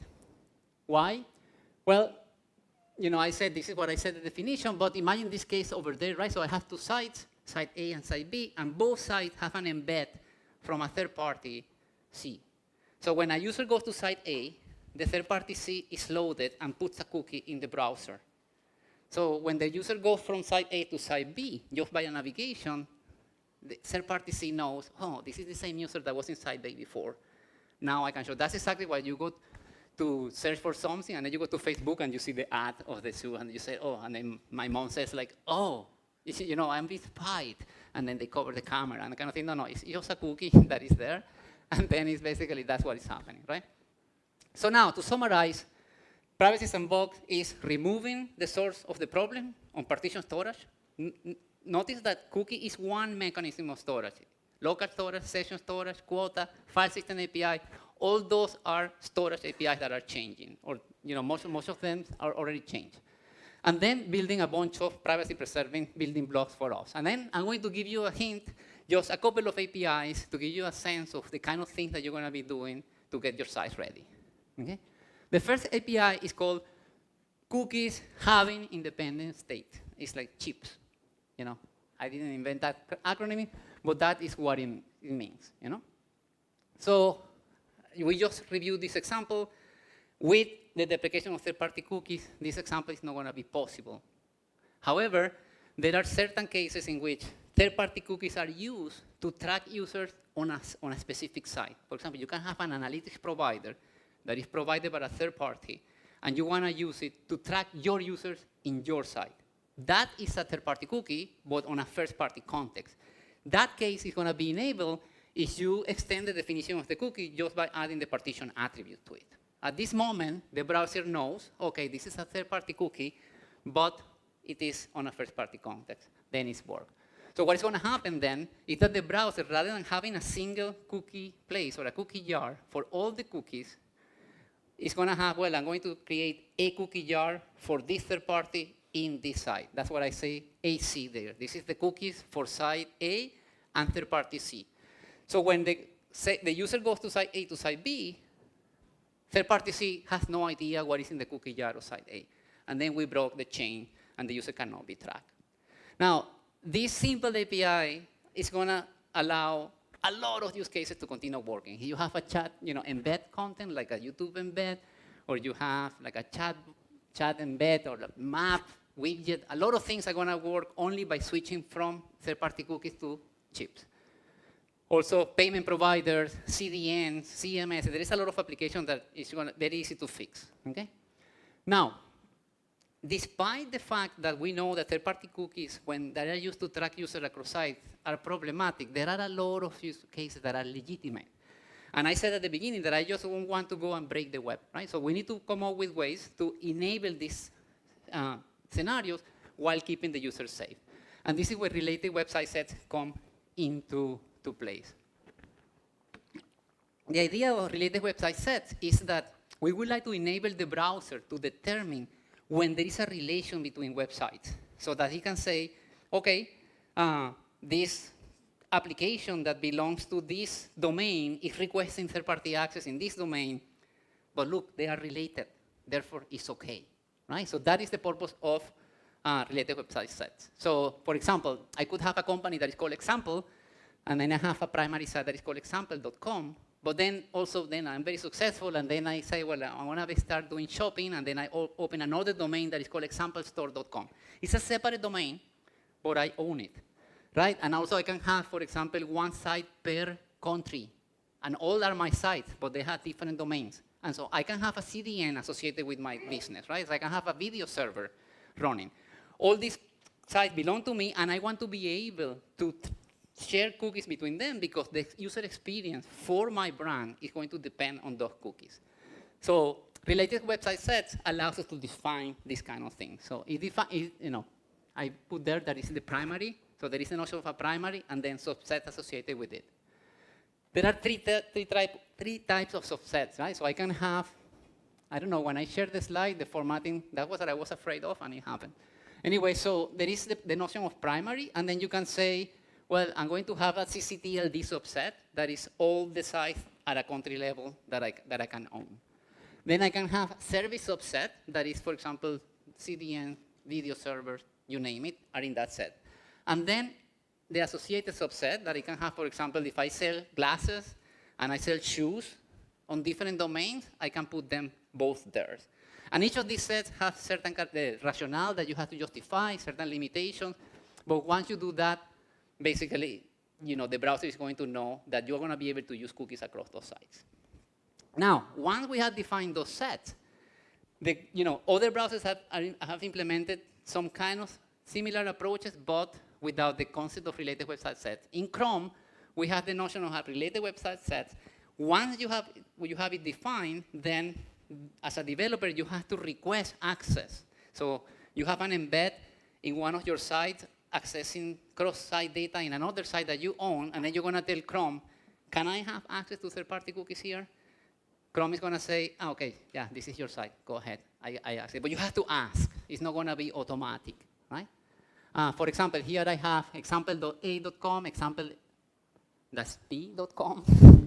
So, and I have basically, no, sorry, this is correct. What I'm trying to convey here is that I have an embed from example.b.com, and then when the embed is loaded, I'm going to ask Chrome, can I store cookies here and access them? Then Chrome is going to say yes. Vice versa is true too. I can basically, from the top level side, I can request access to the information in the cookies for domain C. And then Chrome is going to say, okay, you are in the same set, you can do it. Okay, as I said, access is granted automatically. Now, there are still legitimate use cases when you need to track users, or you need third-party cookies among different sites that you don't own. And here is where the storage access API with prompts come into play. So basically, it's a little bit reminiscent of GDPR, in which you are going to be able to ask the browser, hey, I have a legitimate use case, can I store cookies here?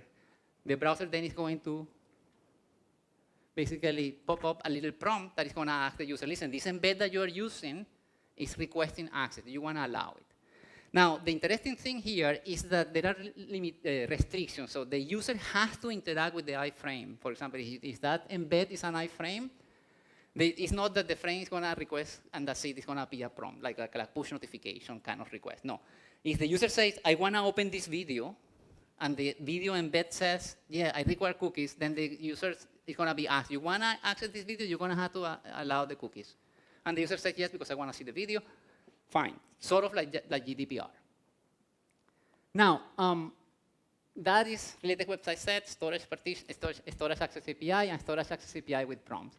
Now, I mentioned that cookies is only one cookie, one storage mechanism. There are many, okay? And all of these APIs that require to store access and store data in a browser are going to be modified. For example, many of you are familiar with local storage, right? So imagine that I have a.com site there, and then I'm doing something in that iframe, in the JavaScript associated with that iframe, and then I call local storage. That basically puts a piece of information, a key value pair, in the browser of the client. When the user goes to site B, that also has an embed of example.com or C, any third party that you imagine, the same thing. We are going to be able to go to local storage and get the key value pair that was stored when the user went to the first site. That is not possible anymore. All the storage API have been partitioned, and now this case is going to break, right? And then we are, that is actually different from cookies because cookies are being rolled out. The deprecation of third-party cookies is happening. All storage APIs are already partitioned. So if you are relying on these APIs, you already have to be that in mind. So I just put here this slide to give you an idea of how many APIs have changed. Things like the file system API, for example, that is super powerful, also is partitioned now. If you go and put something in the file system associated with site A, you cannot recover it when you go to site B. Now, in our getting ready path, we already, okay, we know quite a bit of Privacy Sandbox right now. We understand at a good level what is changing and what are the things that I have available for me to take action. The second part then is leverage tooling and guidance that is out there. And when I talk to tooling, about tooling, I'm referring to three things. One is Chrome, the browser, because a lot of the APIs, you can basically experience them through configuration settings of Chrome. So you're going to see, you go to Chrome settings and you're going to see tracking protection. And then you're going to see features of the API surface to you so you can play with them and you can configure exactly what you want them to do.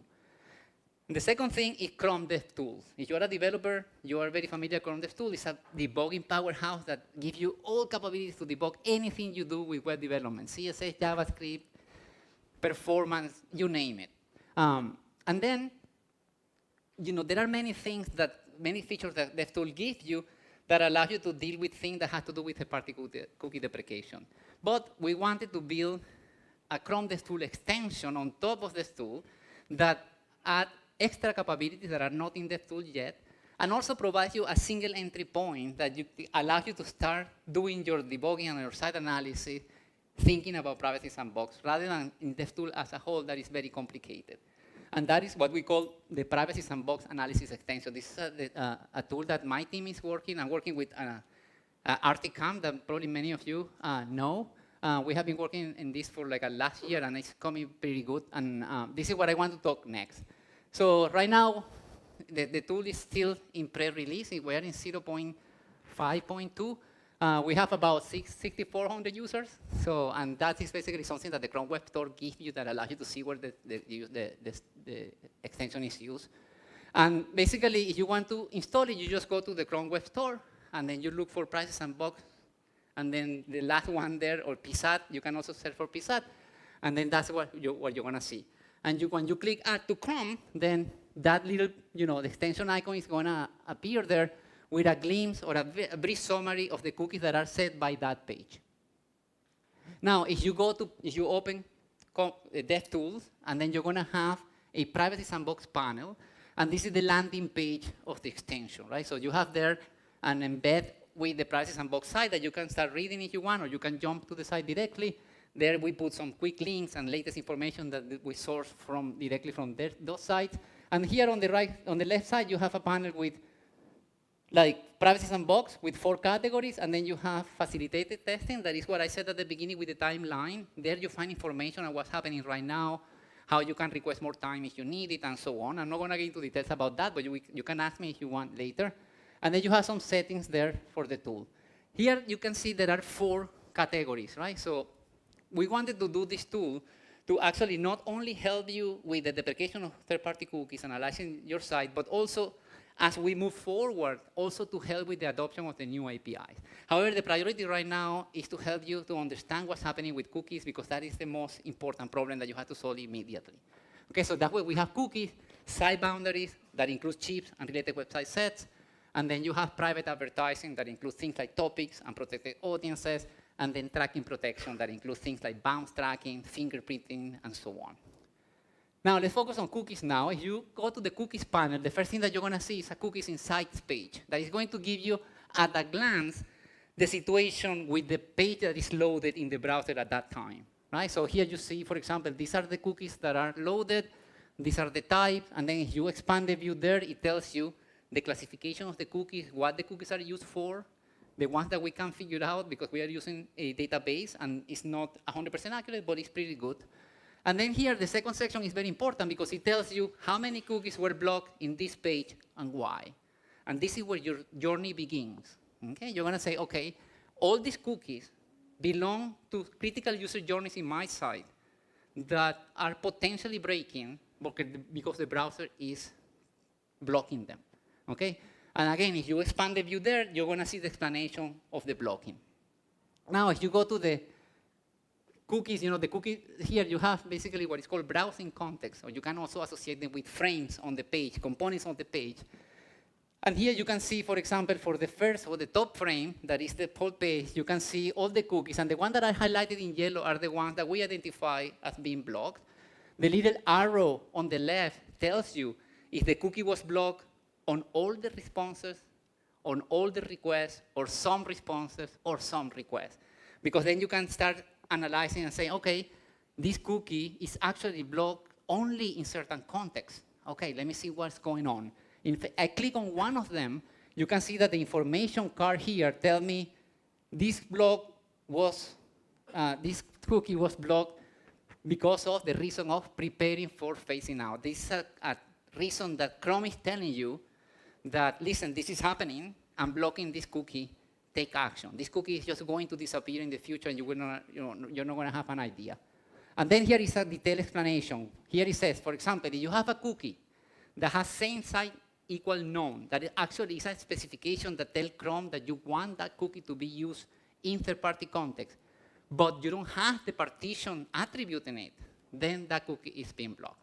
So now you have a lot of ideas. You say, okay, look at that. This cookie belongs to DoubleClick, which is an ad-related stuff, or to Bing, which we know is a search kind of related analytics, that is something from Bing is in my page that has a cookie that is being blocked. Now you have a focus on where to look for. Okay? Now, something that the tool has that is interesting, that is super simple, but has been very, very useful, is filtering. You can open a filter there, and you can say, show me all the third-party cookies that have the same site attribute equal to none. And then when you do that, we're going to filter it for you, and then you can focus your attention. Or give me all the cookies for the particular third-party provider. I want to see what's happening with my analytics provider, for example. Okay? Now, we also implemented a feature that is very cool that is called frame overlays, that, if you click on that little icon over there next to cookies, what happens is when you hover over the frame of your page, PSAT is going to tell you, well, this frame has these cookies. Here, for example, we have 4 third-party cookies, out of which 4 were blocked, and it's going to tell you the frame associated with this page component. This is very important because if you are trying to determine if a specific critical user journey breaks, you can go and say, this is the embed that I want to check. I hover over it. I see what is the frame, see what are the cookies that are blocked. Boom. Okay? That is in many cases, it doesn't work as smooth because people do all kinds of things that you can imagine, embed inside embeds, and then the feature gets a little bit crazy, but in general, it gives you good information. Last, we implemented a feature that actually we are implementing this progressively. We are trying to detect things that we know that break. For example, the Google Sign-In library, version number 2, was known to break with third-party cookies blocked. And they fix it. But the problem that they are having is that people are not migrating. Sounds familiar? Yes, so people don't migrate. So then what we are doing is basically if you go to LinkedIn, for example, it turns out that they had that library. So here you can see non-breakages.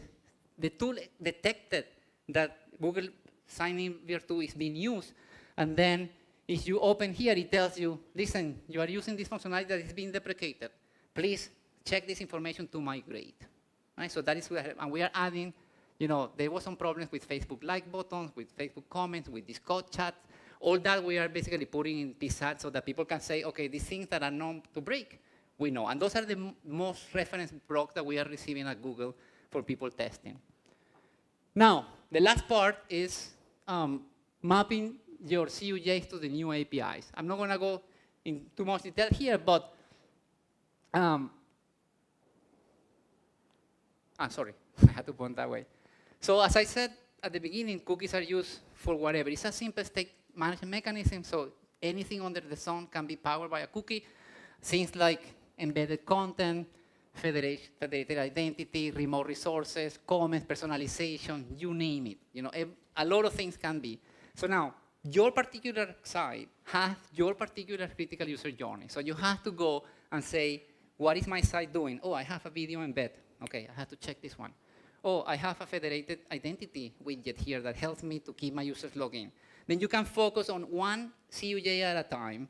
And in general, the kind of things that you ask is, okay, well, imagine that you revert the equation and you say, let me start thinking about the cookies. I know that these cookies are mine, right? So I'm going to ask, okay, these cookies are used to track things, users, or whatever on the context of a specific site. Okay, I want to know what my user does when it comes to this site. Then this is a third-party cookie on a first-party context, then I can use chips easily. And then once you determine that, you go and you put the attribute partition, you're done, right? Alternatively, you can also use local storage partition as well. That will work. Now, if the cookies that you're analyzing and use for federated identity or for single sign-on, then you can consider something like FedCM, that is a new solution also by Google that allows you to do this without cookies. Now, again, we saw this. Oh, I am using these cookies, and these cookies are for a small number of sites that I own. Therefore, I'm okay. I can use related website sets. And I know that I need to use the storage access API. Once I have the set defined, I need to request access. Now, this kind of analysis is what I would like you to take with you and then go to your site and do it. This is a little mapping here. You know, a chat widget, most of the time can be solved with chips. Map embed with chips. You know, you can take a picture of that if you want or see it later. And there is a lot of documentation about this, by the way, that you can take advantage of. What next? Now, we understand what Privacy Sandbox is, what's changing, you know, what kind of things we need to pay attention to. We have an idea of the tooling that is, you know, we know that we need to familiarize ourselves with the features in Chrome, DevTools, and PSAT, right? We know a little bit of the kind of mapping from the critical user journeys in my site to the solutions that I need. Then fourth step is that I want you to commit today. After today, you say, I'm going to make this happen. If you are a site owner, if you are a technology leader, if anything depends on your decision power, make the decision today of go and update your site, and then you're going to be done with it, okay? This is a lot of, you know, what I would like you to do is while you go, there is a lot of documentation. You set up an environment to test. When you guarantee that the browser that you're using has all these APIs available to you and cookies are fully blocked, then you're going to use DevTool and PSAT to analyze what's happening. Then you're going to audit your site fully. You're going to engage with us. There are support forums that you can reach out to us. Articam and Google are working together on this. You have full support from us. And there is also, by the way, not only PSAT support forums, there are many support forums that Google has put there in GitHub and other places that you can leverage. If you find breakages that have not been solved before, please report them so that you can help the community. And then if you are the owner of a big publisher site, or if you are an agency working with a big site and you determine that you need more time, there are mechanisms that are called deprecation trials that you can apply to, so that Google allows you to say, okay, we are going to basically let third-party cookies work for you for a specific amount of time, so you have time to fix them. It's not going to be forever. It's going to be a specific time, but you can request that. And that's it.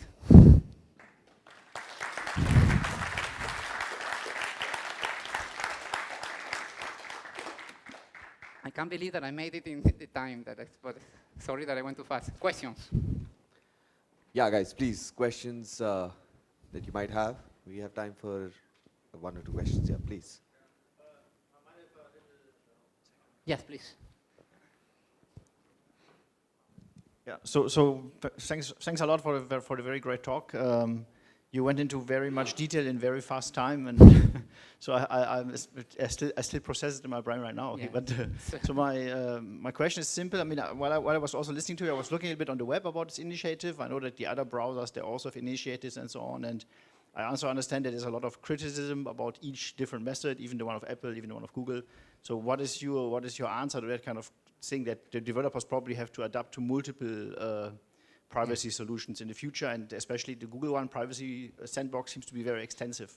So what do you think, would there be a better way maybe to have some common forum like the W3C or others to implement a common standard, or do you think that this will eventually become a standard? Yes. No, that's a great question, and this is basically something that last year I presented at WordCamp Asia a talk about the future of WordPress and the creator economy, in where I talk about this issue of openness, right? And when we need to make big decisions together, right? It's one of the most difficult things in the open web, right? Because the privacy sandbox is a massive undertake, right? And we cannot do it alone. And actually, so much that we cannot do it alone that actually the government is involved, right? Because the government is ensuring that whatever the community does not actually causes the death of publishers, right? And advertising. This is a humongous ecosystem out there that when you remove cookies, you actually could cause severe damage. Now, having said that, there is clarity and consensus that privacy is a necessity, right? There is user demand, there is government oversight. So there is no other way. So we need to find solutions that actually allows us to have a privacy-preserving open web. The question is how, right now. What Privacy Sandbox is doing is to bring forward a set of proposals that we think, and we are investing a lot of resources and thinking, and actually collaborating with the whole industry to see if we can find these kind of building blocks that actually make the thing work. Now, ideally, you could have an idea that says, listen, you know, this could be improved this way. That is happening. So each of these APIs is subject to change. But what, in order to answer your question, what I think is going to happen is that, yes, we are going to basically go through this period that is going to be a little bit uncomfortable. There is a lot of fear, a lot of, you know, anxiety. But I think that at least on certain aspects, it's not rocket science. Actually, it's changing a cookie. It's basically changing a state management mechanism. So we can do that as from an engineering perspective. And the bottom line is going to be is either these APIs or some other APIs. And we are open, you know, to whatever it works, right? But we need to work together and make it happen. So I think it's going to happen, but let's see. Any other questions? Any other questions, please? Yeah. Okay, so as you mentioned that the standard of privacy sandbox is just announced, and then as you mentioned that also that the privacy sandbox is coming to enforce most of the Chrome user across the web, right? So right now we are working. We saw a lot of warning related to privacy, and one thing that we are unsure of is what type of third party that we are using that is not currently support the first party approach of privacy sandbox. So how can you make sure that the thing that is not currently support is also support the privacy sandbox? Okay, let me see if I understood the question. So you are hinting to the fact that we say, well, we have a set of building blocks that address a set of scenarios. And it could be that there are some scenarios that are not covered by any of the building blocks. Okay. Yeah, that's a great question, right? So what I would say is that from my perspective, luckily, everything boils down to a state management mechanism, right? So every solution that out there is using the same kind of thing, putting a piece of data, recovering, putting a piece of data, recovery. So if you solve the problem at a fundamental level, it is very likely that we're going to address most of the cases. Now, there still could be some cases in which, listen, you know, my use case doesn't work. There are forums that are open and people are asking things, or people are saying, for example, listen, the existing building blocks are great, but they don't cover my use case fully. For example, it could be that the API has some limits that are too restrictive. For example, imagine that I say, I want to allow you only 5 sets in the related website sets. Yeah, but I have 100. So what I'm going to do? Oh, wait a second. Let's okay, so probably 100 is a better limit, that kind of thing. Still, having said that, there could be a moment in which somebody comes up with an important use case and then say, yes, we are going to address it. We are basically, our goal is to ensure, and actually the ecosystem as a whole goal is to ensure that everybody comes along, right? So it's not like, you know, some other scenarios are that people say, okay, let's deprecate cookies and just figure it out. We are trying to do, let's deprecate cookies, but ensure that everybody has a solution. So I hope that answers your question, and it's a great question. Could you tell us more how the chips are going to improve the payments or the CDNs and other cases that you mentioned? I would say, I don't know how much they're going to improve them. They're going to improve them in the sense that they are going to be now privacy safe, right, in a sense, right? But I would say that basically you're going to switch from using third-party cookies on a first-party context to use third-party cookies on a first-party context safely by adding the partition attribute. That's what I would say. I don't see that it's going to add anything additional to what you already have, because basically the only thing that's going to happen is that you're going to continue, you're going to use cookies, but in a restricted way, in a safe way. All right, guys. I'm so sorry. We are running out of time. So, please. Last one. This last question. Okay. So non-technical question. I was curious to understand how the governments are interacting with you and how they are helping and governing. And is it just the US governments, or how are the global governments engaging? Yeah.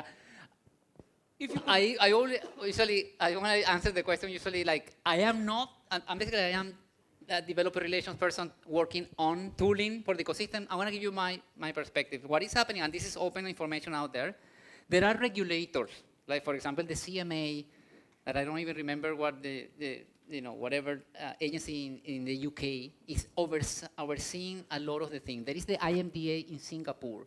There is here in Taiwan also there are a lot of oversight. And what is happening is basically, and Google is actually very happy that this is happening, right? Because we want to ensure that what we do is approved. It's basically there is consensus, right? So we don't want to go with a unilateral solution that then basically people are going to say, no, you are doing it because it benefits you. No, listen, this is, and then they are verifying that each of these building blocks actually work for everybody. So we have to prove to these regulators, working with the stakeholders have to say, yes, this works for me, or no, that doesn't work for me.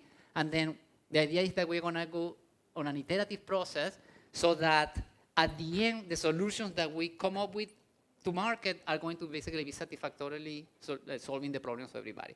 So I don't know how many regulators are involved, but I'm aware that the UK, the Singapore one, and others are basically, verifying everything. And until those regulators are not happy, this is not going to see the light of day fully, because that's the whole purpose. And they are basically doing it. I like what they are doing. I think that they are very thorough. They are very, they also want this to work, but they are tough. They are not basically, it's very interesting, very dynamic that I had never seen. I had never been in a project like this, where actually a technology trend is being defined by so many stakeholders at the same time, right? So it must be fun working with them. Well, thank God I'm not working with them. I'm just technically here, but it's very difficult because you have to basically be creating reports. You have to be very thorough. You have to be very specific. So it's kind of beautiful, and for example, like the fact that we are developing tools, I'm doing it because from a developer relations perspective, I believe that tooling is necessary.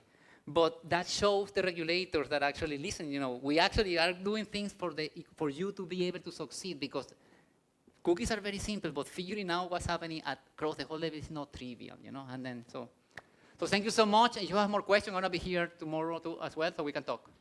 Thank you so much, Alberto. And just a token of appreciation from our end. Thank you so much, my friend. Oh, nice. Cookies. Thank you. Thank you. All right, guys, the next session is going to start at 5. So please be here. Thank you.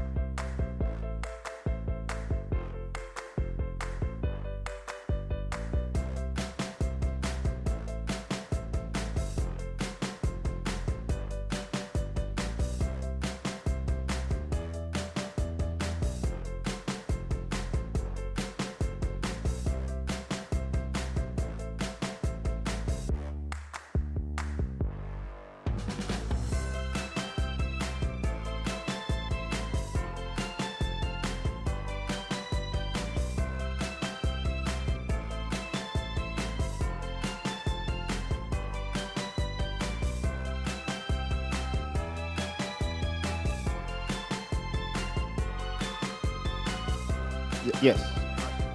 Nice to meet you.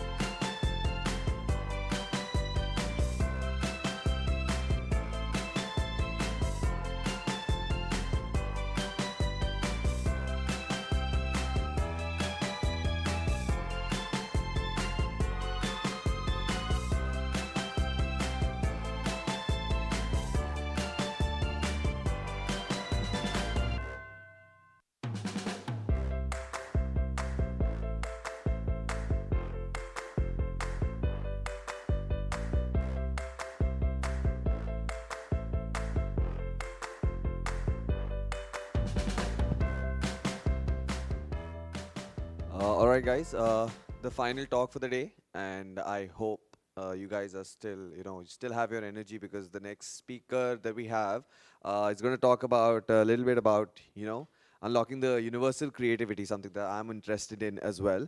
We're going to talk. I'll just introduce the speaker first. Our speaker is Maestro Stevens. He's the founder of Iconic Expressions and has 8+ years of experience in marketing strategy, brand strategy, and project management.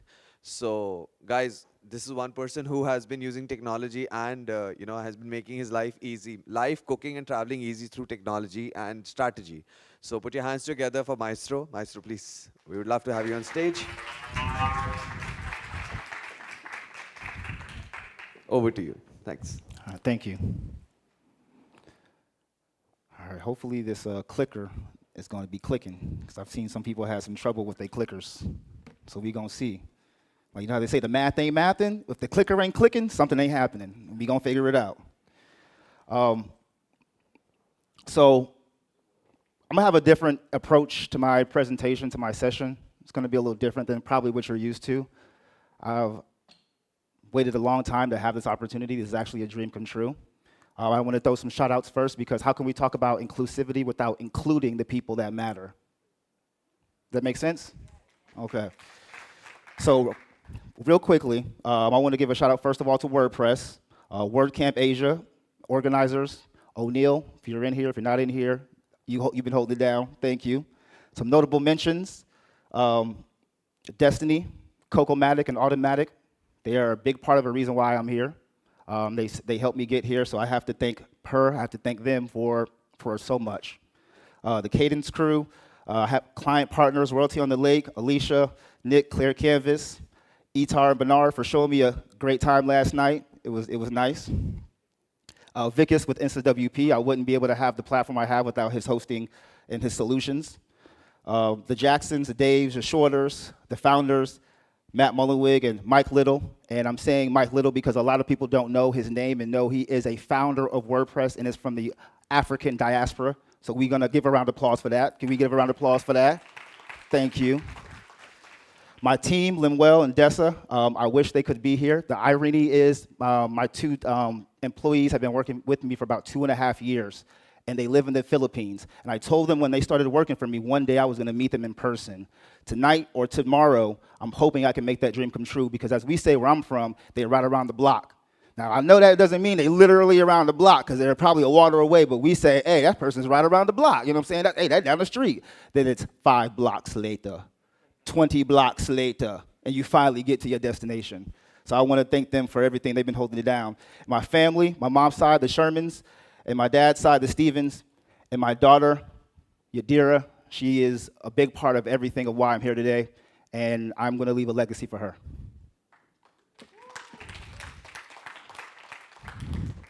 All right, so let's get into it. I'm going to move pretty quickly because I've heard I got some cue cards, and I got to be quick, and they got to wrap it up real fast. So we're going to move quick through this and then get to some QA, because I think that you all might want to ask some questions. So a little bit about our story with Iconic Templates. I know they said Iconic Expressions, but we're here today for Iconic Templates. At Iconic Templates, we're not just developing templates, we're building technology-empowered community for creative minds across the globe. IT, short for Iconic Templates, you're going to hear IT a lot, so get used to it, stands as a beacon for affordability, uniqueness, and inclusiveness, tailored for the BIPOC community, reinforcing our commitment to a more diverse creative world. And this is just a short timeline of events that we've had over the years, where I started the agency, the parent company, back in 2015. We built our first WordPress websites for clients in 2020. I founded Iconic Templates as an MVP in 2022. I was a founder, I spoke at WordCamp as a founder, representing my company at EU and US. And in 2024, this year, we rebranded and relaunched. Now, here's one thing that I'm real curious, a little trivia. I kind of did this off the cusp, and it came last night when I was talking to a couple brothers and some sisters. And I'm betting that most people can't answer this question. If you already know the answer, because I've told you, you don't count, you don't get it. But I will get you a drink on the speaker after party, excuse me, not speaker after party, but the after party. We just had the after party the other day, and it was nice. But at the after party, and I want to know, basically, you just tell me after the session, there's been 3 people that have spoken at all 3 WordCamps in a row, since WordCamp Europe, WordCamp US, and WordCamp Asia. I am one of those. There's 2 more. If you know the other 2, after the session, tell me who it is, and I owe you 1 round. Maybe 2 if you're lucky. I owe you 1 round, okay? Again, the people who know the answer that I've told that we talked about this, you don't count in this situation. Again, 3 speakers, I am 1, and I'm very proud of that. There's 2 more. I want to see who can guess. So I won't go too much into my story since we got a little bit of an introduction. But for the most part, outside of the strategy, the development, the project management, all the blah, blah, blah, blah, blah, blah, blah, blah, blah, outside of that, I really cherish fatherhood, and I love the simplicity that not only technology brings, but knowledge brings. Life can be a lot more simple if you're willing to educate yourself, if you're willing to learn something. So when it comes to that, I'm a big fan of that. And the culinary arts, AKA me being a chef in another life, not in this life, another life. Literature and music and travel are a big part of my biggest passions. And that is my baby girl right there. I was there when she was born. And I'm going to hopefully be there for the rest of her life. So quickly, the agenda. Part 1, we talking accessibility. Part 2, a community and the culture. Part 3, design it with purpose. And then, as I was told, see, they didn't know I put that in the thing. They said, Maestro, you got to wrap it up. When we put that sign up, you got to wrap it up. So I said, okay, I'm going to wrap it up. All right, talking accessibility. So let's just go over some preliminary or some housekeeping things when we're talking and defining accessibility for WordPress.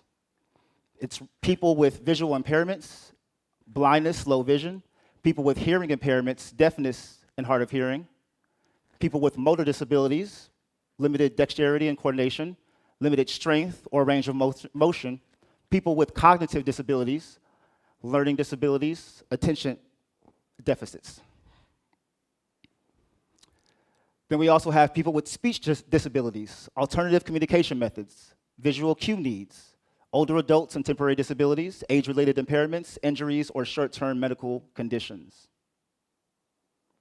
Now, I want to pause here because the fact that there was a speaker that came before me today, and he presented, and he is the expert when it comes to more of the accessibility stuff. So I'll give Joe a shout out for that. So I'm not going to do that part. I'm going to take a little bit of a right turn, left turn, 360, whatever you want to call it. We're going to go somewhere. I'm going to move the goalpost. Normally, we don't move the goalpost, but today we're going to move the goalpost. It's not a bad thing. So we know that accessibility is important because it powers 43%. Now, there's some people in here right now that are going to say, no, Maestro, it powers 44, 43.2. It powers 42.1. I don't care. It powers, you know what I'm saying? It powers the world, like electricity. However, that's why accessibility is so important. So when we're thinking about accessibility for diverse communities, we're talking about the cultural vibe. As the kids say, you got to vibe with it. You got to vibe with me. We're talking about UI and UX, user interface and user experience.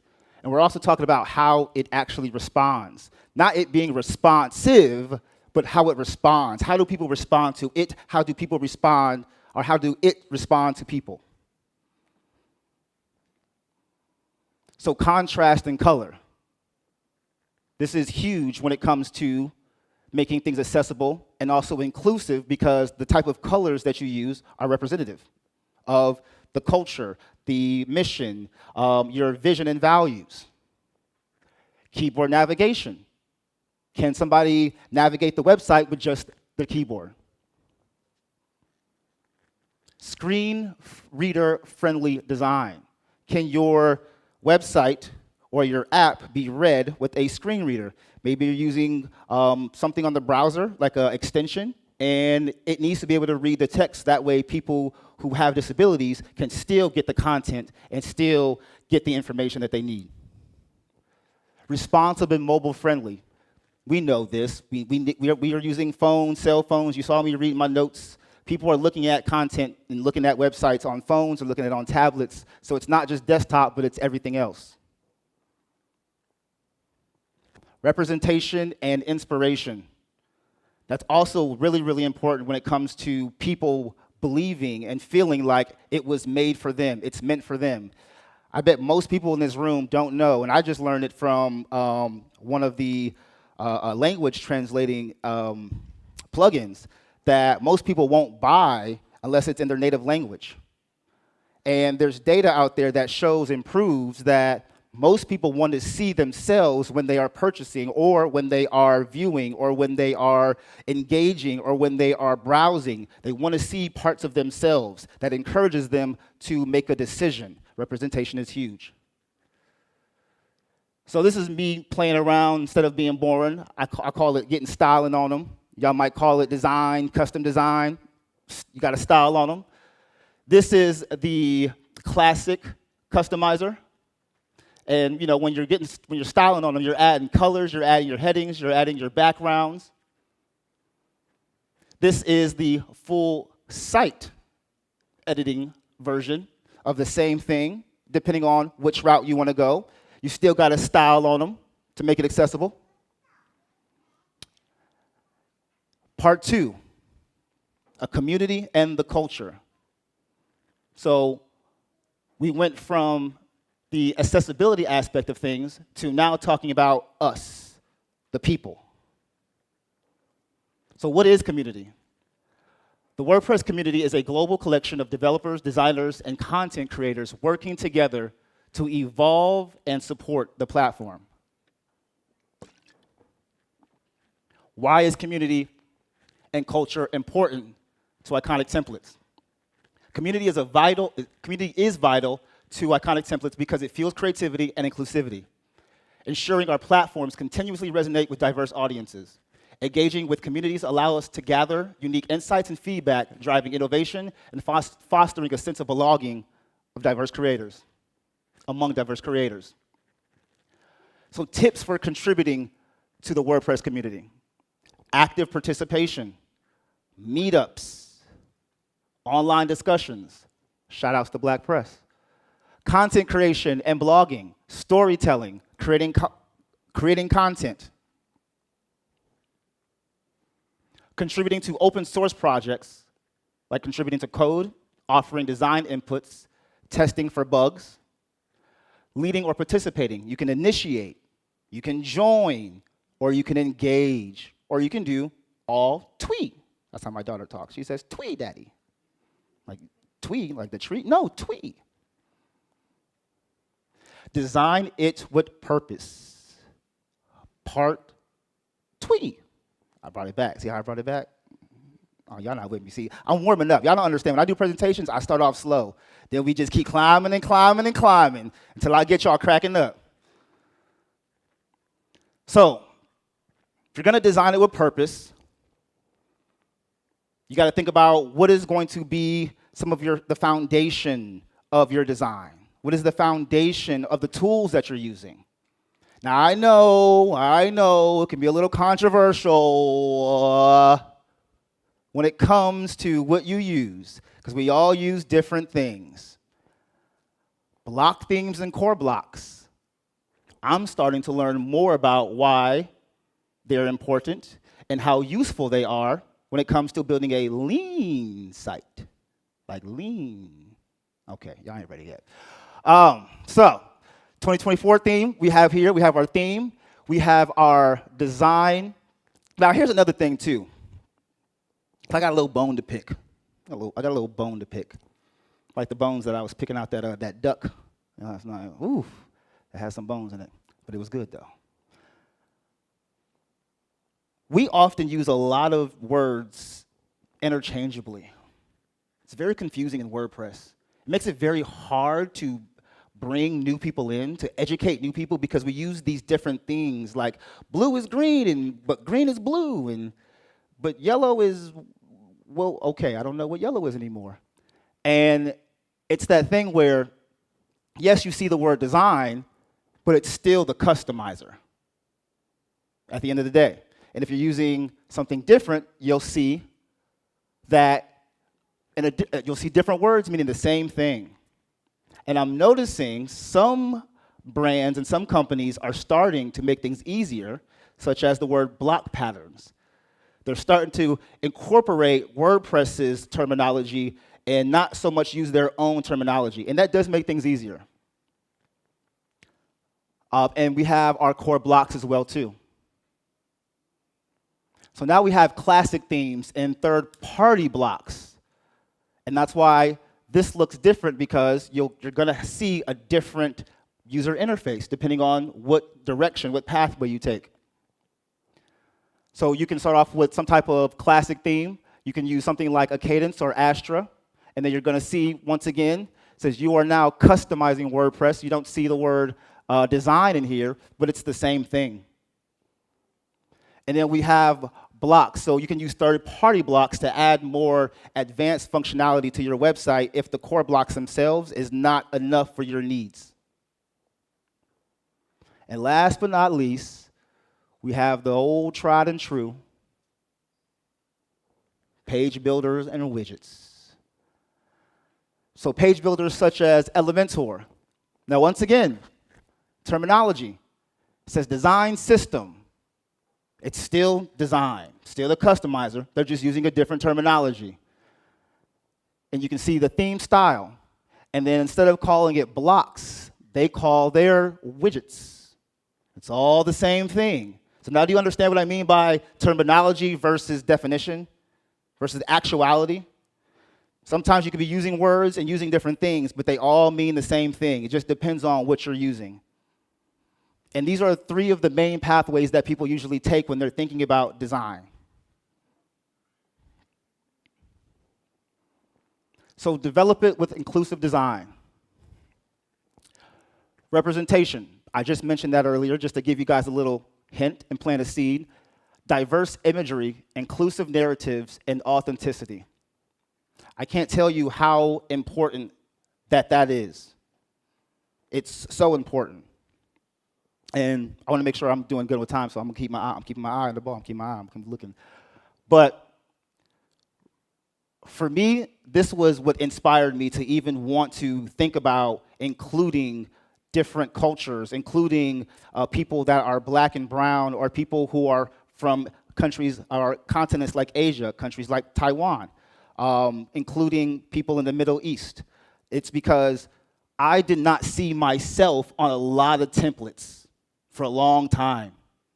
I didn't see people that looked like me. Now, most people will say, well, what's the problem with that? You're just going to take the content out anyway, maestro. Why are you getting all bent out of shape? I've literally been told that multiple times. But I just told you in the beginning that representation matters. I see people all the time. Sometimes if the images are so good, they just keep them there. So representation of how you use images, it makes a big difference. Same way aesthetics do. Culturally rich palettes, accessibility focused, and emotionally resonant colors. Then we have transparency, clear design, origins, open feedback channels, and ethical practices. Inspiration, what did you use to inspire you to create what you've created? Global design influences, BIPOC creators spotlight, future-focused trends. And a real quick story on this particular part here, because this was something that really did give me a lot of inspiration and helped my team get inspiration when it came to creating our design and creating our layout and creating our theme. One of my favorite artists is Jay-Z, as you can see here. For a long time, when we started this mission, I didn't know who I was. My identity was not completely carved out. And so if you use Wayback and you went to our website, you'll see that we have a whole bunch of colors. Now, I didn't know this back then, but I promise you one day this is gonna be a famous story, because I can't make this up. I didn't know that the choice of the colors that we chose were reflective of me not knowing or believing or being who I needed to be. Meaning I had a whole bunch of colors. Notice you don't see a whole bunch of colors now. That's because a year and a half later, through a lot of, I'll say prayer, and other things, I was able to focus and say, you know what, I'm gonna make a decision to just be myself, which I believe a lot of you have done as well too. And Jay-Z's album, The Blueprint, and it just came to me in a dream, literally a eureka moment. A year and a half later, I thought, you know, I'm a blueprint. People who are being modeled by other people, they're blueprints. You're a template. If you've done something in your life that somebody else is modeling from you, you're a template. You're a blueprint. So when I thought about that, and I'm like, well, what is my favorite artist? Oh, The Blueprint. And so I took that inspiration and we just started playing around with it. And literally the word blue has, it's a solid color, solidarity in many ways. And blue also has some other meanings, but I just thought it was something that it came as a epiphany, if you will. So use those things when it comes to giving yourself inspiration. I said it was gonna be quick. So we're gonna wrap it up. Look, I made the job easy, didn't I? You're like, you making my job too easy for me now, huh? But I did this because, like I said, I wanted to give you all the opportunity to give me some feedback and ask questions, because I saw some places that people didn't have enough time to do a Q&A session, and I felt bad for that. So I said, well, let me just get through the presentation in a way where you can get the slides. I believe the slides are going to be available. No, I don't have them like Joe did with the whole fancy QR code thing. You know, I'm not that accessible yet when it comes to that stuff. I'm going to get there, though. But I want to thank you guys. If you want to check out the site to see if we are really inclusive and accessible, and you want to test our might, check things out, you can use the QR code here. Again, it doesn't lead to the slides. We're going to do that next time. Slide to the left, slide to the right, reverse. Y'all don't know nothing about that. Maybe I'm not in the wrong place. You got to do the little shimmy. All right. So I guess do we have time? Do we have time for you, or am I out of time? I'm a little sarcastic sometimes, but I'm just, she's like, you got some time, you got enough time. So, yeah, how do we want to do it?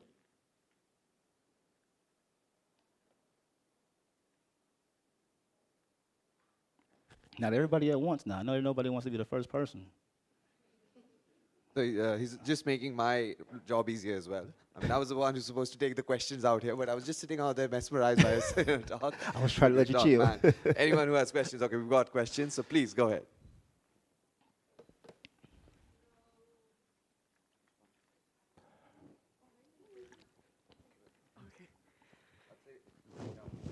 Hello. I just say ladies first, but both of you are ladies. So thank you for the talk, Maestro. I wanted to ask you if you had maybe an example story of maybe a customer you worked with where you took them from, maybe not knowing their vision and understanding what they needed and applying your tools and knowledge to, what their needs and getting them where they needed to be. So basically how maybe an example of a customer was taken from A to B, kind of with the process. Is that what you're asking in a way? Yeah, like getting into what is my story? Who am I? Like how do I reflect that into my site? And good question. Well, I know that I was hinting at it in certain ways because this is not necessarily about design itself or branding itself, but I was striving to plant the seed that the only reason why we got to where we got to, and what I do with my customers, in the beginning when I was shouting out a couple of my client partners and clients, they're the people that I was mentioning intentionally because I help get them from A to B. And we always start with branding. We always start with your how do I call them? Kind of like your qualitative factors of your business or your brand. What's your mission? What's your values? What do you believe in? Where do you want to be? And then what is your target audience? Who are your customers? The client that I mentioned, Royalty on the Lake, we were able to help her and her nonprofit get to a point to where she had a vision and she didn't understand exactly what it looked like on paper. Because you know how we be thinking things, but yet we don't know what it actually is going to be. And when you go through a process of branding, like brand strategy and brand identity, these are terms that I'm sure most people in this room are very aware of, but when you go through those stages, you rarely have to do a lot of, how can I say, kind of faking it till you're making it or figuring things out, because now you have actual data to back up your theory, to back up your assumptions. You actually have documentation. You actually have plans. When you combine those things and you combine your elements of your brand, it makes the design, it makes your website so much better in so many ways, because now you're unique. You stand out. You don't look like everybody else. As well as it makes your team more empowered and more confident. And that's something that I think that it's very important that when you're thinking about all of this stuff, if you're not going through a process of, I need to write down who am I, where am I, what do I want to be, what position, your website is not going to get to the point where you're designing it or you're thinking about it for others. And so, like I said, my previous, or my current customer, not customer, but current client, they are in we're past the branding stage, so now we're getting ready to go into the website stage. And we're only going to the website stage because they signed off on the branding stage, if that makes any sense. So good question, Destiny, thank you. Hi, I liked your comment about sort of seeing more images of oneself, because I'm an overseas Asian living in European countries, and actually that is something that's quite remarkable, because the moment you see an image, you really immediately resonate. And I wanted to ask you, as designers, as content developers, how could we push more of that? And I know, for instance, as you say, there's so many websites that can offer free images or images that are contributed, but how do we engage more people to build up that sort of kind of critical mass and encourage people to sort of be more diverse and versatile in that sense? And are you referring to people doing it on their own websites? Yeah. I think it takes talks like this. Like, to be honest, we need talks like this. We need more talks like this. The reason why I kept, picking on and in a friendly way, but Joe, when it came to his, because his talks, as he's traveled so much, he's done so much with accessibility that most people wouldn't have the same type of insight, if it wasn't for people like him and Michelle, that were able to help build these opportunities and bridges. So I think that it starts with people talking about it, on a major level, but also to be 100% honest and transparency, because transparency was a big part of my talk. Sometimes I'm overly transparent. I'm learning, I gotta hold that back, because I hate when people use things against me, if that makes any sense. But the reality is that we have to have conversations, and we have to understand our tribe and our communities. And that's something that, without going into too much detail, I learned that in the past month. I was talking to the wrong group of people, and that's why I was getting a lot of misunderstandings, I guess, per se. Came in different forms. I'm keeping this, family friendly, you know what I mean? But it came in other forms. But when I said what you just said to these people, the wrong tribe, they didn't like that. That's why I said a year and a half ago, if you way back my my brand, you'll see that the colors are all over the place. It was because when I tried it, I got discouraged, and then I said, you know what, I'm gonna make something for everybody. And then a year later, I was like, you know what, no, I'm not doing that. I'm making something for specific people. And I will take whatever it's gonna come, whatever hurt, pain, anger, people, I'm gonna take whatever it comes to do this, because that question you just asked is why I'm here today. And the only reason why I got to the point that we are, as when Destiny asked about the branding, I had to understand who I was before I can even show pictures of what I look like, what I should look like, and what you should look like. Does that make sense? Did that answer your question?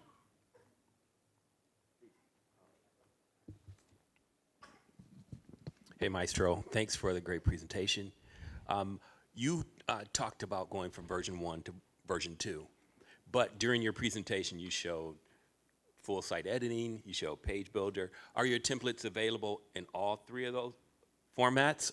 Or can you talk a little bit about how do people access your templates and use them in those different environments? Good question. They are currently only available in the classic format, if you're talking about the three that I mentioned. Right now, we are looking to transition. So one thing that we did, and let me know if time is okay. One thing that we did is I named the, so I'm gonna drop some gems on y'all. Trademarking is real. Like, y'all, if you're gonna come up with a trademark, okay, if y'all don't know, I mean, especially, I don't know if trademarking is in every country, but it's very important to trademark your ideas. I promise you, because you will be going, you'll have to change things up later on. The reason why I'm bringing that up is because I wanted to create a terminology called universal theme. I found that I couldn't use universal theme because Universal Studios stole every version of the word universal. So the lawyers told me, hey, you kind of picking the battle, you might lose, even though I'm a mighty man. But I can't beat the world, you know? Scott Pilgrim traversed the world, but not me. That's another joke. I don't know if y'all know the movie. But so when it comes to our themes, I wanted to create a unique way of saying, hey, we have one style to fit all these different types of pathways, meaning we're going to use one plumber theme, you know, or one restaurant theme, whatever, and it's going to be in Classic, it's going to be in the Page Builder with Elementor, and it's going to be with the WordPress, the block editor. So a person can say, you know what, I like the look, but ooh, I don't use that tool though. Man, now I can't use that look. That was a problem that I started noticing in the community. I like that look, but I don't use that tool. And I didn't see anybody that's making the same look with multiple tools. So I was like, let's call it universal template themes. So I ended up having to switch the name out, switch the name because of that. That's why I said the universal story to give a little context to why I changed the name. So the whole theme of the theme, a little wordplay for y'all. The whole theme of the theme was universal template theme, and universal template libraries is because we're also creating forms. We're creating block patterns, we're creating automations, emails, and we're doing it with multiple plugins. It's the same email, the same styles, but it's with this plugin and this plugin and this plugin. That's a lot of work, but I believe it's worth it because if somebody says, I like what that looks like, I want to use it, but I don't have that tool, well, what do? You can't use it. So unless we provide opportunities, that's my other kind of way of being accessible, making things accessible, if that makes sense. And you help define accessibility in different ways, and I just wanted to help extend that. Can you take a follow-up? Have you seen any trends in terms of what people want? I mean, are they preferring your full site editing versus your page builder? From version 1 to 2, do you see any trends forming? Only because we only have at least the themes. The themes templates, we only have those in Classic. I haven't seen anything from the version, not with that yet. I'm excited to see what that's going to look like in this next year, but not yet. I haven't seen anybody say that only because we haven't provided them in different ways. But to answer your previous questions about how to access them, that was the main reason why I said, hey, if you want to use again, I'm not as fancy as you with the QR code with the slides, but hey, the QR code, go to the site, and that's how you should access them. If it's not easy for you to access, then we have a problem. like you're the test for me. If you went to the site and you can't figure out how to access our templates, now I got to figure something else out. We have a problem. So I want to use that to learn. Does that answer the first one and the second one? Any other questions, please? Okay, I'll just ask the last question from me. Since being so, you've been working on strategies all along. You've been working on marketing. You've been working on branding. Is there a golden rule for every industry that you might follow while talking to your clients? That you've been getting clients from different industries, of course.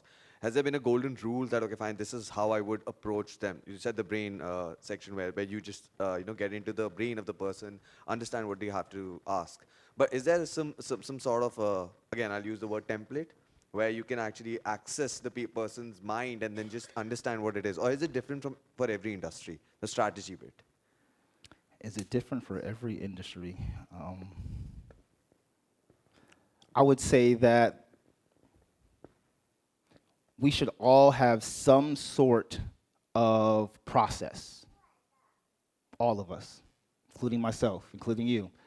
Now, that process needs to be flexible, because sometimes you gotta, you know what I'm saying? You gotta get down. I dare somebody to challenge me on the dance floor for the after party. I dare you. Anybody in here? But that's why. But I know somebody in here got some. You know what I'm saying?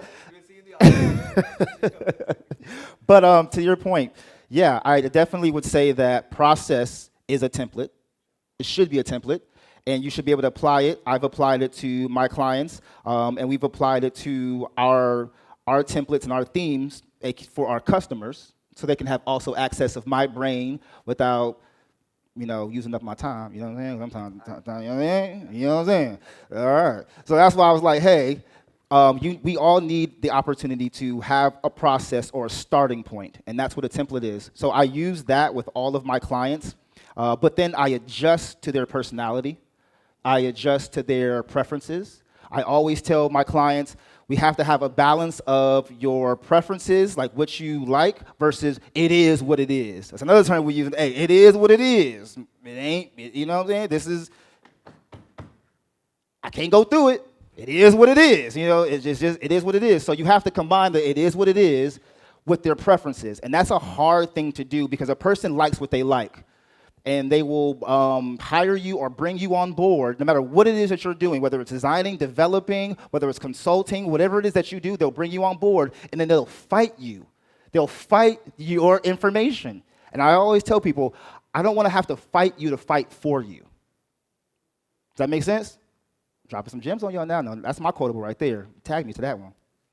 But yeah. Guys, you should actually use that. You don't fight them to fight for them. That's right, yeah. So that's what I'm saying, that the process and the template you want to use, but they'll start fighting you with your process and template, but then they also want you to help them get from point A to point B. And it's like, well, yo, if I'm going to get in this vehicle with you, I like to use metaphors. I'm in the vehicle, you're in the vehicle, I'm driving, right? You're here. If you're in the Safari or you're in other places, they have wheels on both sides sometimes. Sometimes they even have on both sides. So I'm guiding you, but sometimes I'm gonna let the wheel go, and you gotta you gotta steer me. You gotta give me some directions, because I can't bring your vision out for you. Now that's the part when they get nervous. Oh, I gotta drive? Yes, I cannot bring your vision out for you. You gotta steer sometime. So that's the tug and pull, if that makes any sense. Thank you so much. Any other questions, guys? Okay, one last question for the evening.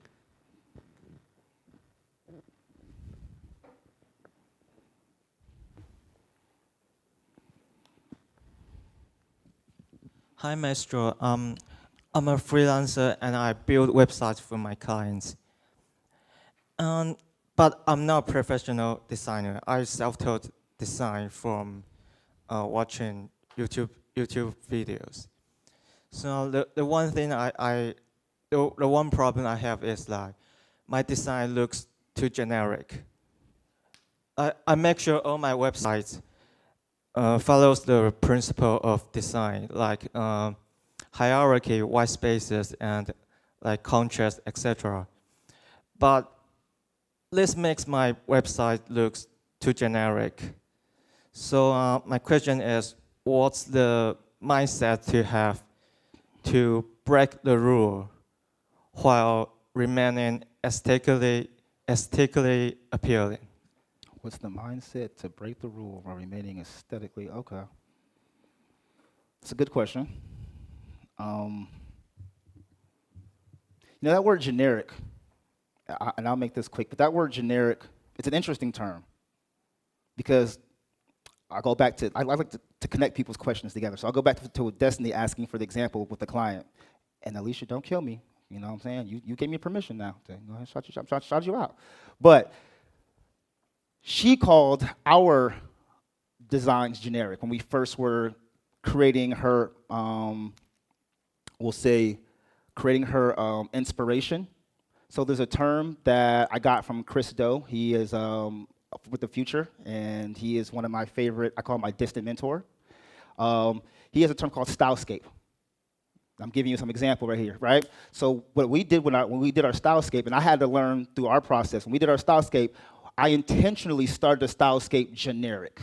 Now, why would I do that? She called it cookie cutter. Remember, the words are interchangeable, right? Oh, this is cookie cutter. This is generic. I had to explain to her that's done on purpose because I've made the mistake of getting too detailed going into a design with stuff, and then the client or the person's like, no, I don't like that when it comes to their brand. So starting generic, like my bunny ears, generic, quotations, it's necessary because if you go too detailed too fast with anything, you won't give it room to grow and think about other things, as they come along. As well as, do you watch commercials? Okay, that wasn't a trick question. That was a real question. I don't know, you know what I'm saying? But commercials, if you notice, no matter what country you're in, where you're from, they use a lot of, as we call it, corny concepts, right? Corny. People are like, man, that's corny, man. Like that's not cool. That's a little weak. That's a little whack. I'm trying to think about a whole bunch of different terms to say corny, right? But they say things like that. But yet those commercials make so much. They get our attention. They make so much money. They do so much. So I'm trying to give you a context, an example of.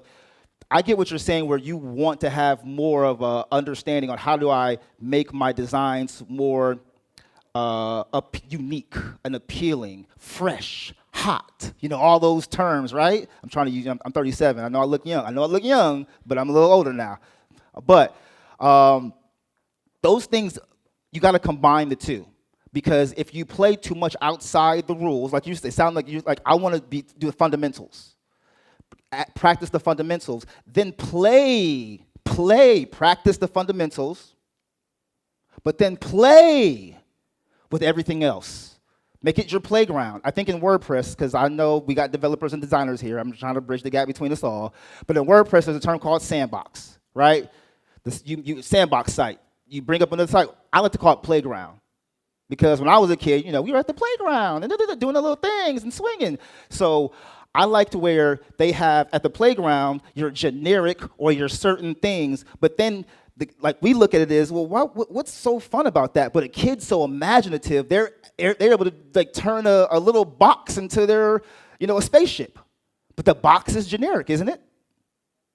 So if you're following me and understand what I'm saying, I'm striving to give you context to where generic and cookie cutter is not bad if you're following the fundamentals, but you're also adding your little taste. What they would say, put some hot sauce in that bag.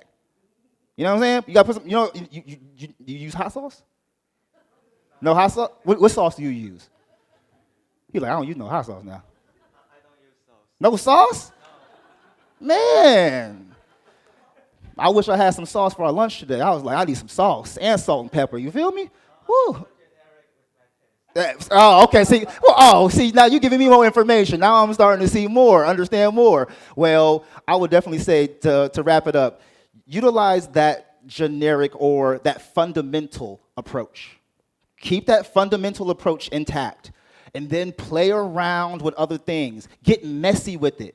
See, I think let me know if I'm wrong, but are you afraid to get a little messy with things? It's okay. I'm an what do they call? I have OCD. I have a small sliver of OCD myself. I do. I can't help it. But I'm okay with getting messy. I'm okay with doing this stuff because I know that it's not just entertaining. It's helping people understand the information, want to intake the information. But I believe that once you start doing things in your regular life, it'll translate to your professional life. Does that make sense? All right, guys, thank you so much. And a huge round of applause for Maestro. And we got a token of appreciation for you for being so amazing. And anyone who wants to challenge him on the dance floor, he's here at the after party. Plus, All right, brother, thank you so much. I appreciate you. Thank you. And do you mind if I get a picture, like the thing? Yeah. I never get one of these. And I said, one day I'm going to do this because I see all the famous celebrities and people do it. I'm like, I'm going to do it one day. I don't care. Just raise your hand and just show the enthusiasm to Look, wave your hands in the air like you just don't care. I'm just joking. All right. I'll count to 3 and we'll make it quick. And it's 5:45, which means I'm on time. Interesting. All right. Let me do it backward here. Let me get the wide. Let me get the, I wish I had the wide. Let's see. Can I get? No, I can't get. All right, I can get most. All right, at count 3, we're going to do WordPress. And you got to say it like that. If y'all don't say it like that, we're doing it again. That's what my mama said. Listen, if you do it right the first time, you don't got to do it again. All right, 1, 2, 3. Great job. Thank y'all. I appreciate y'all.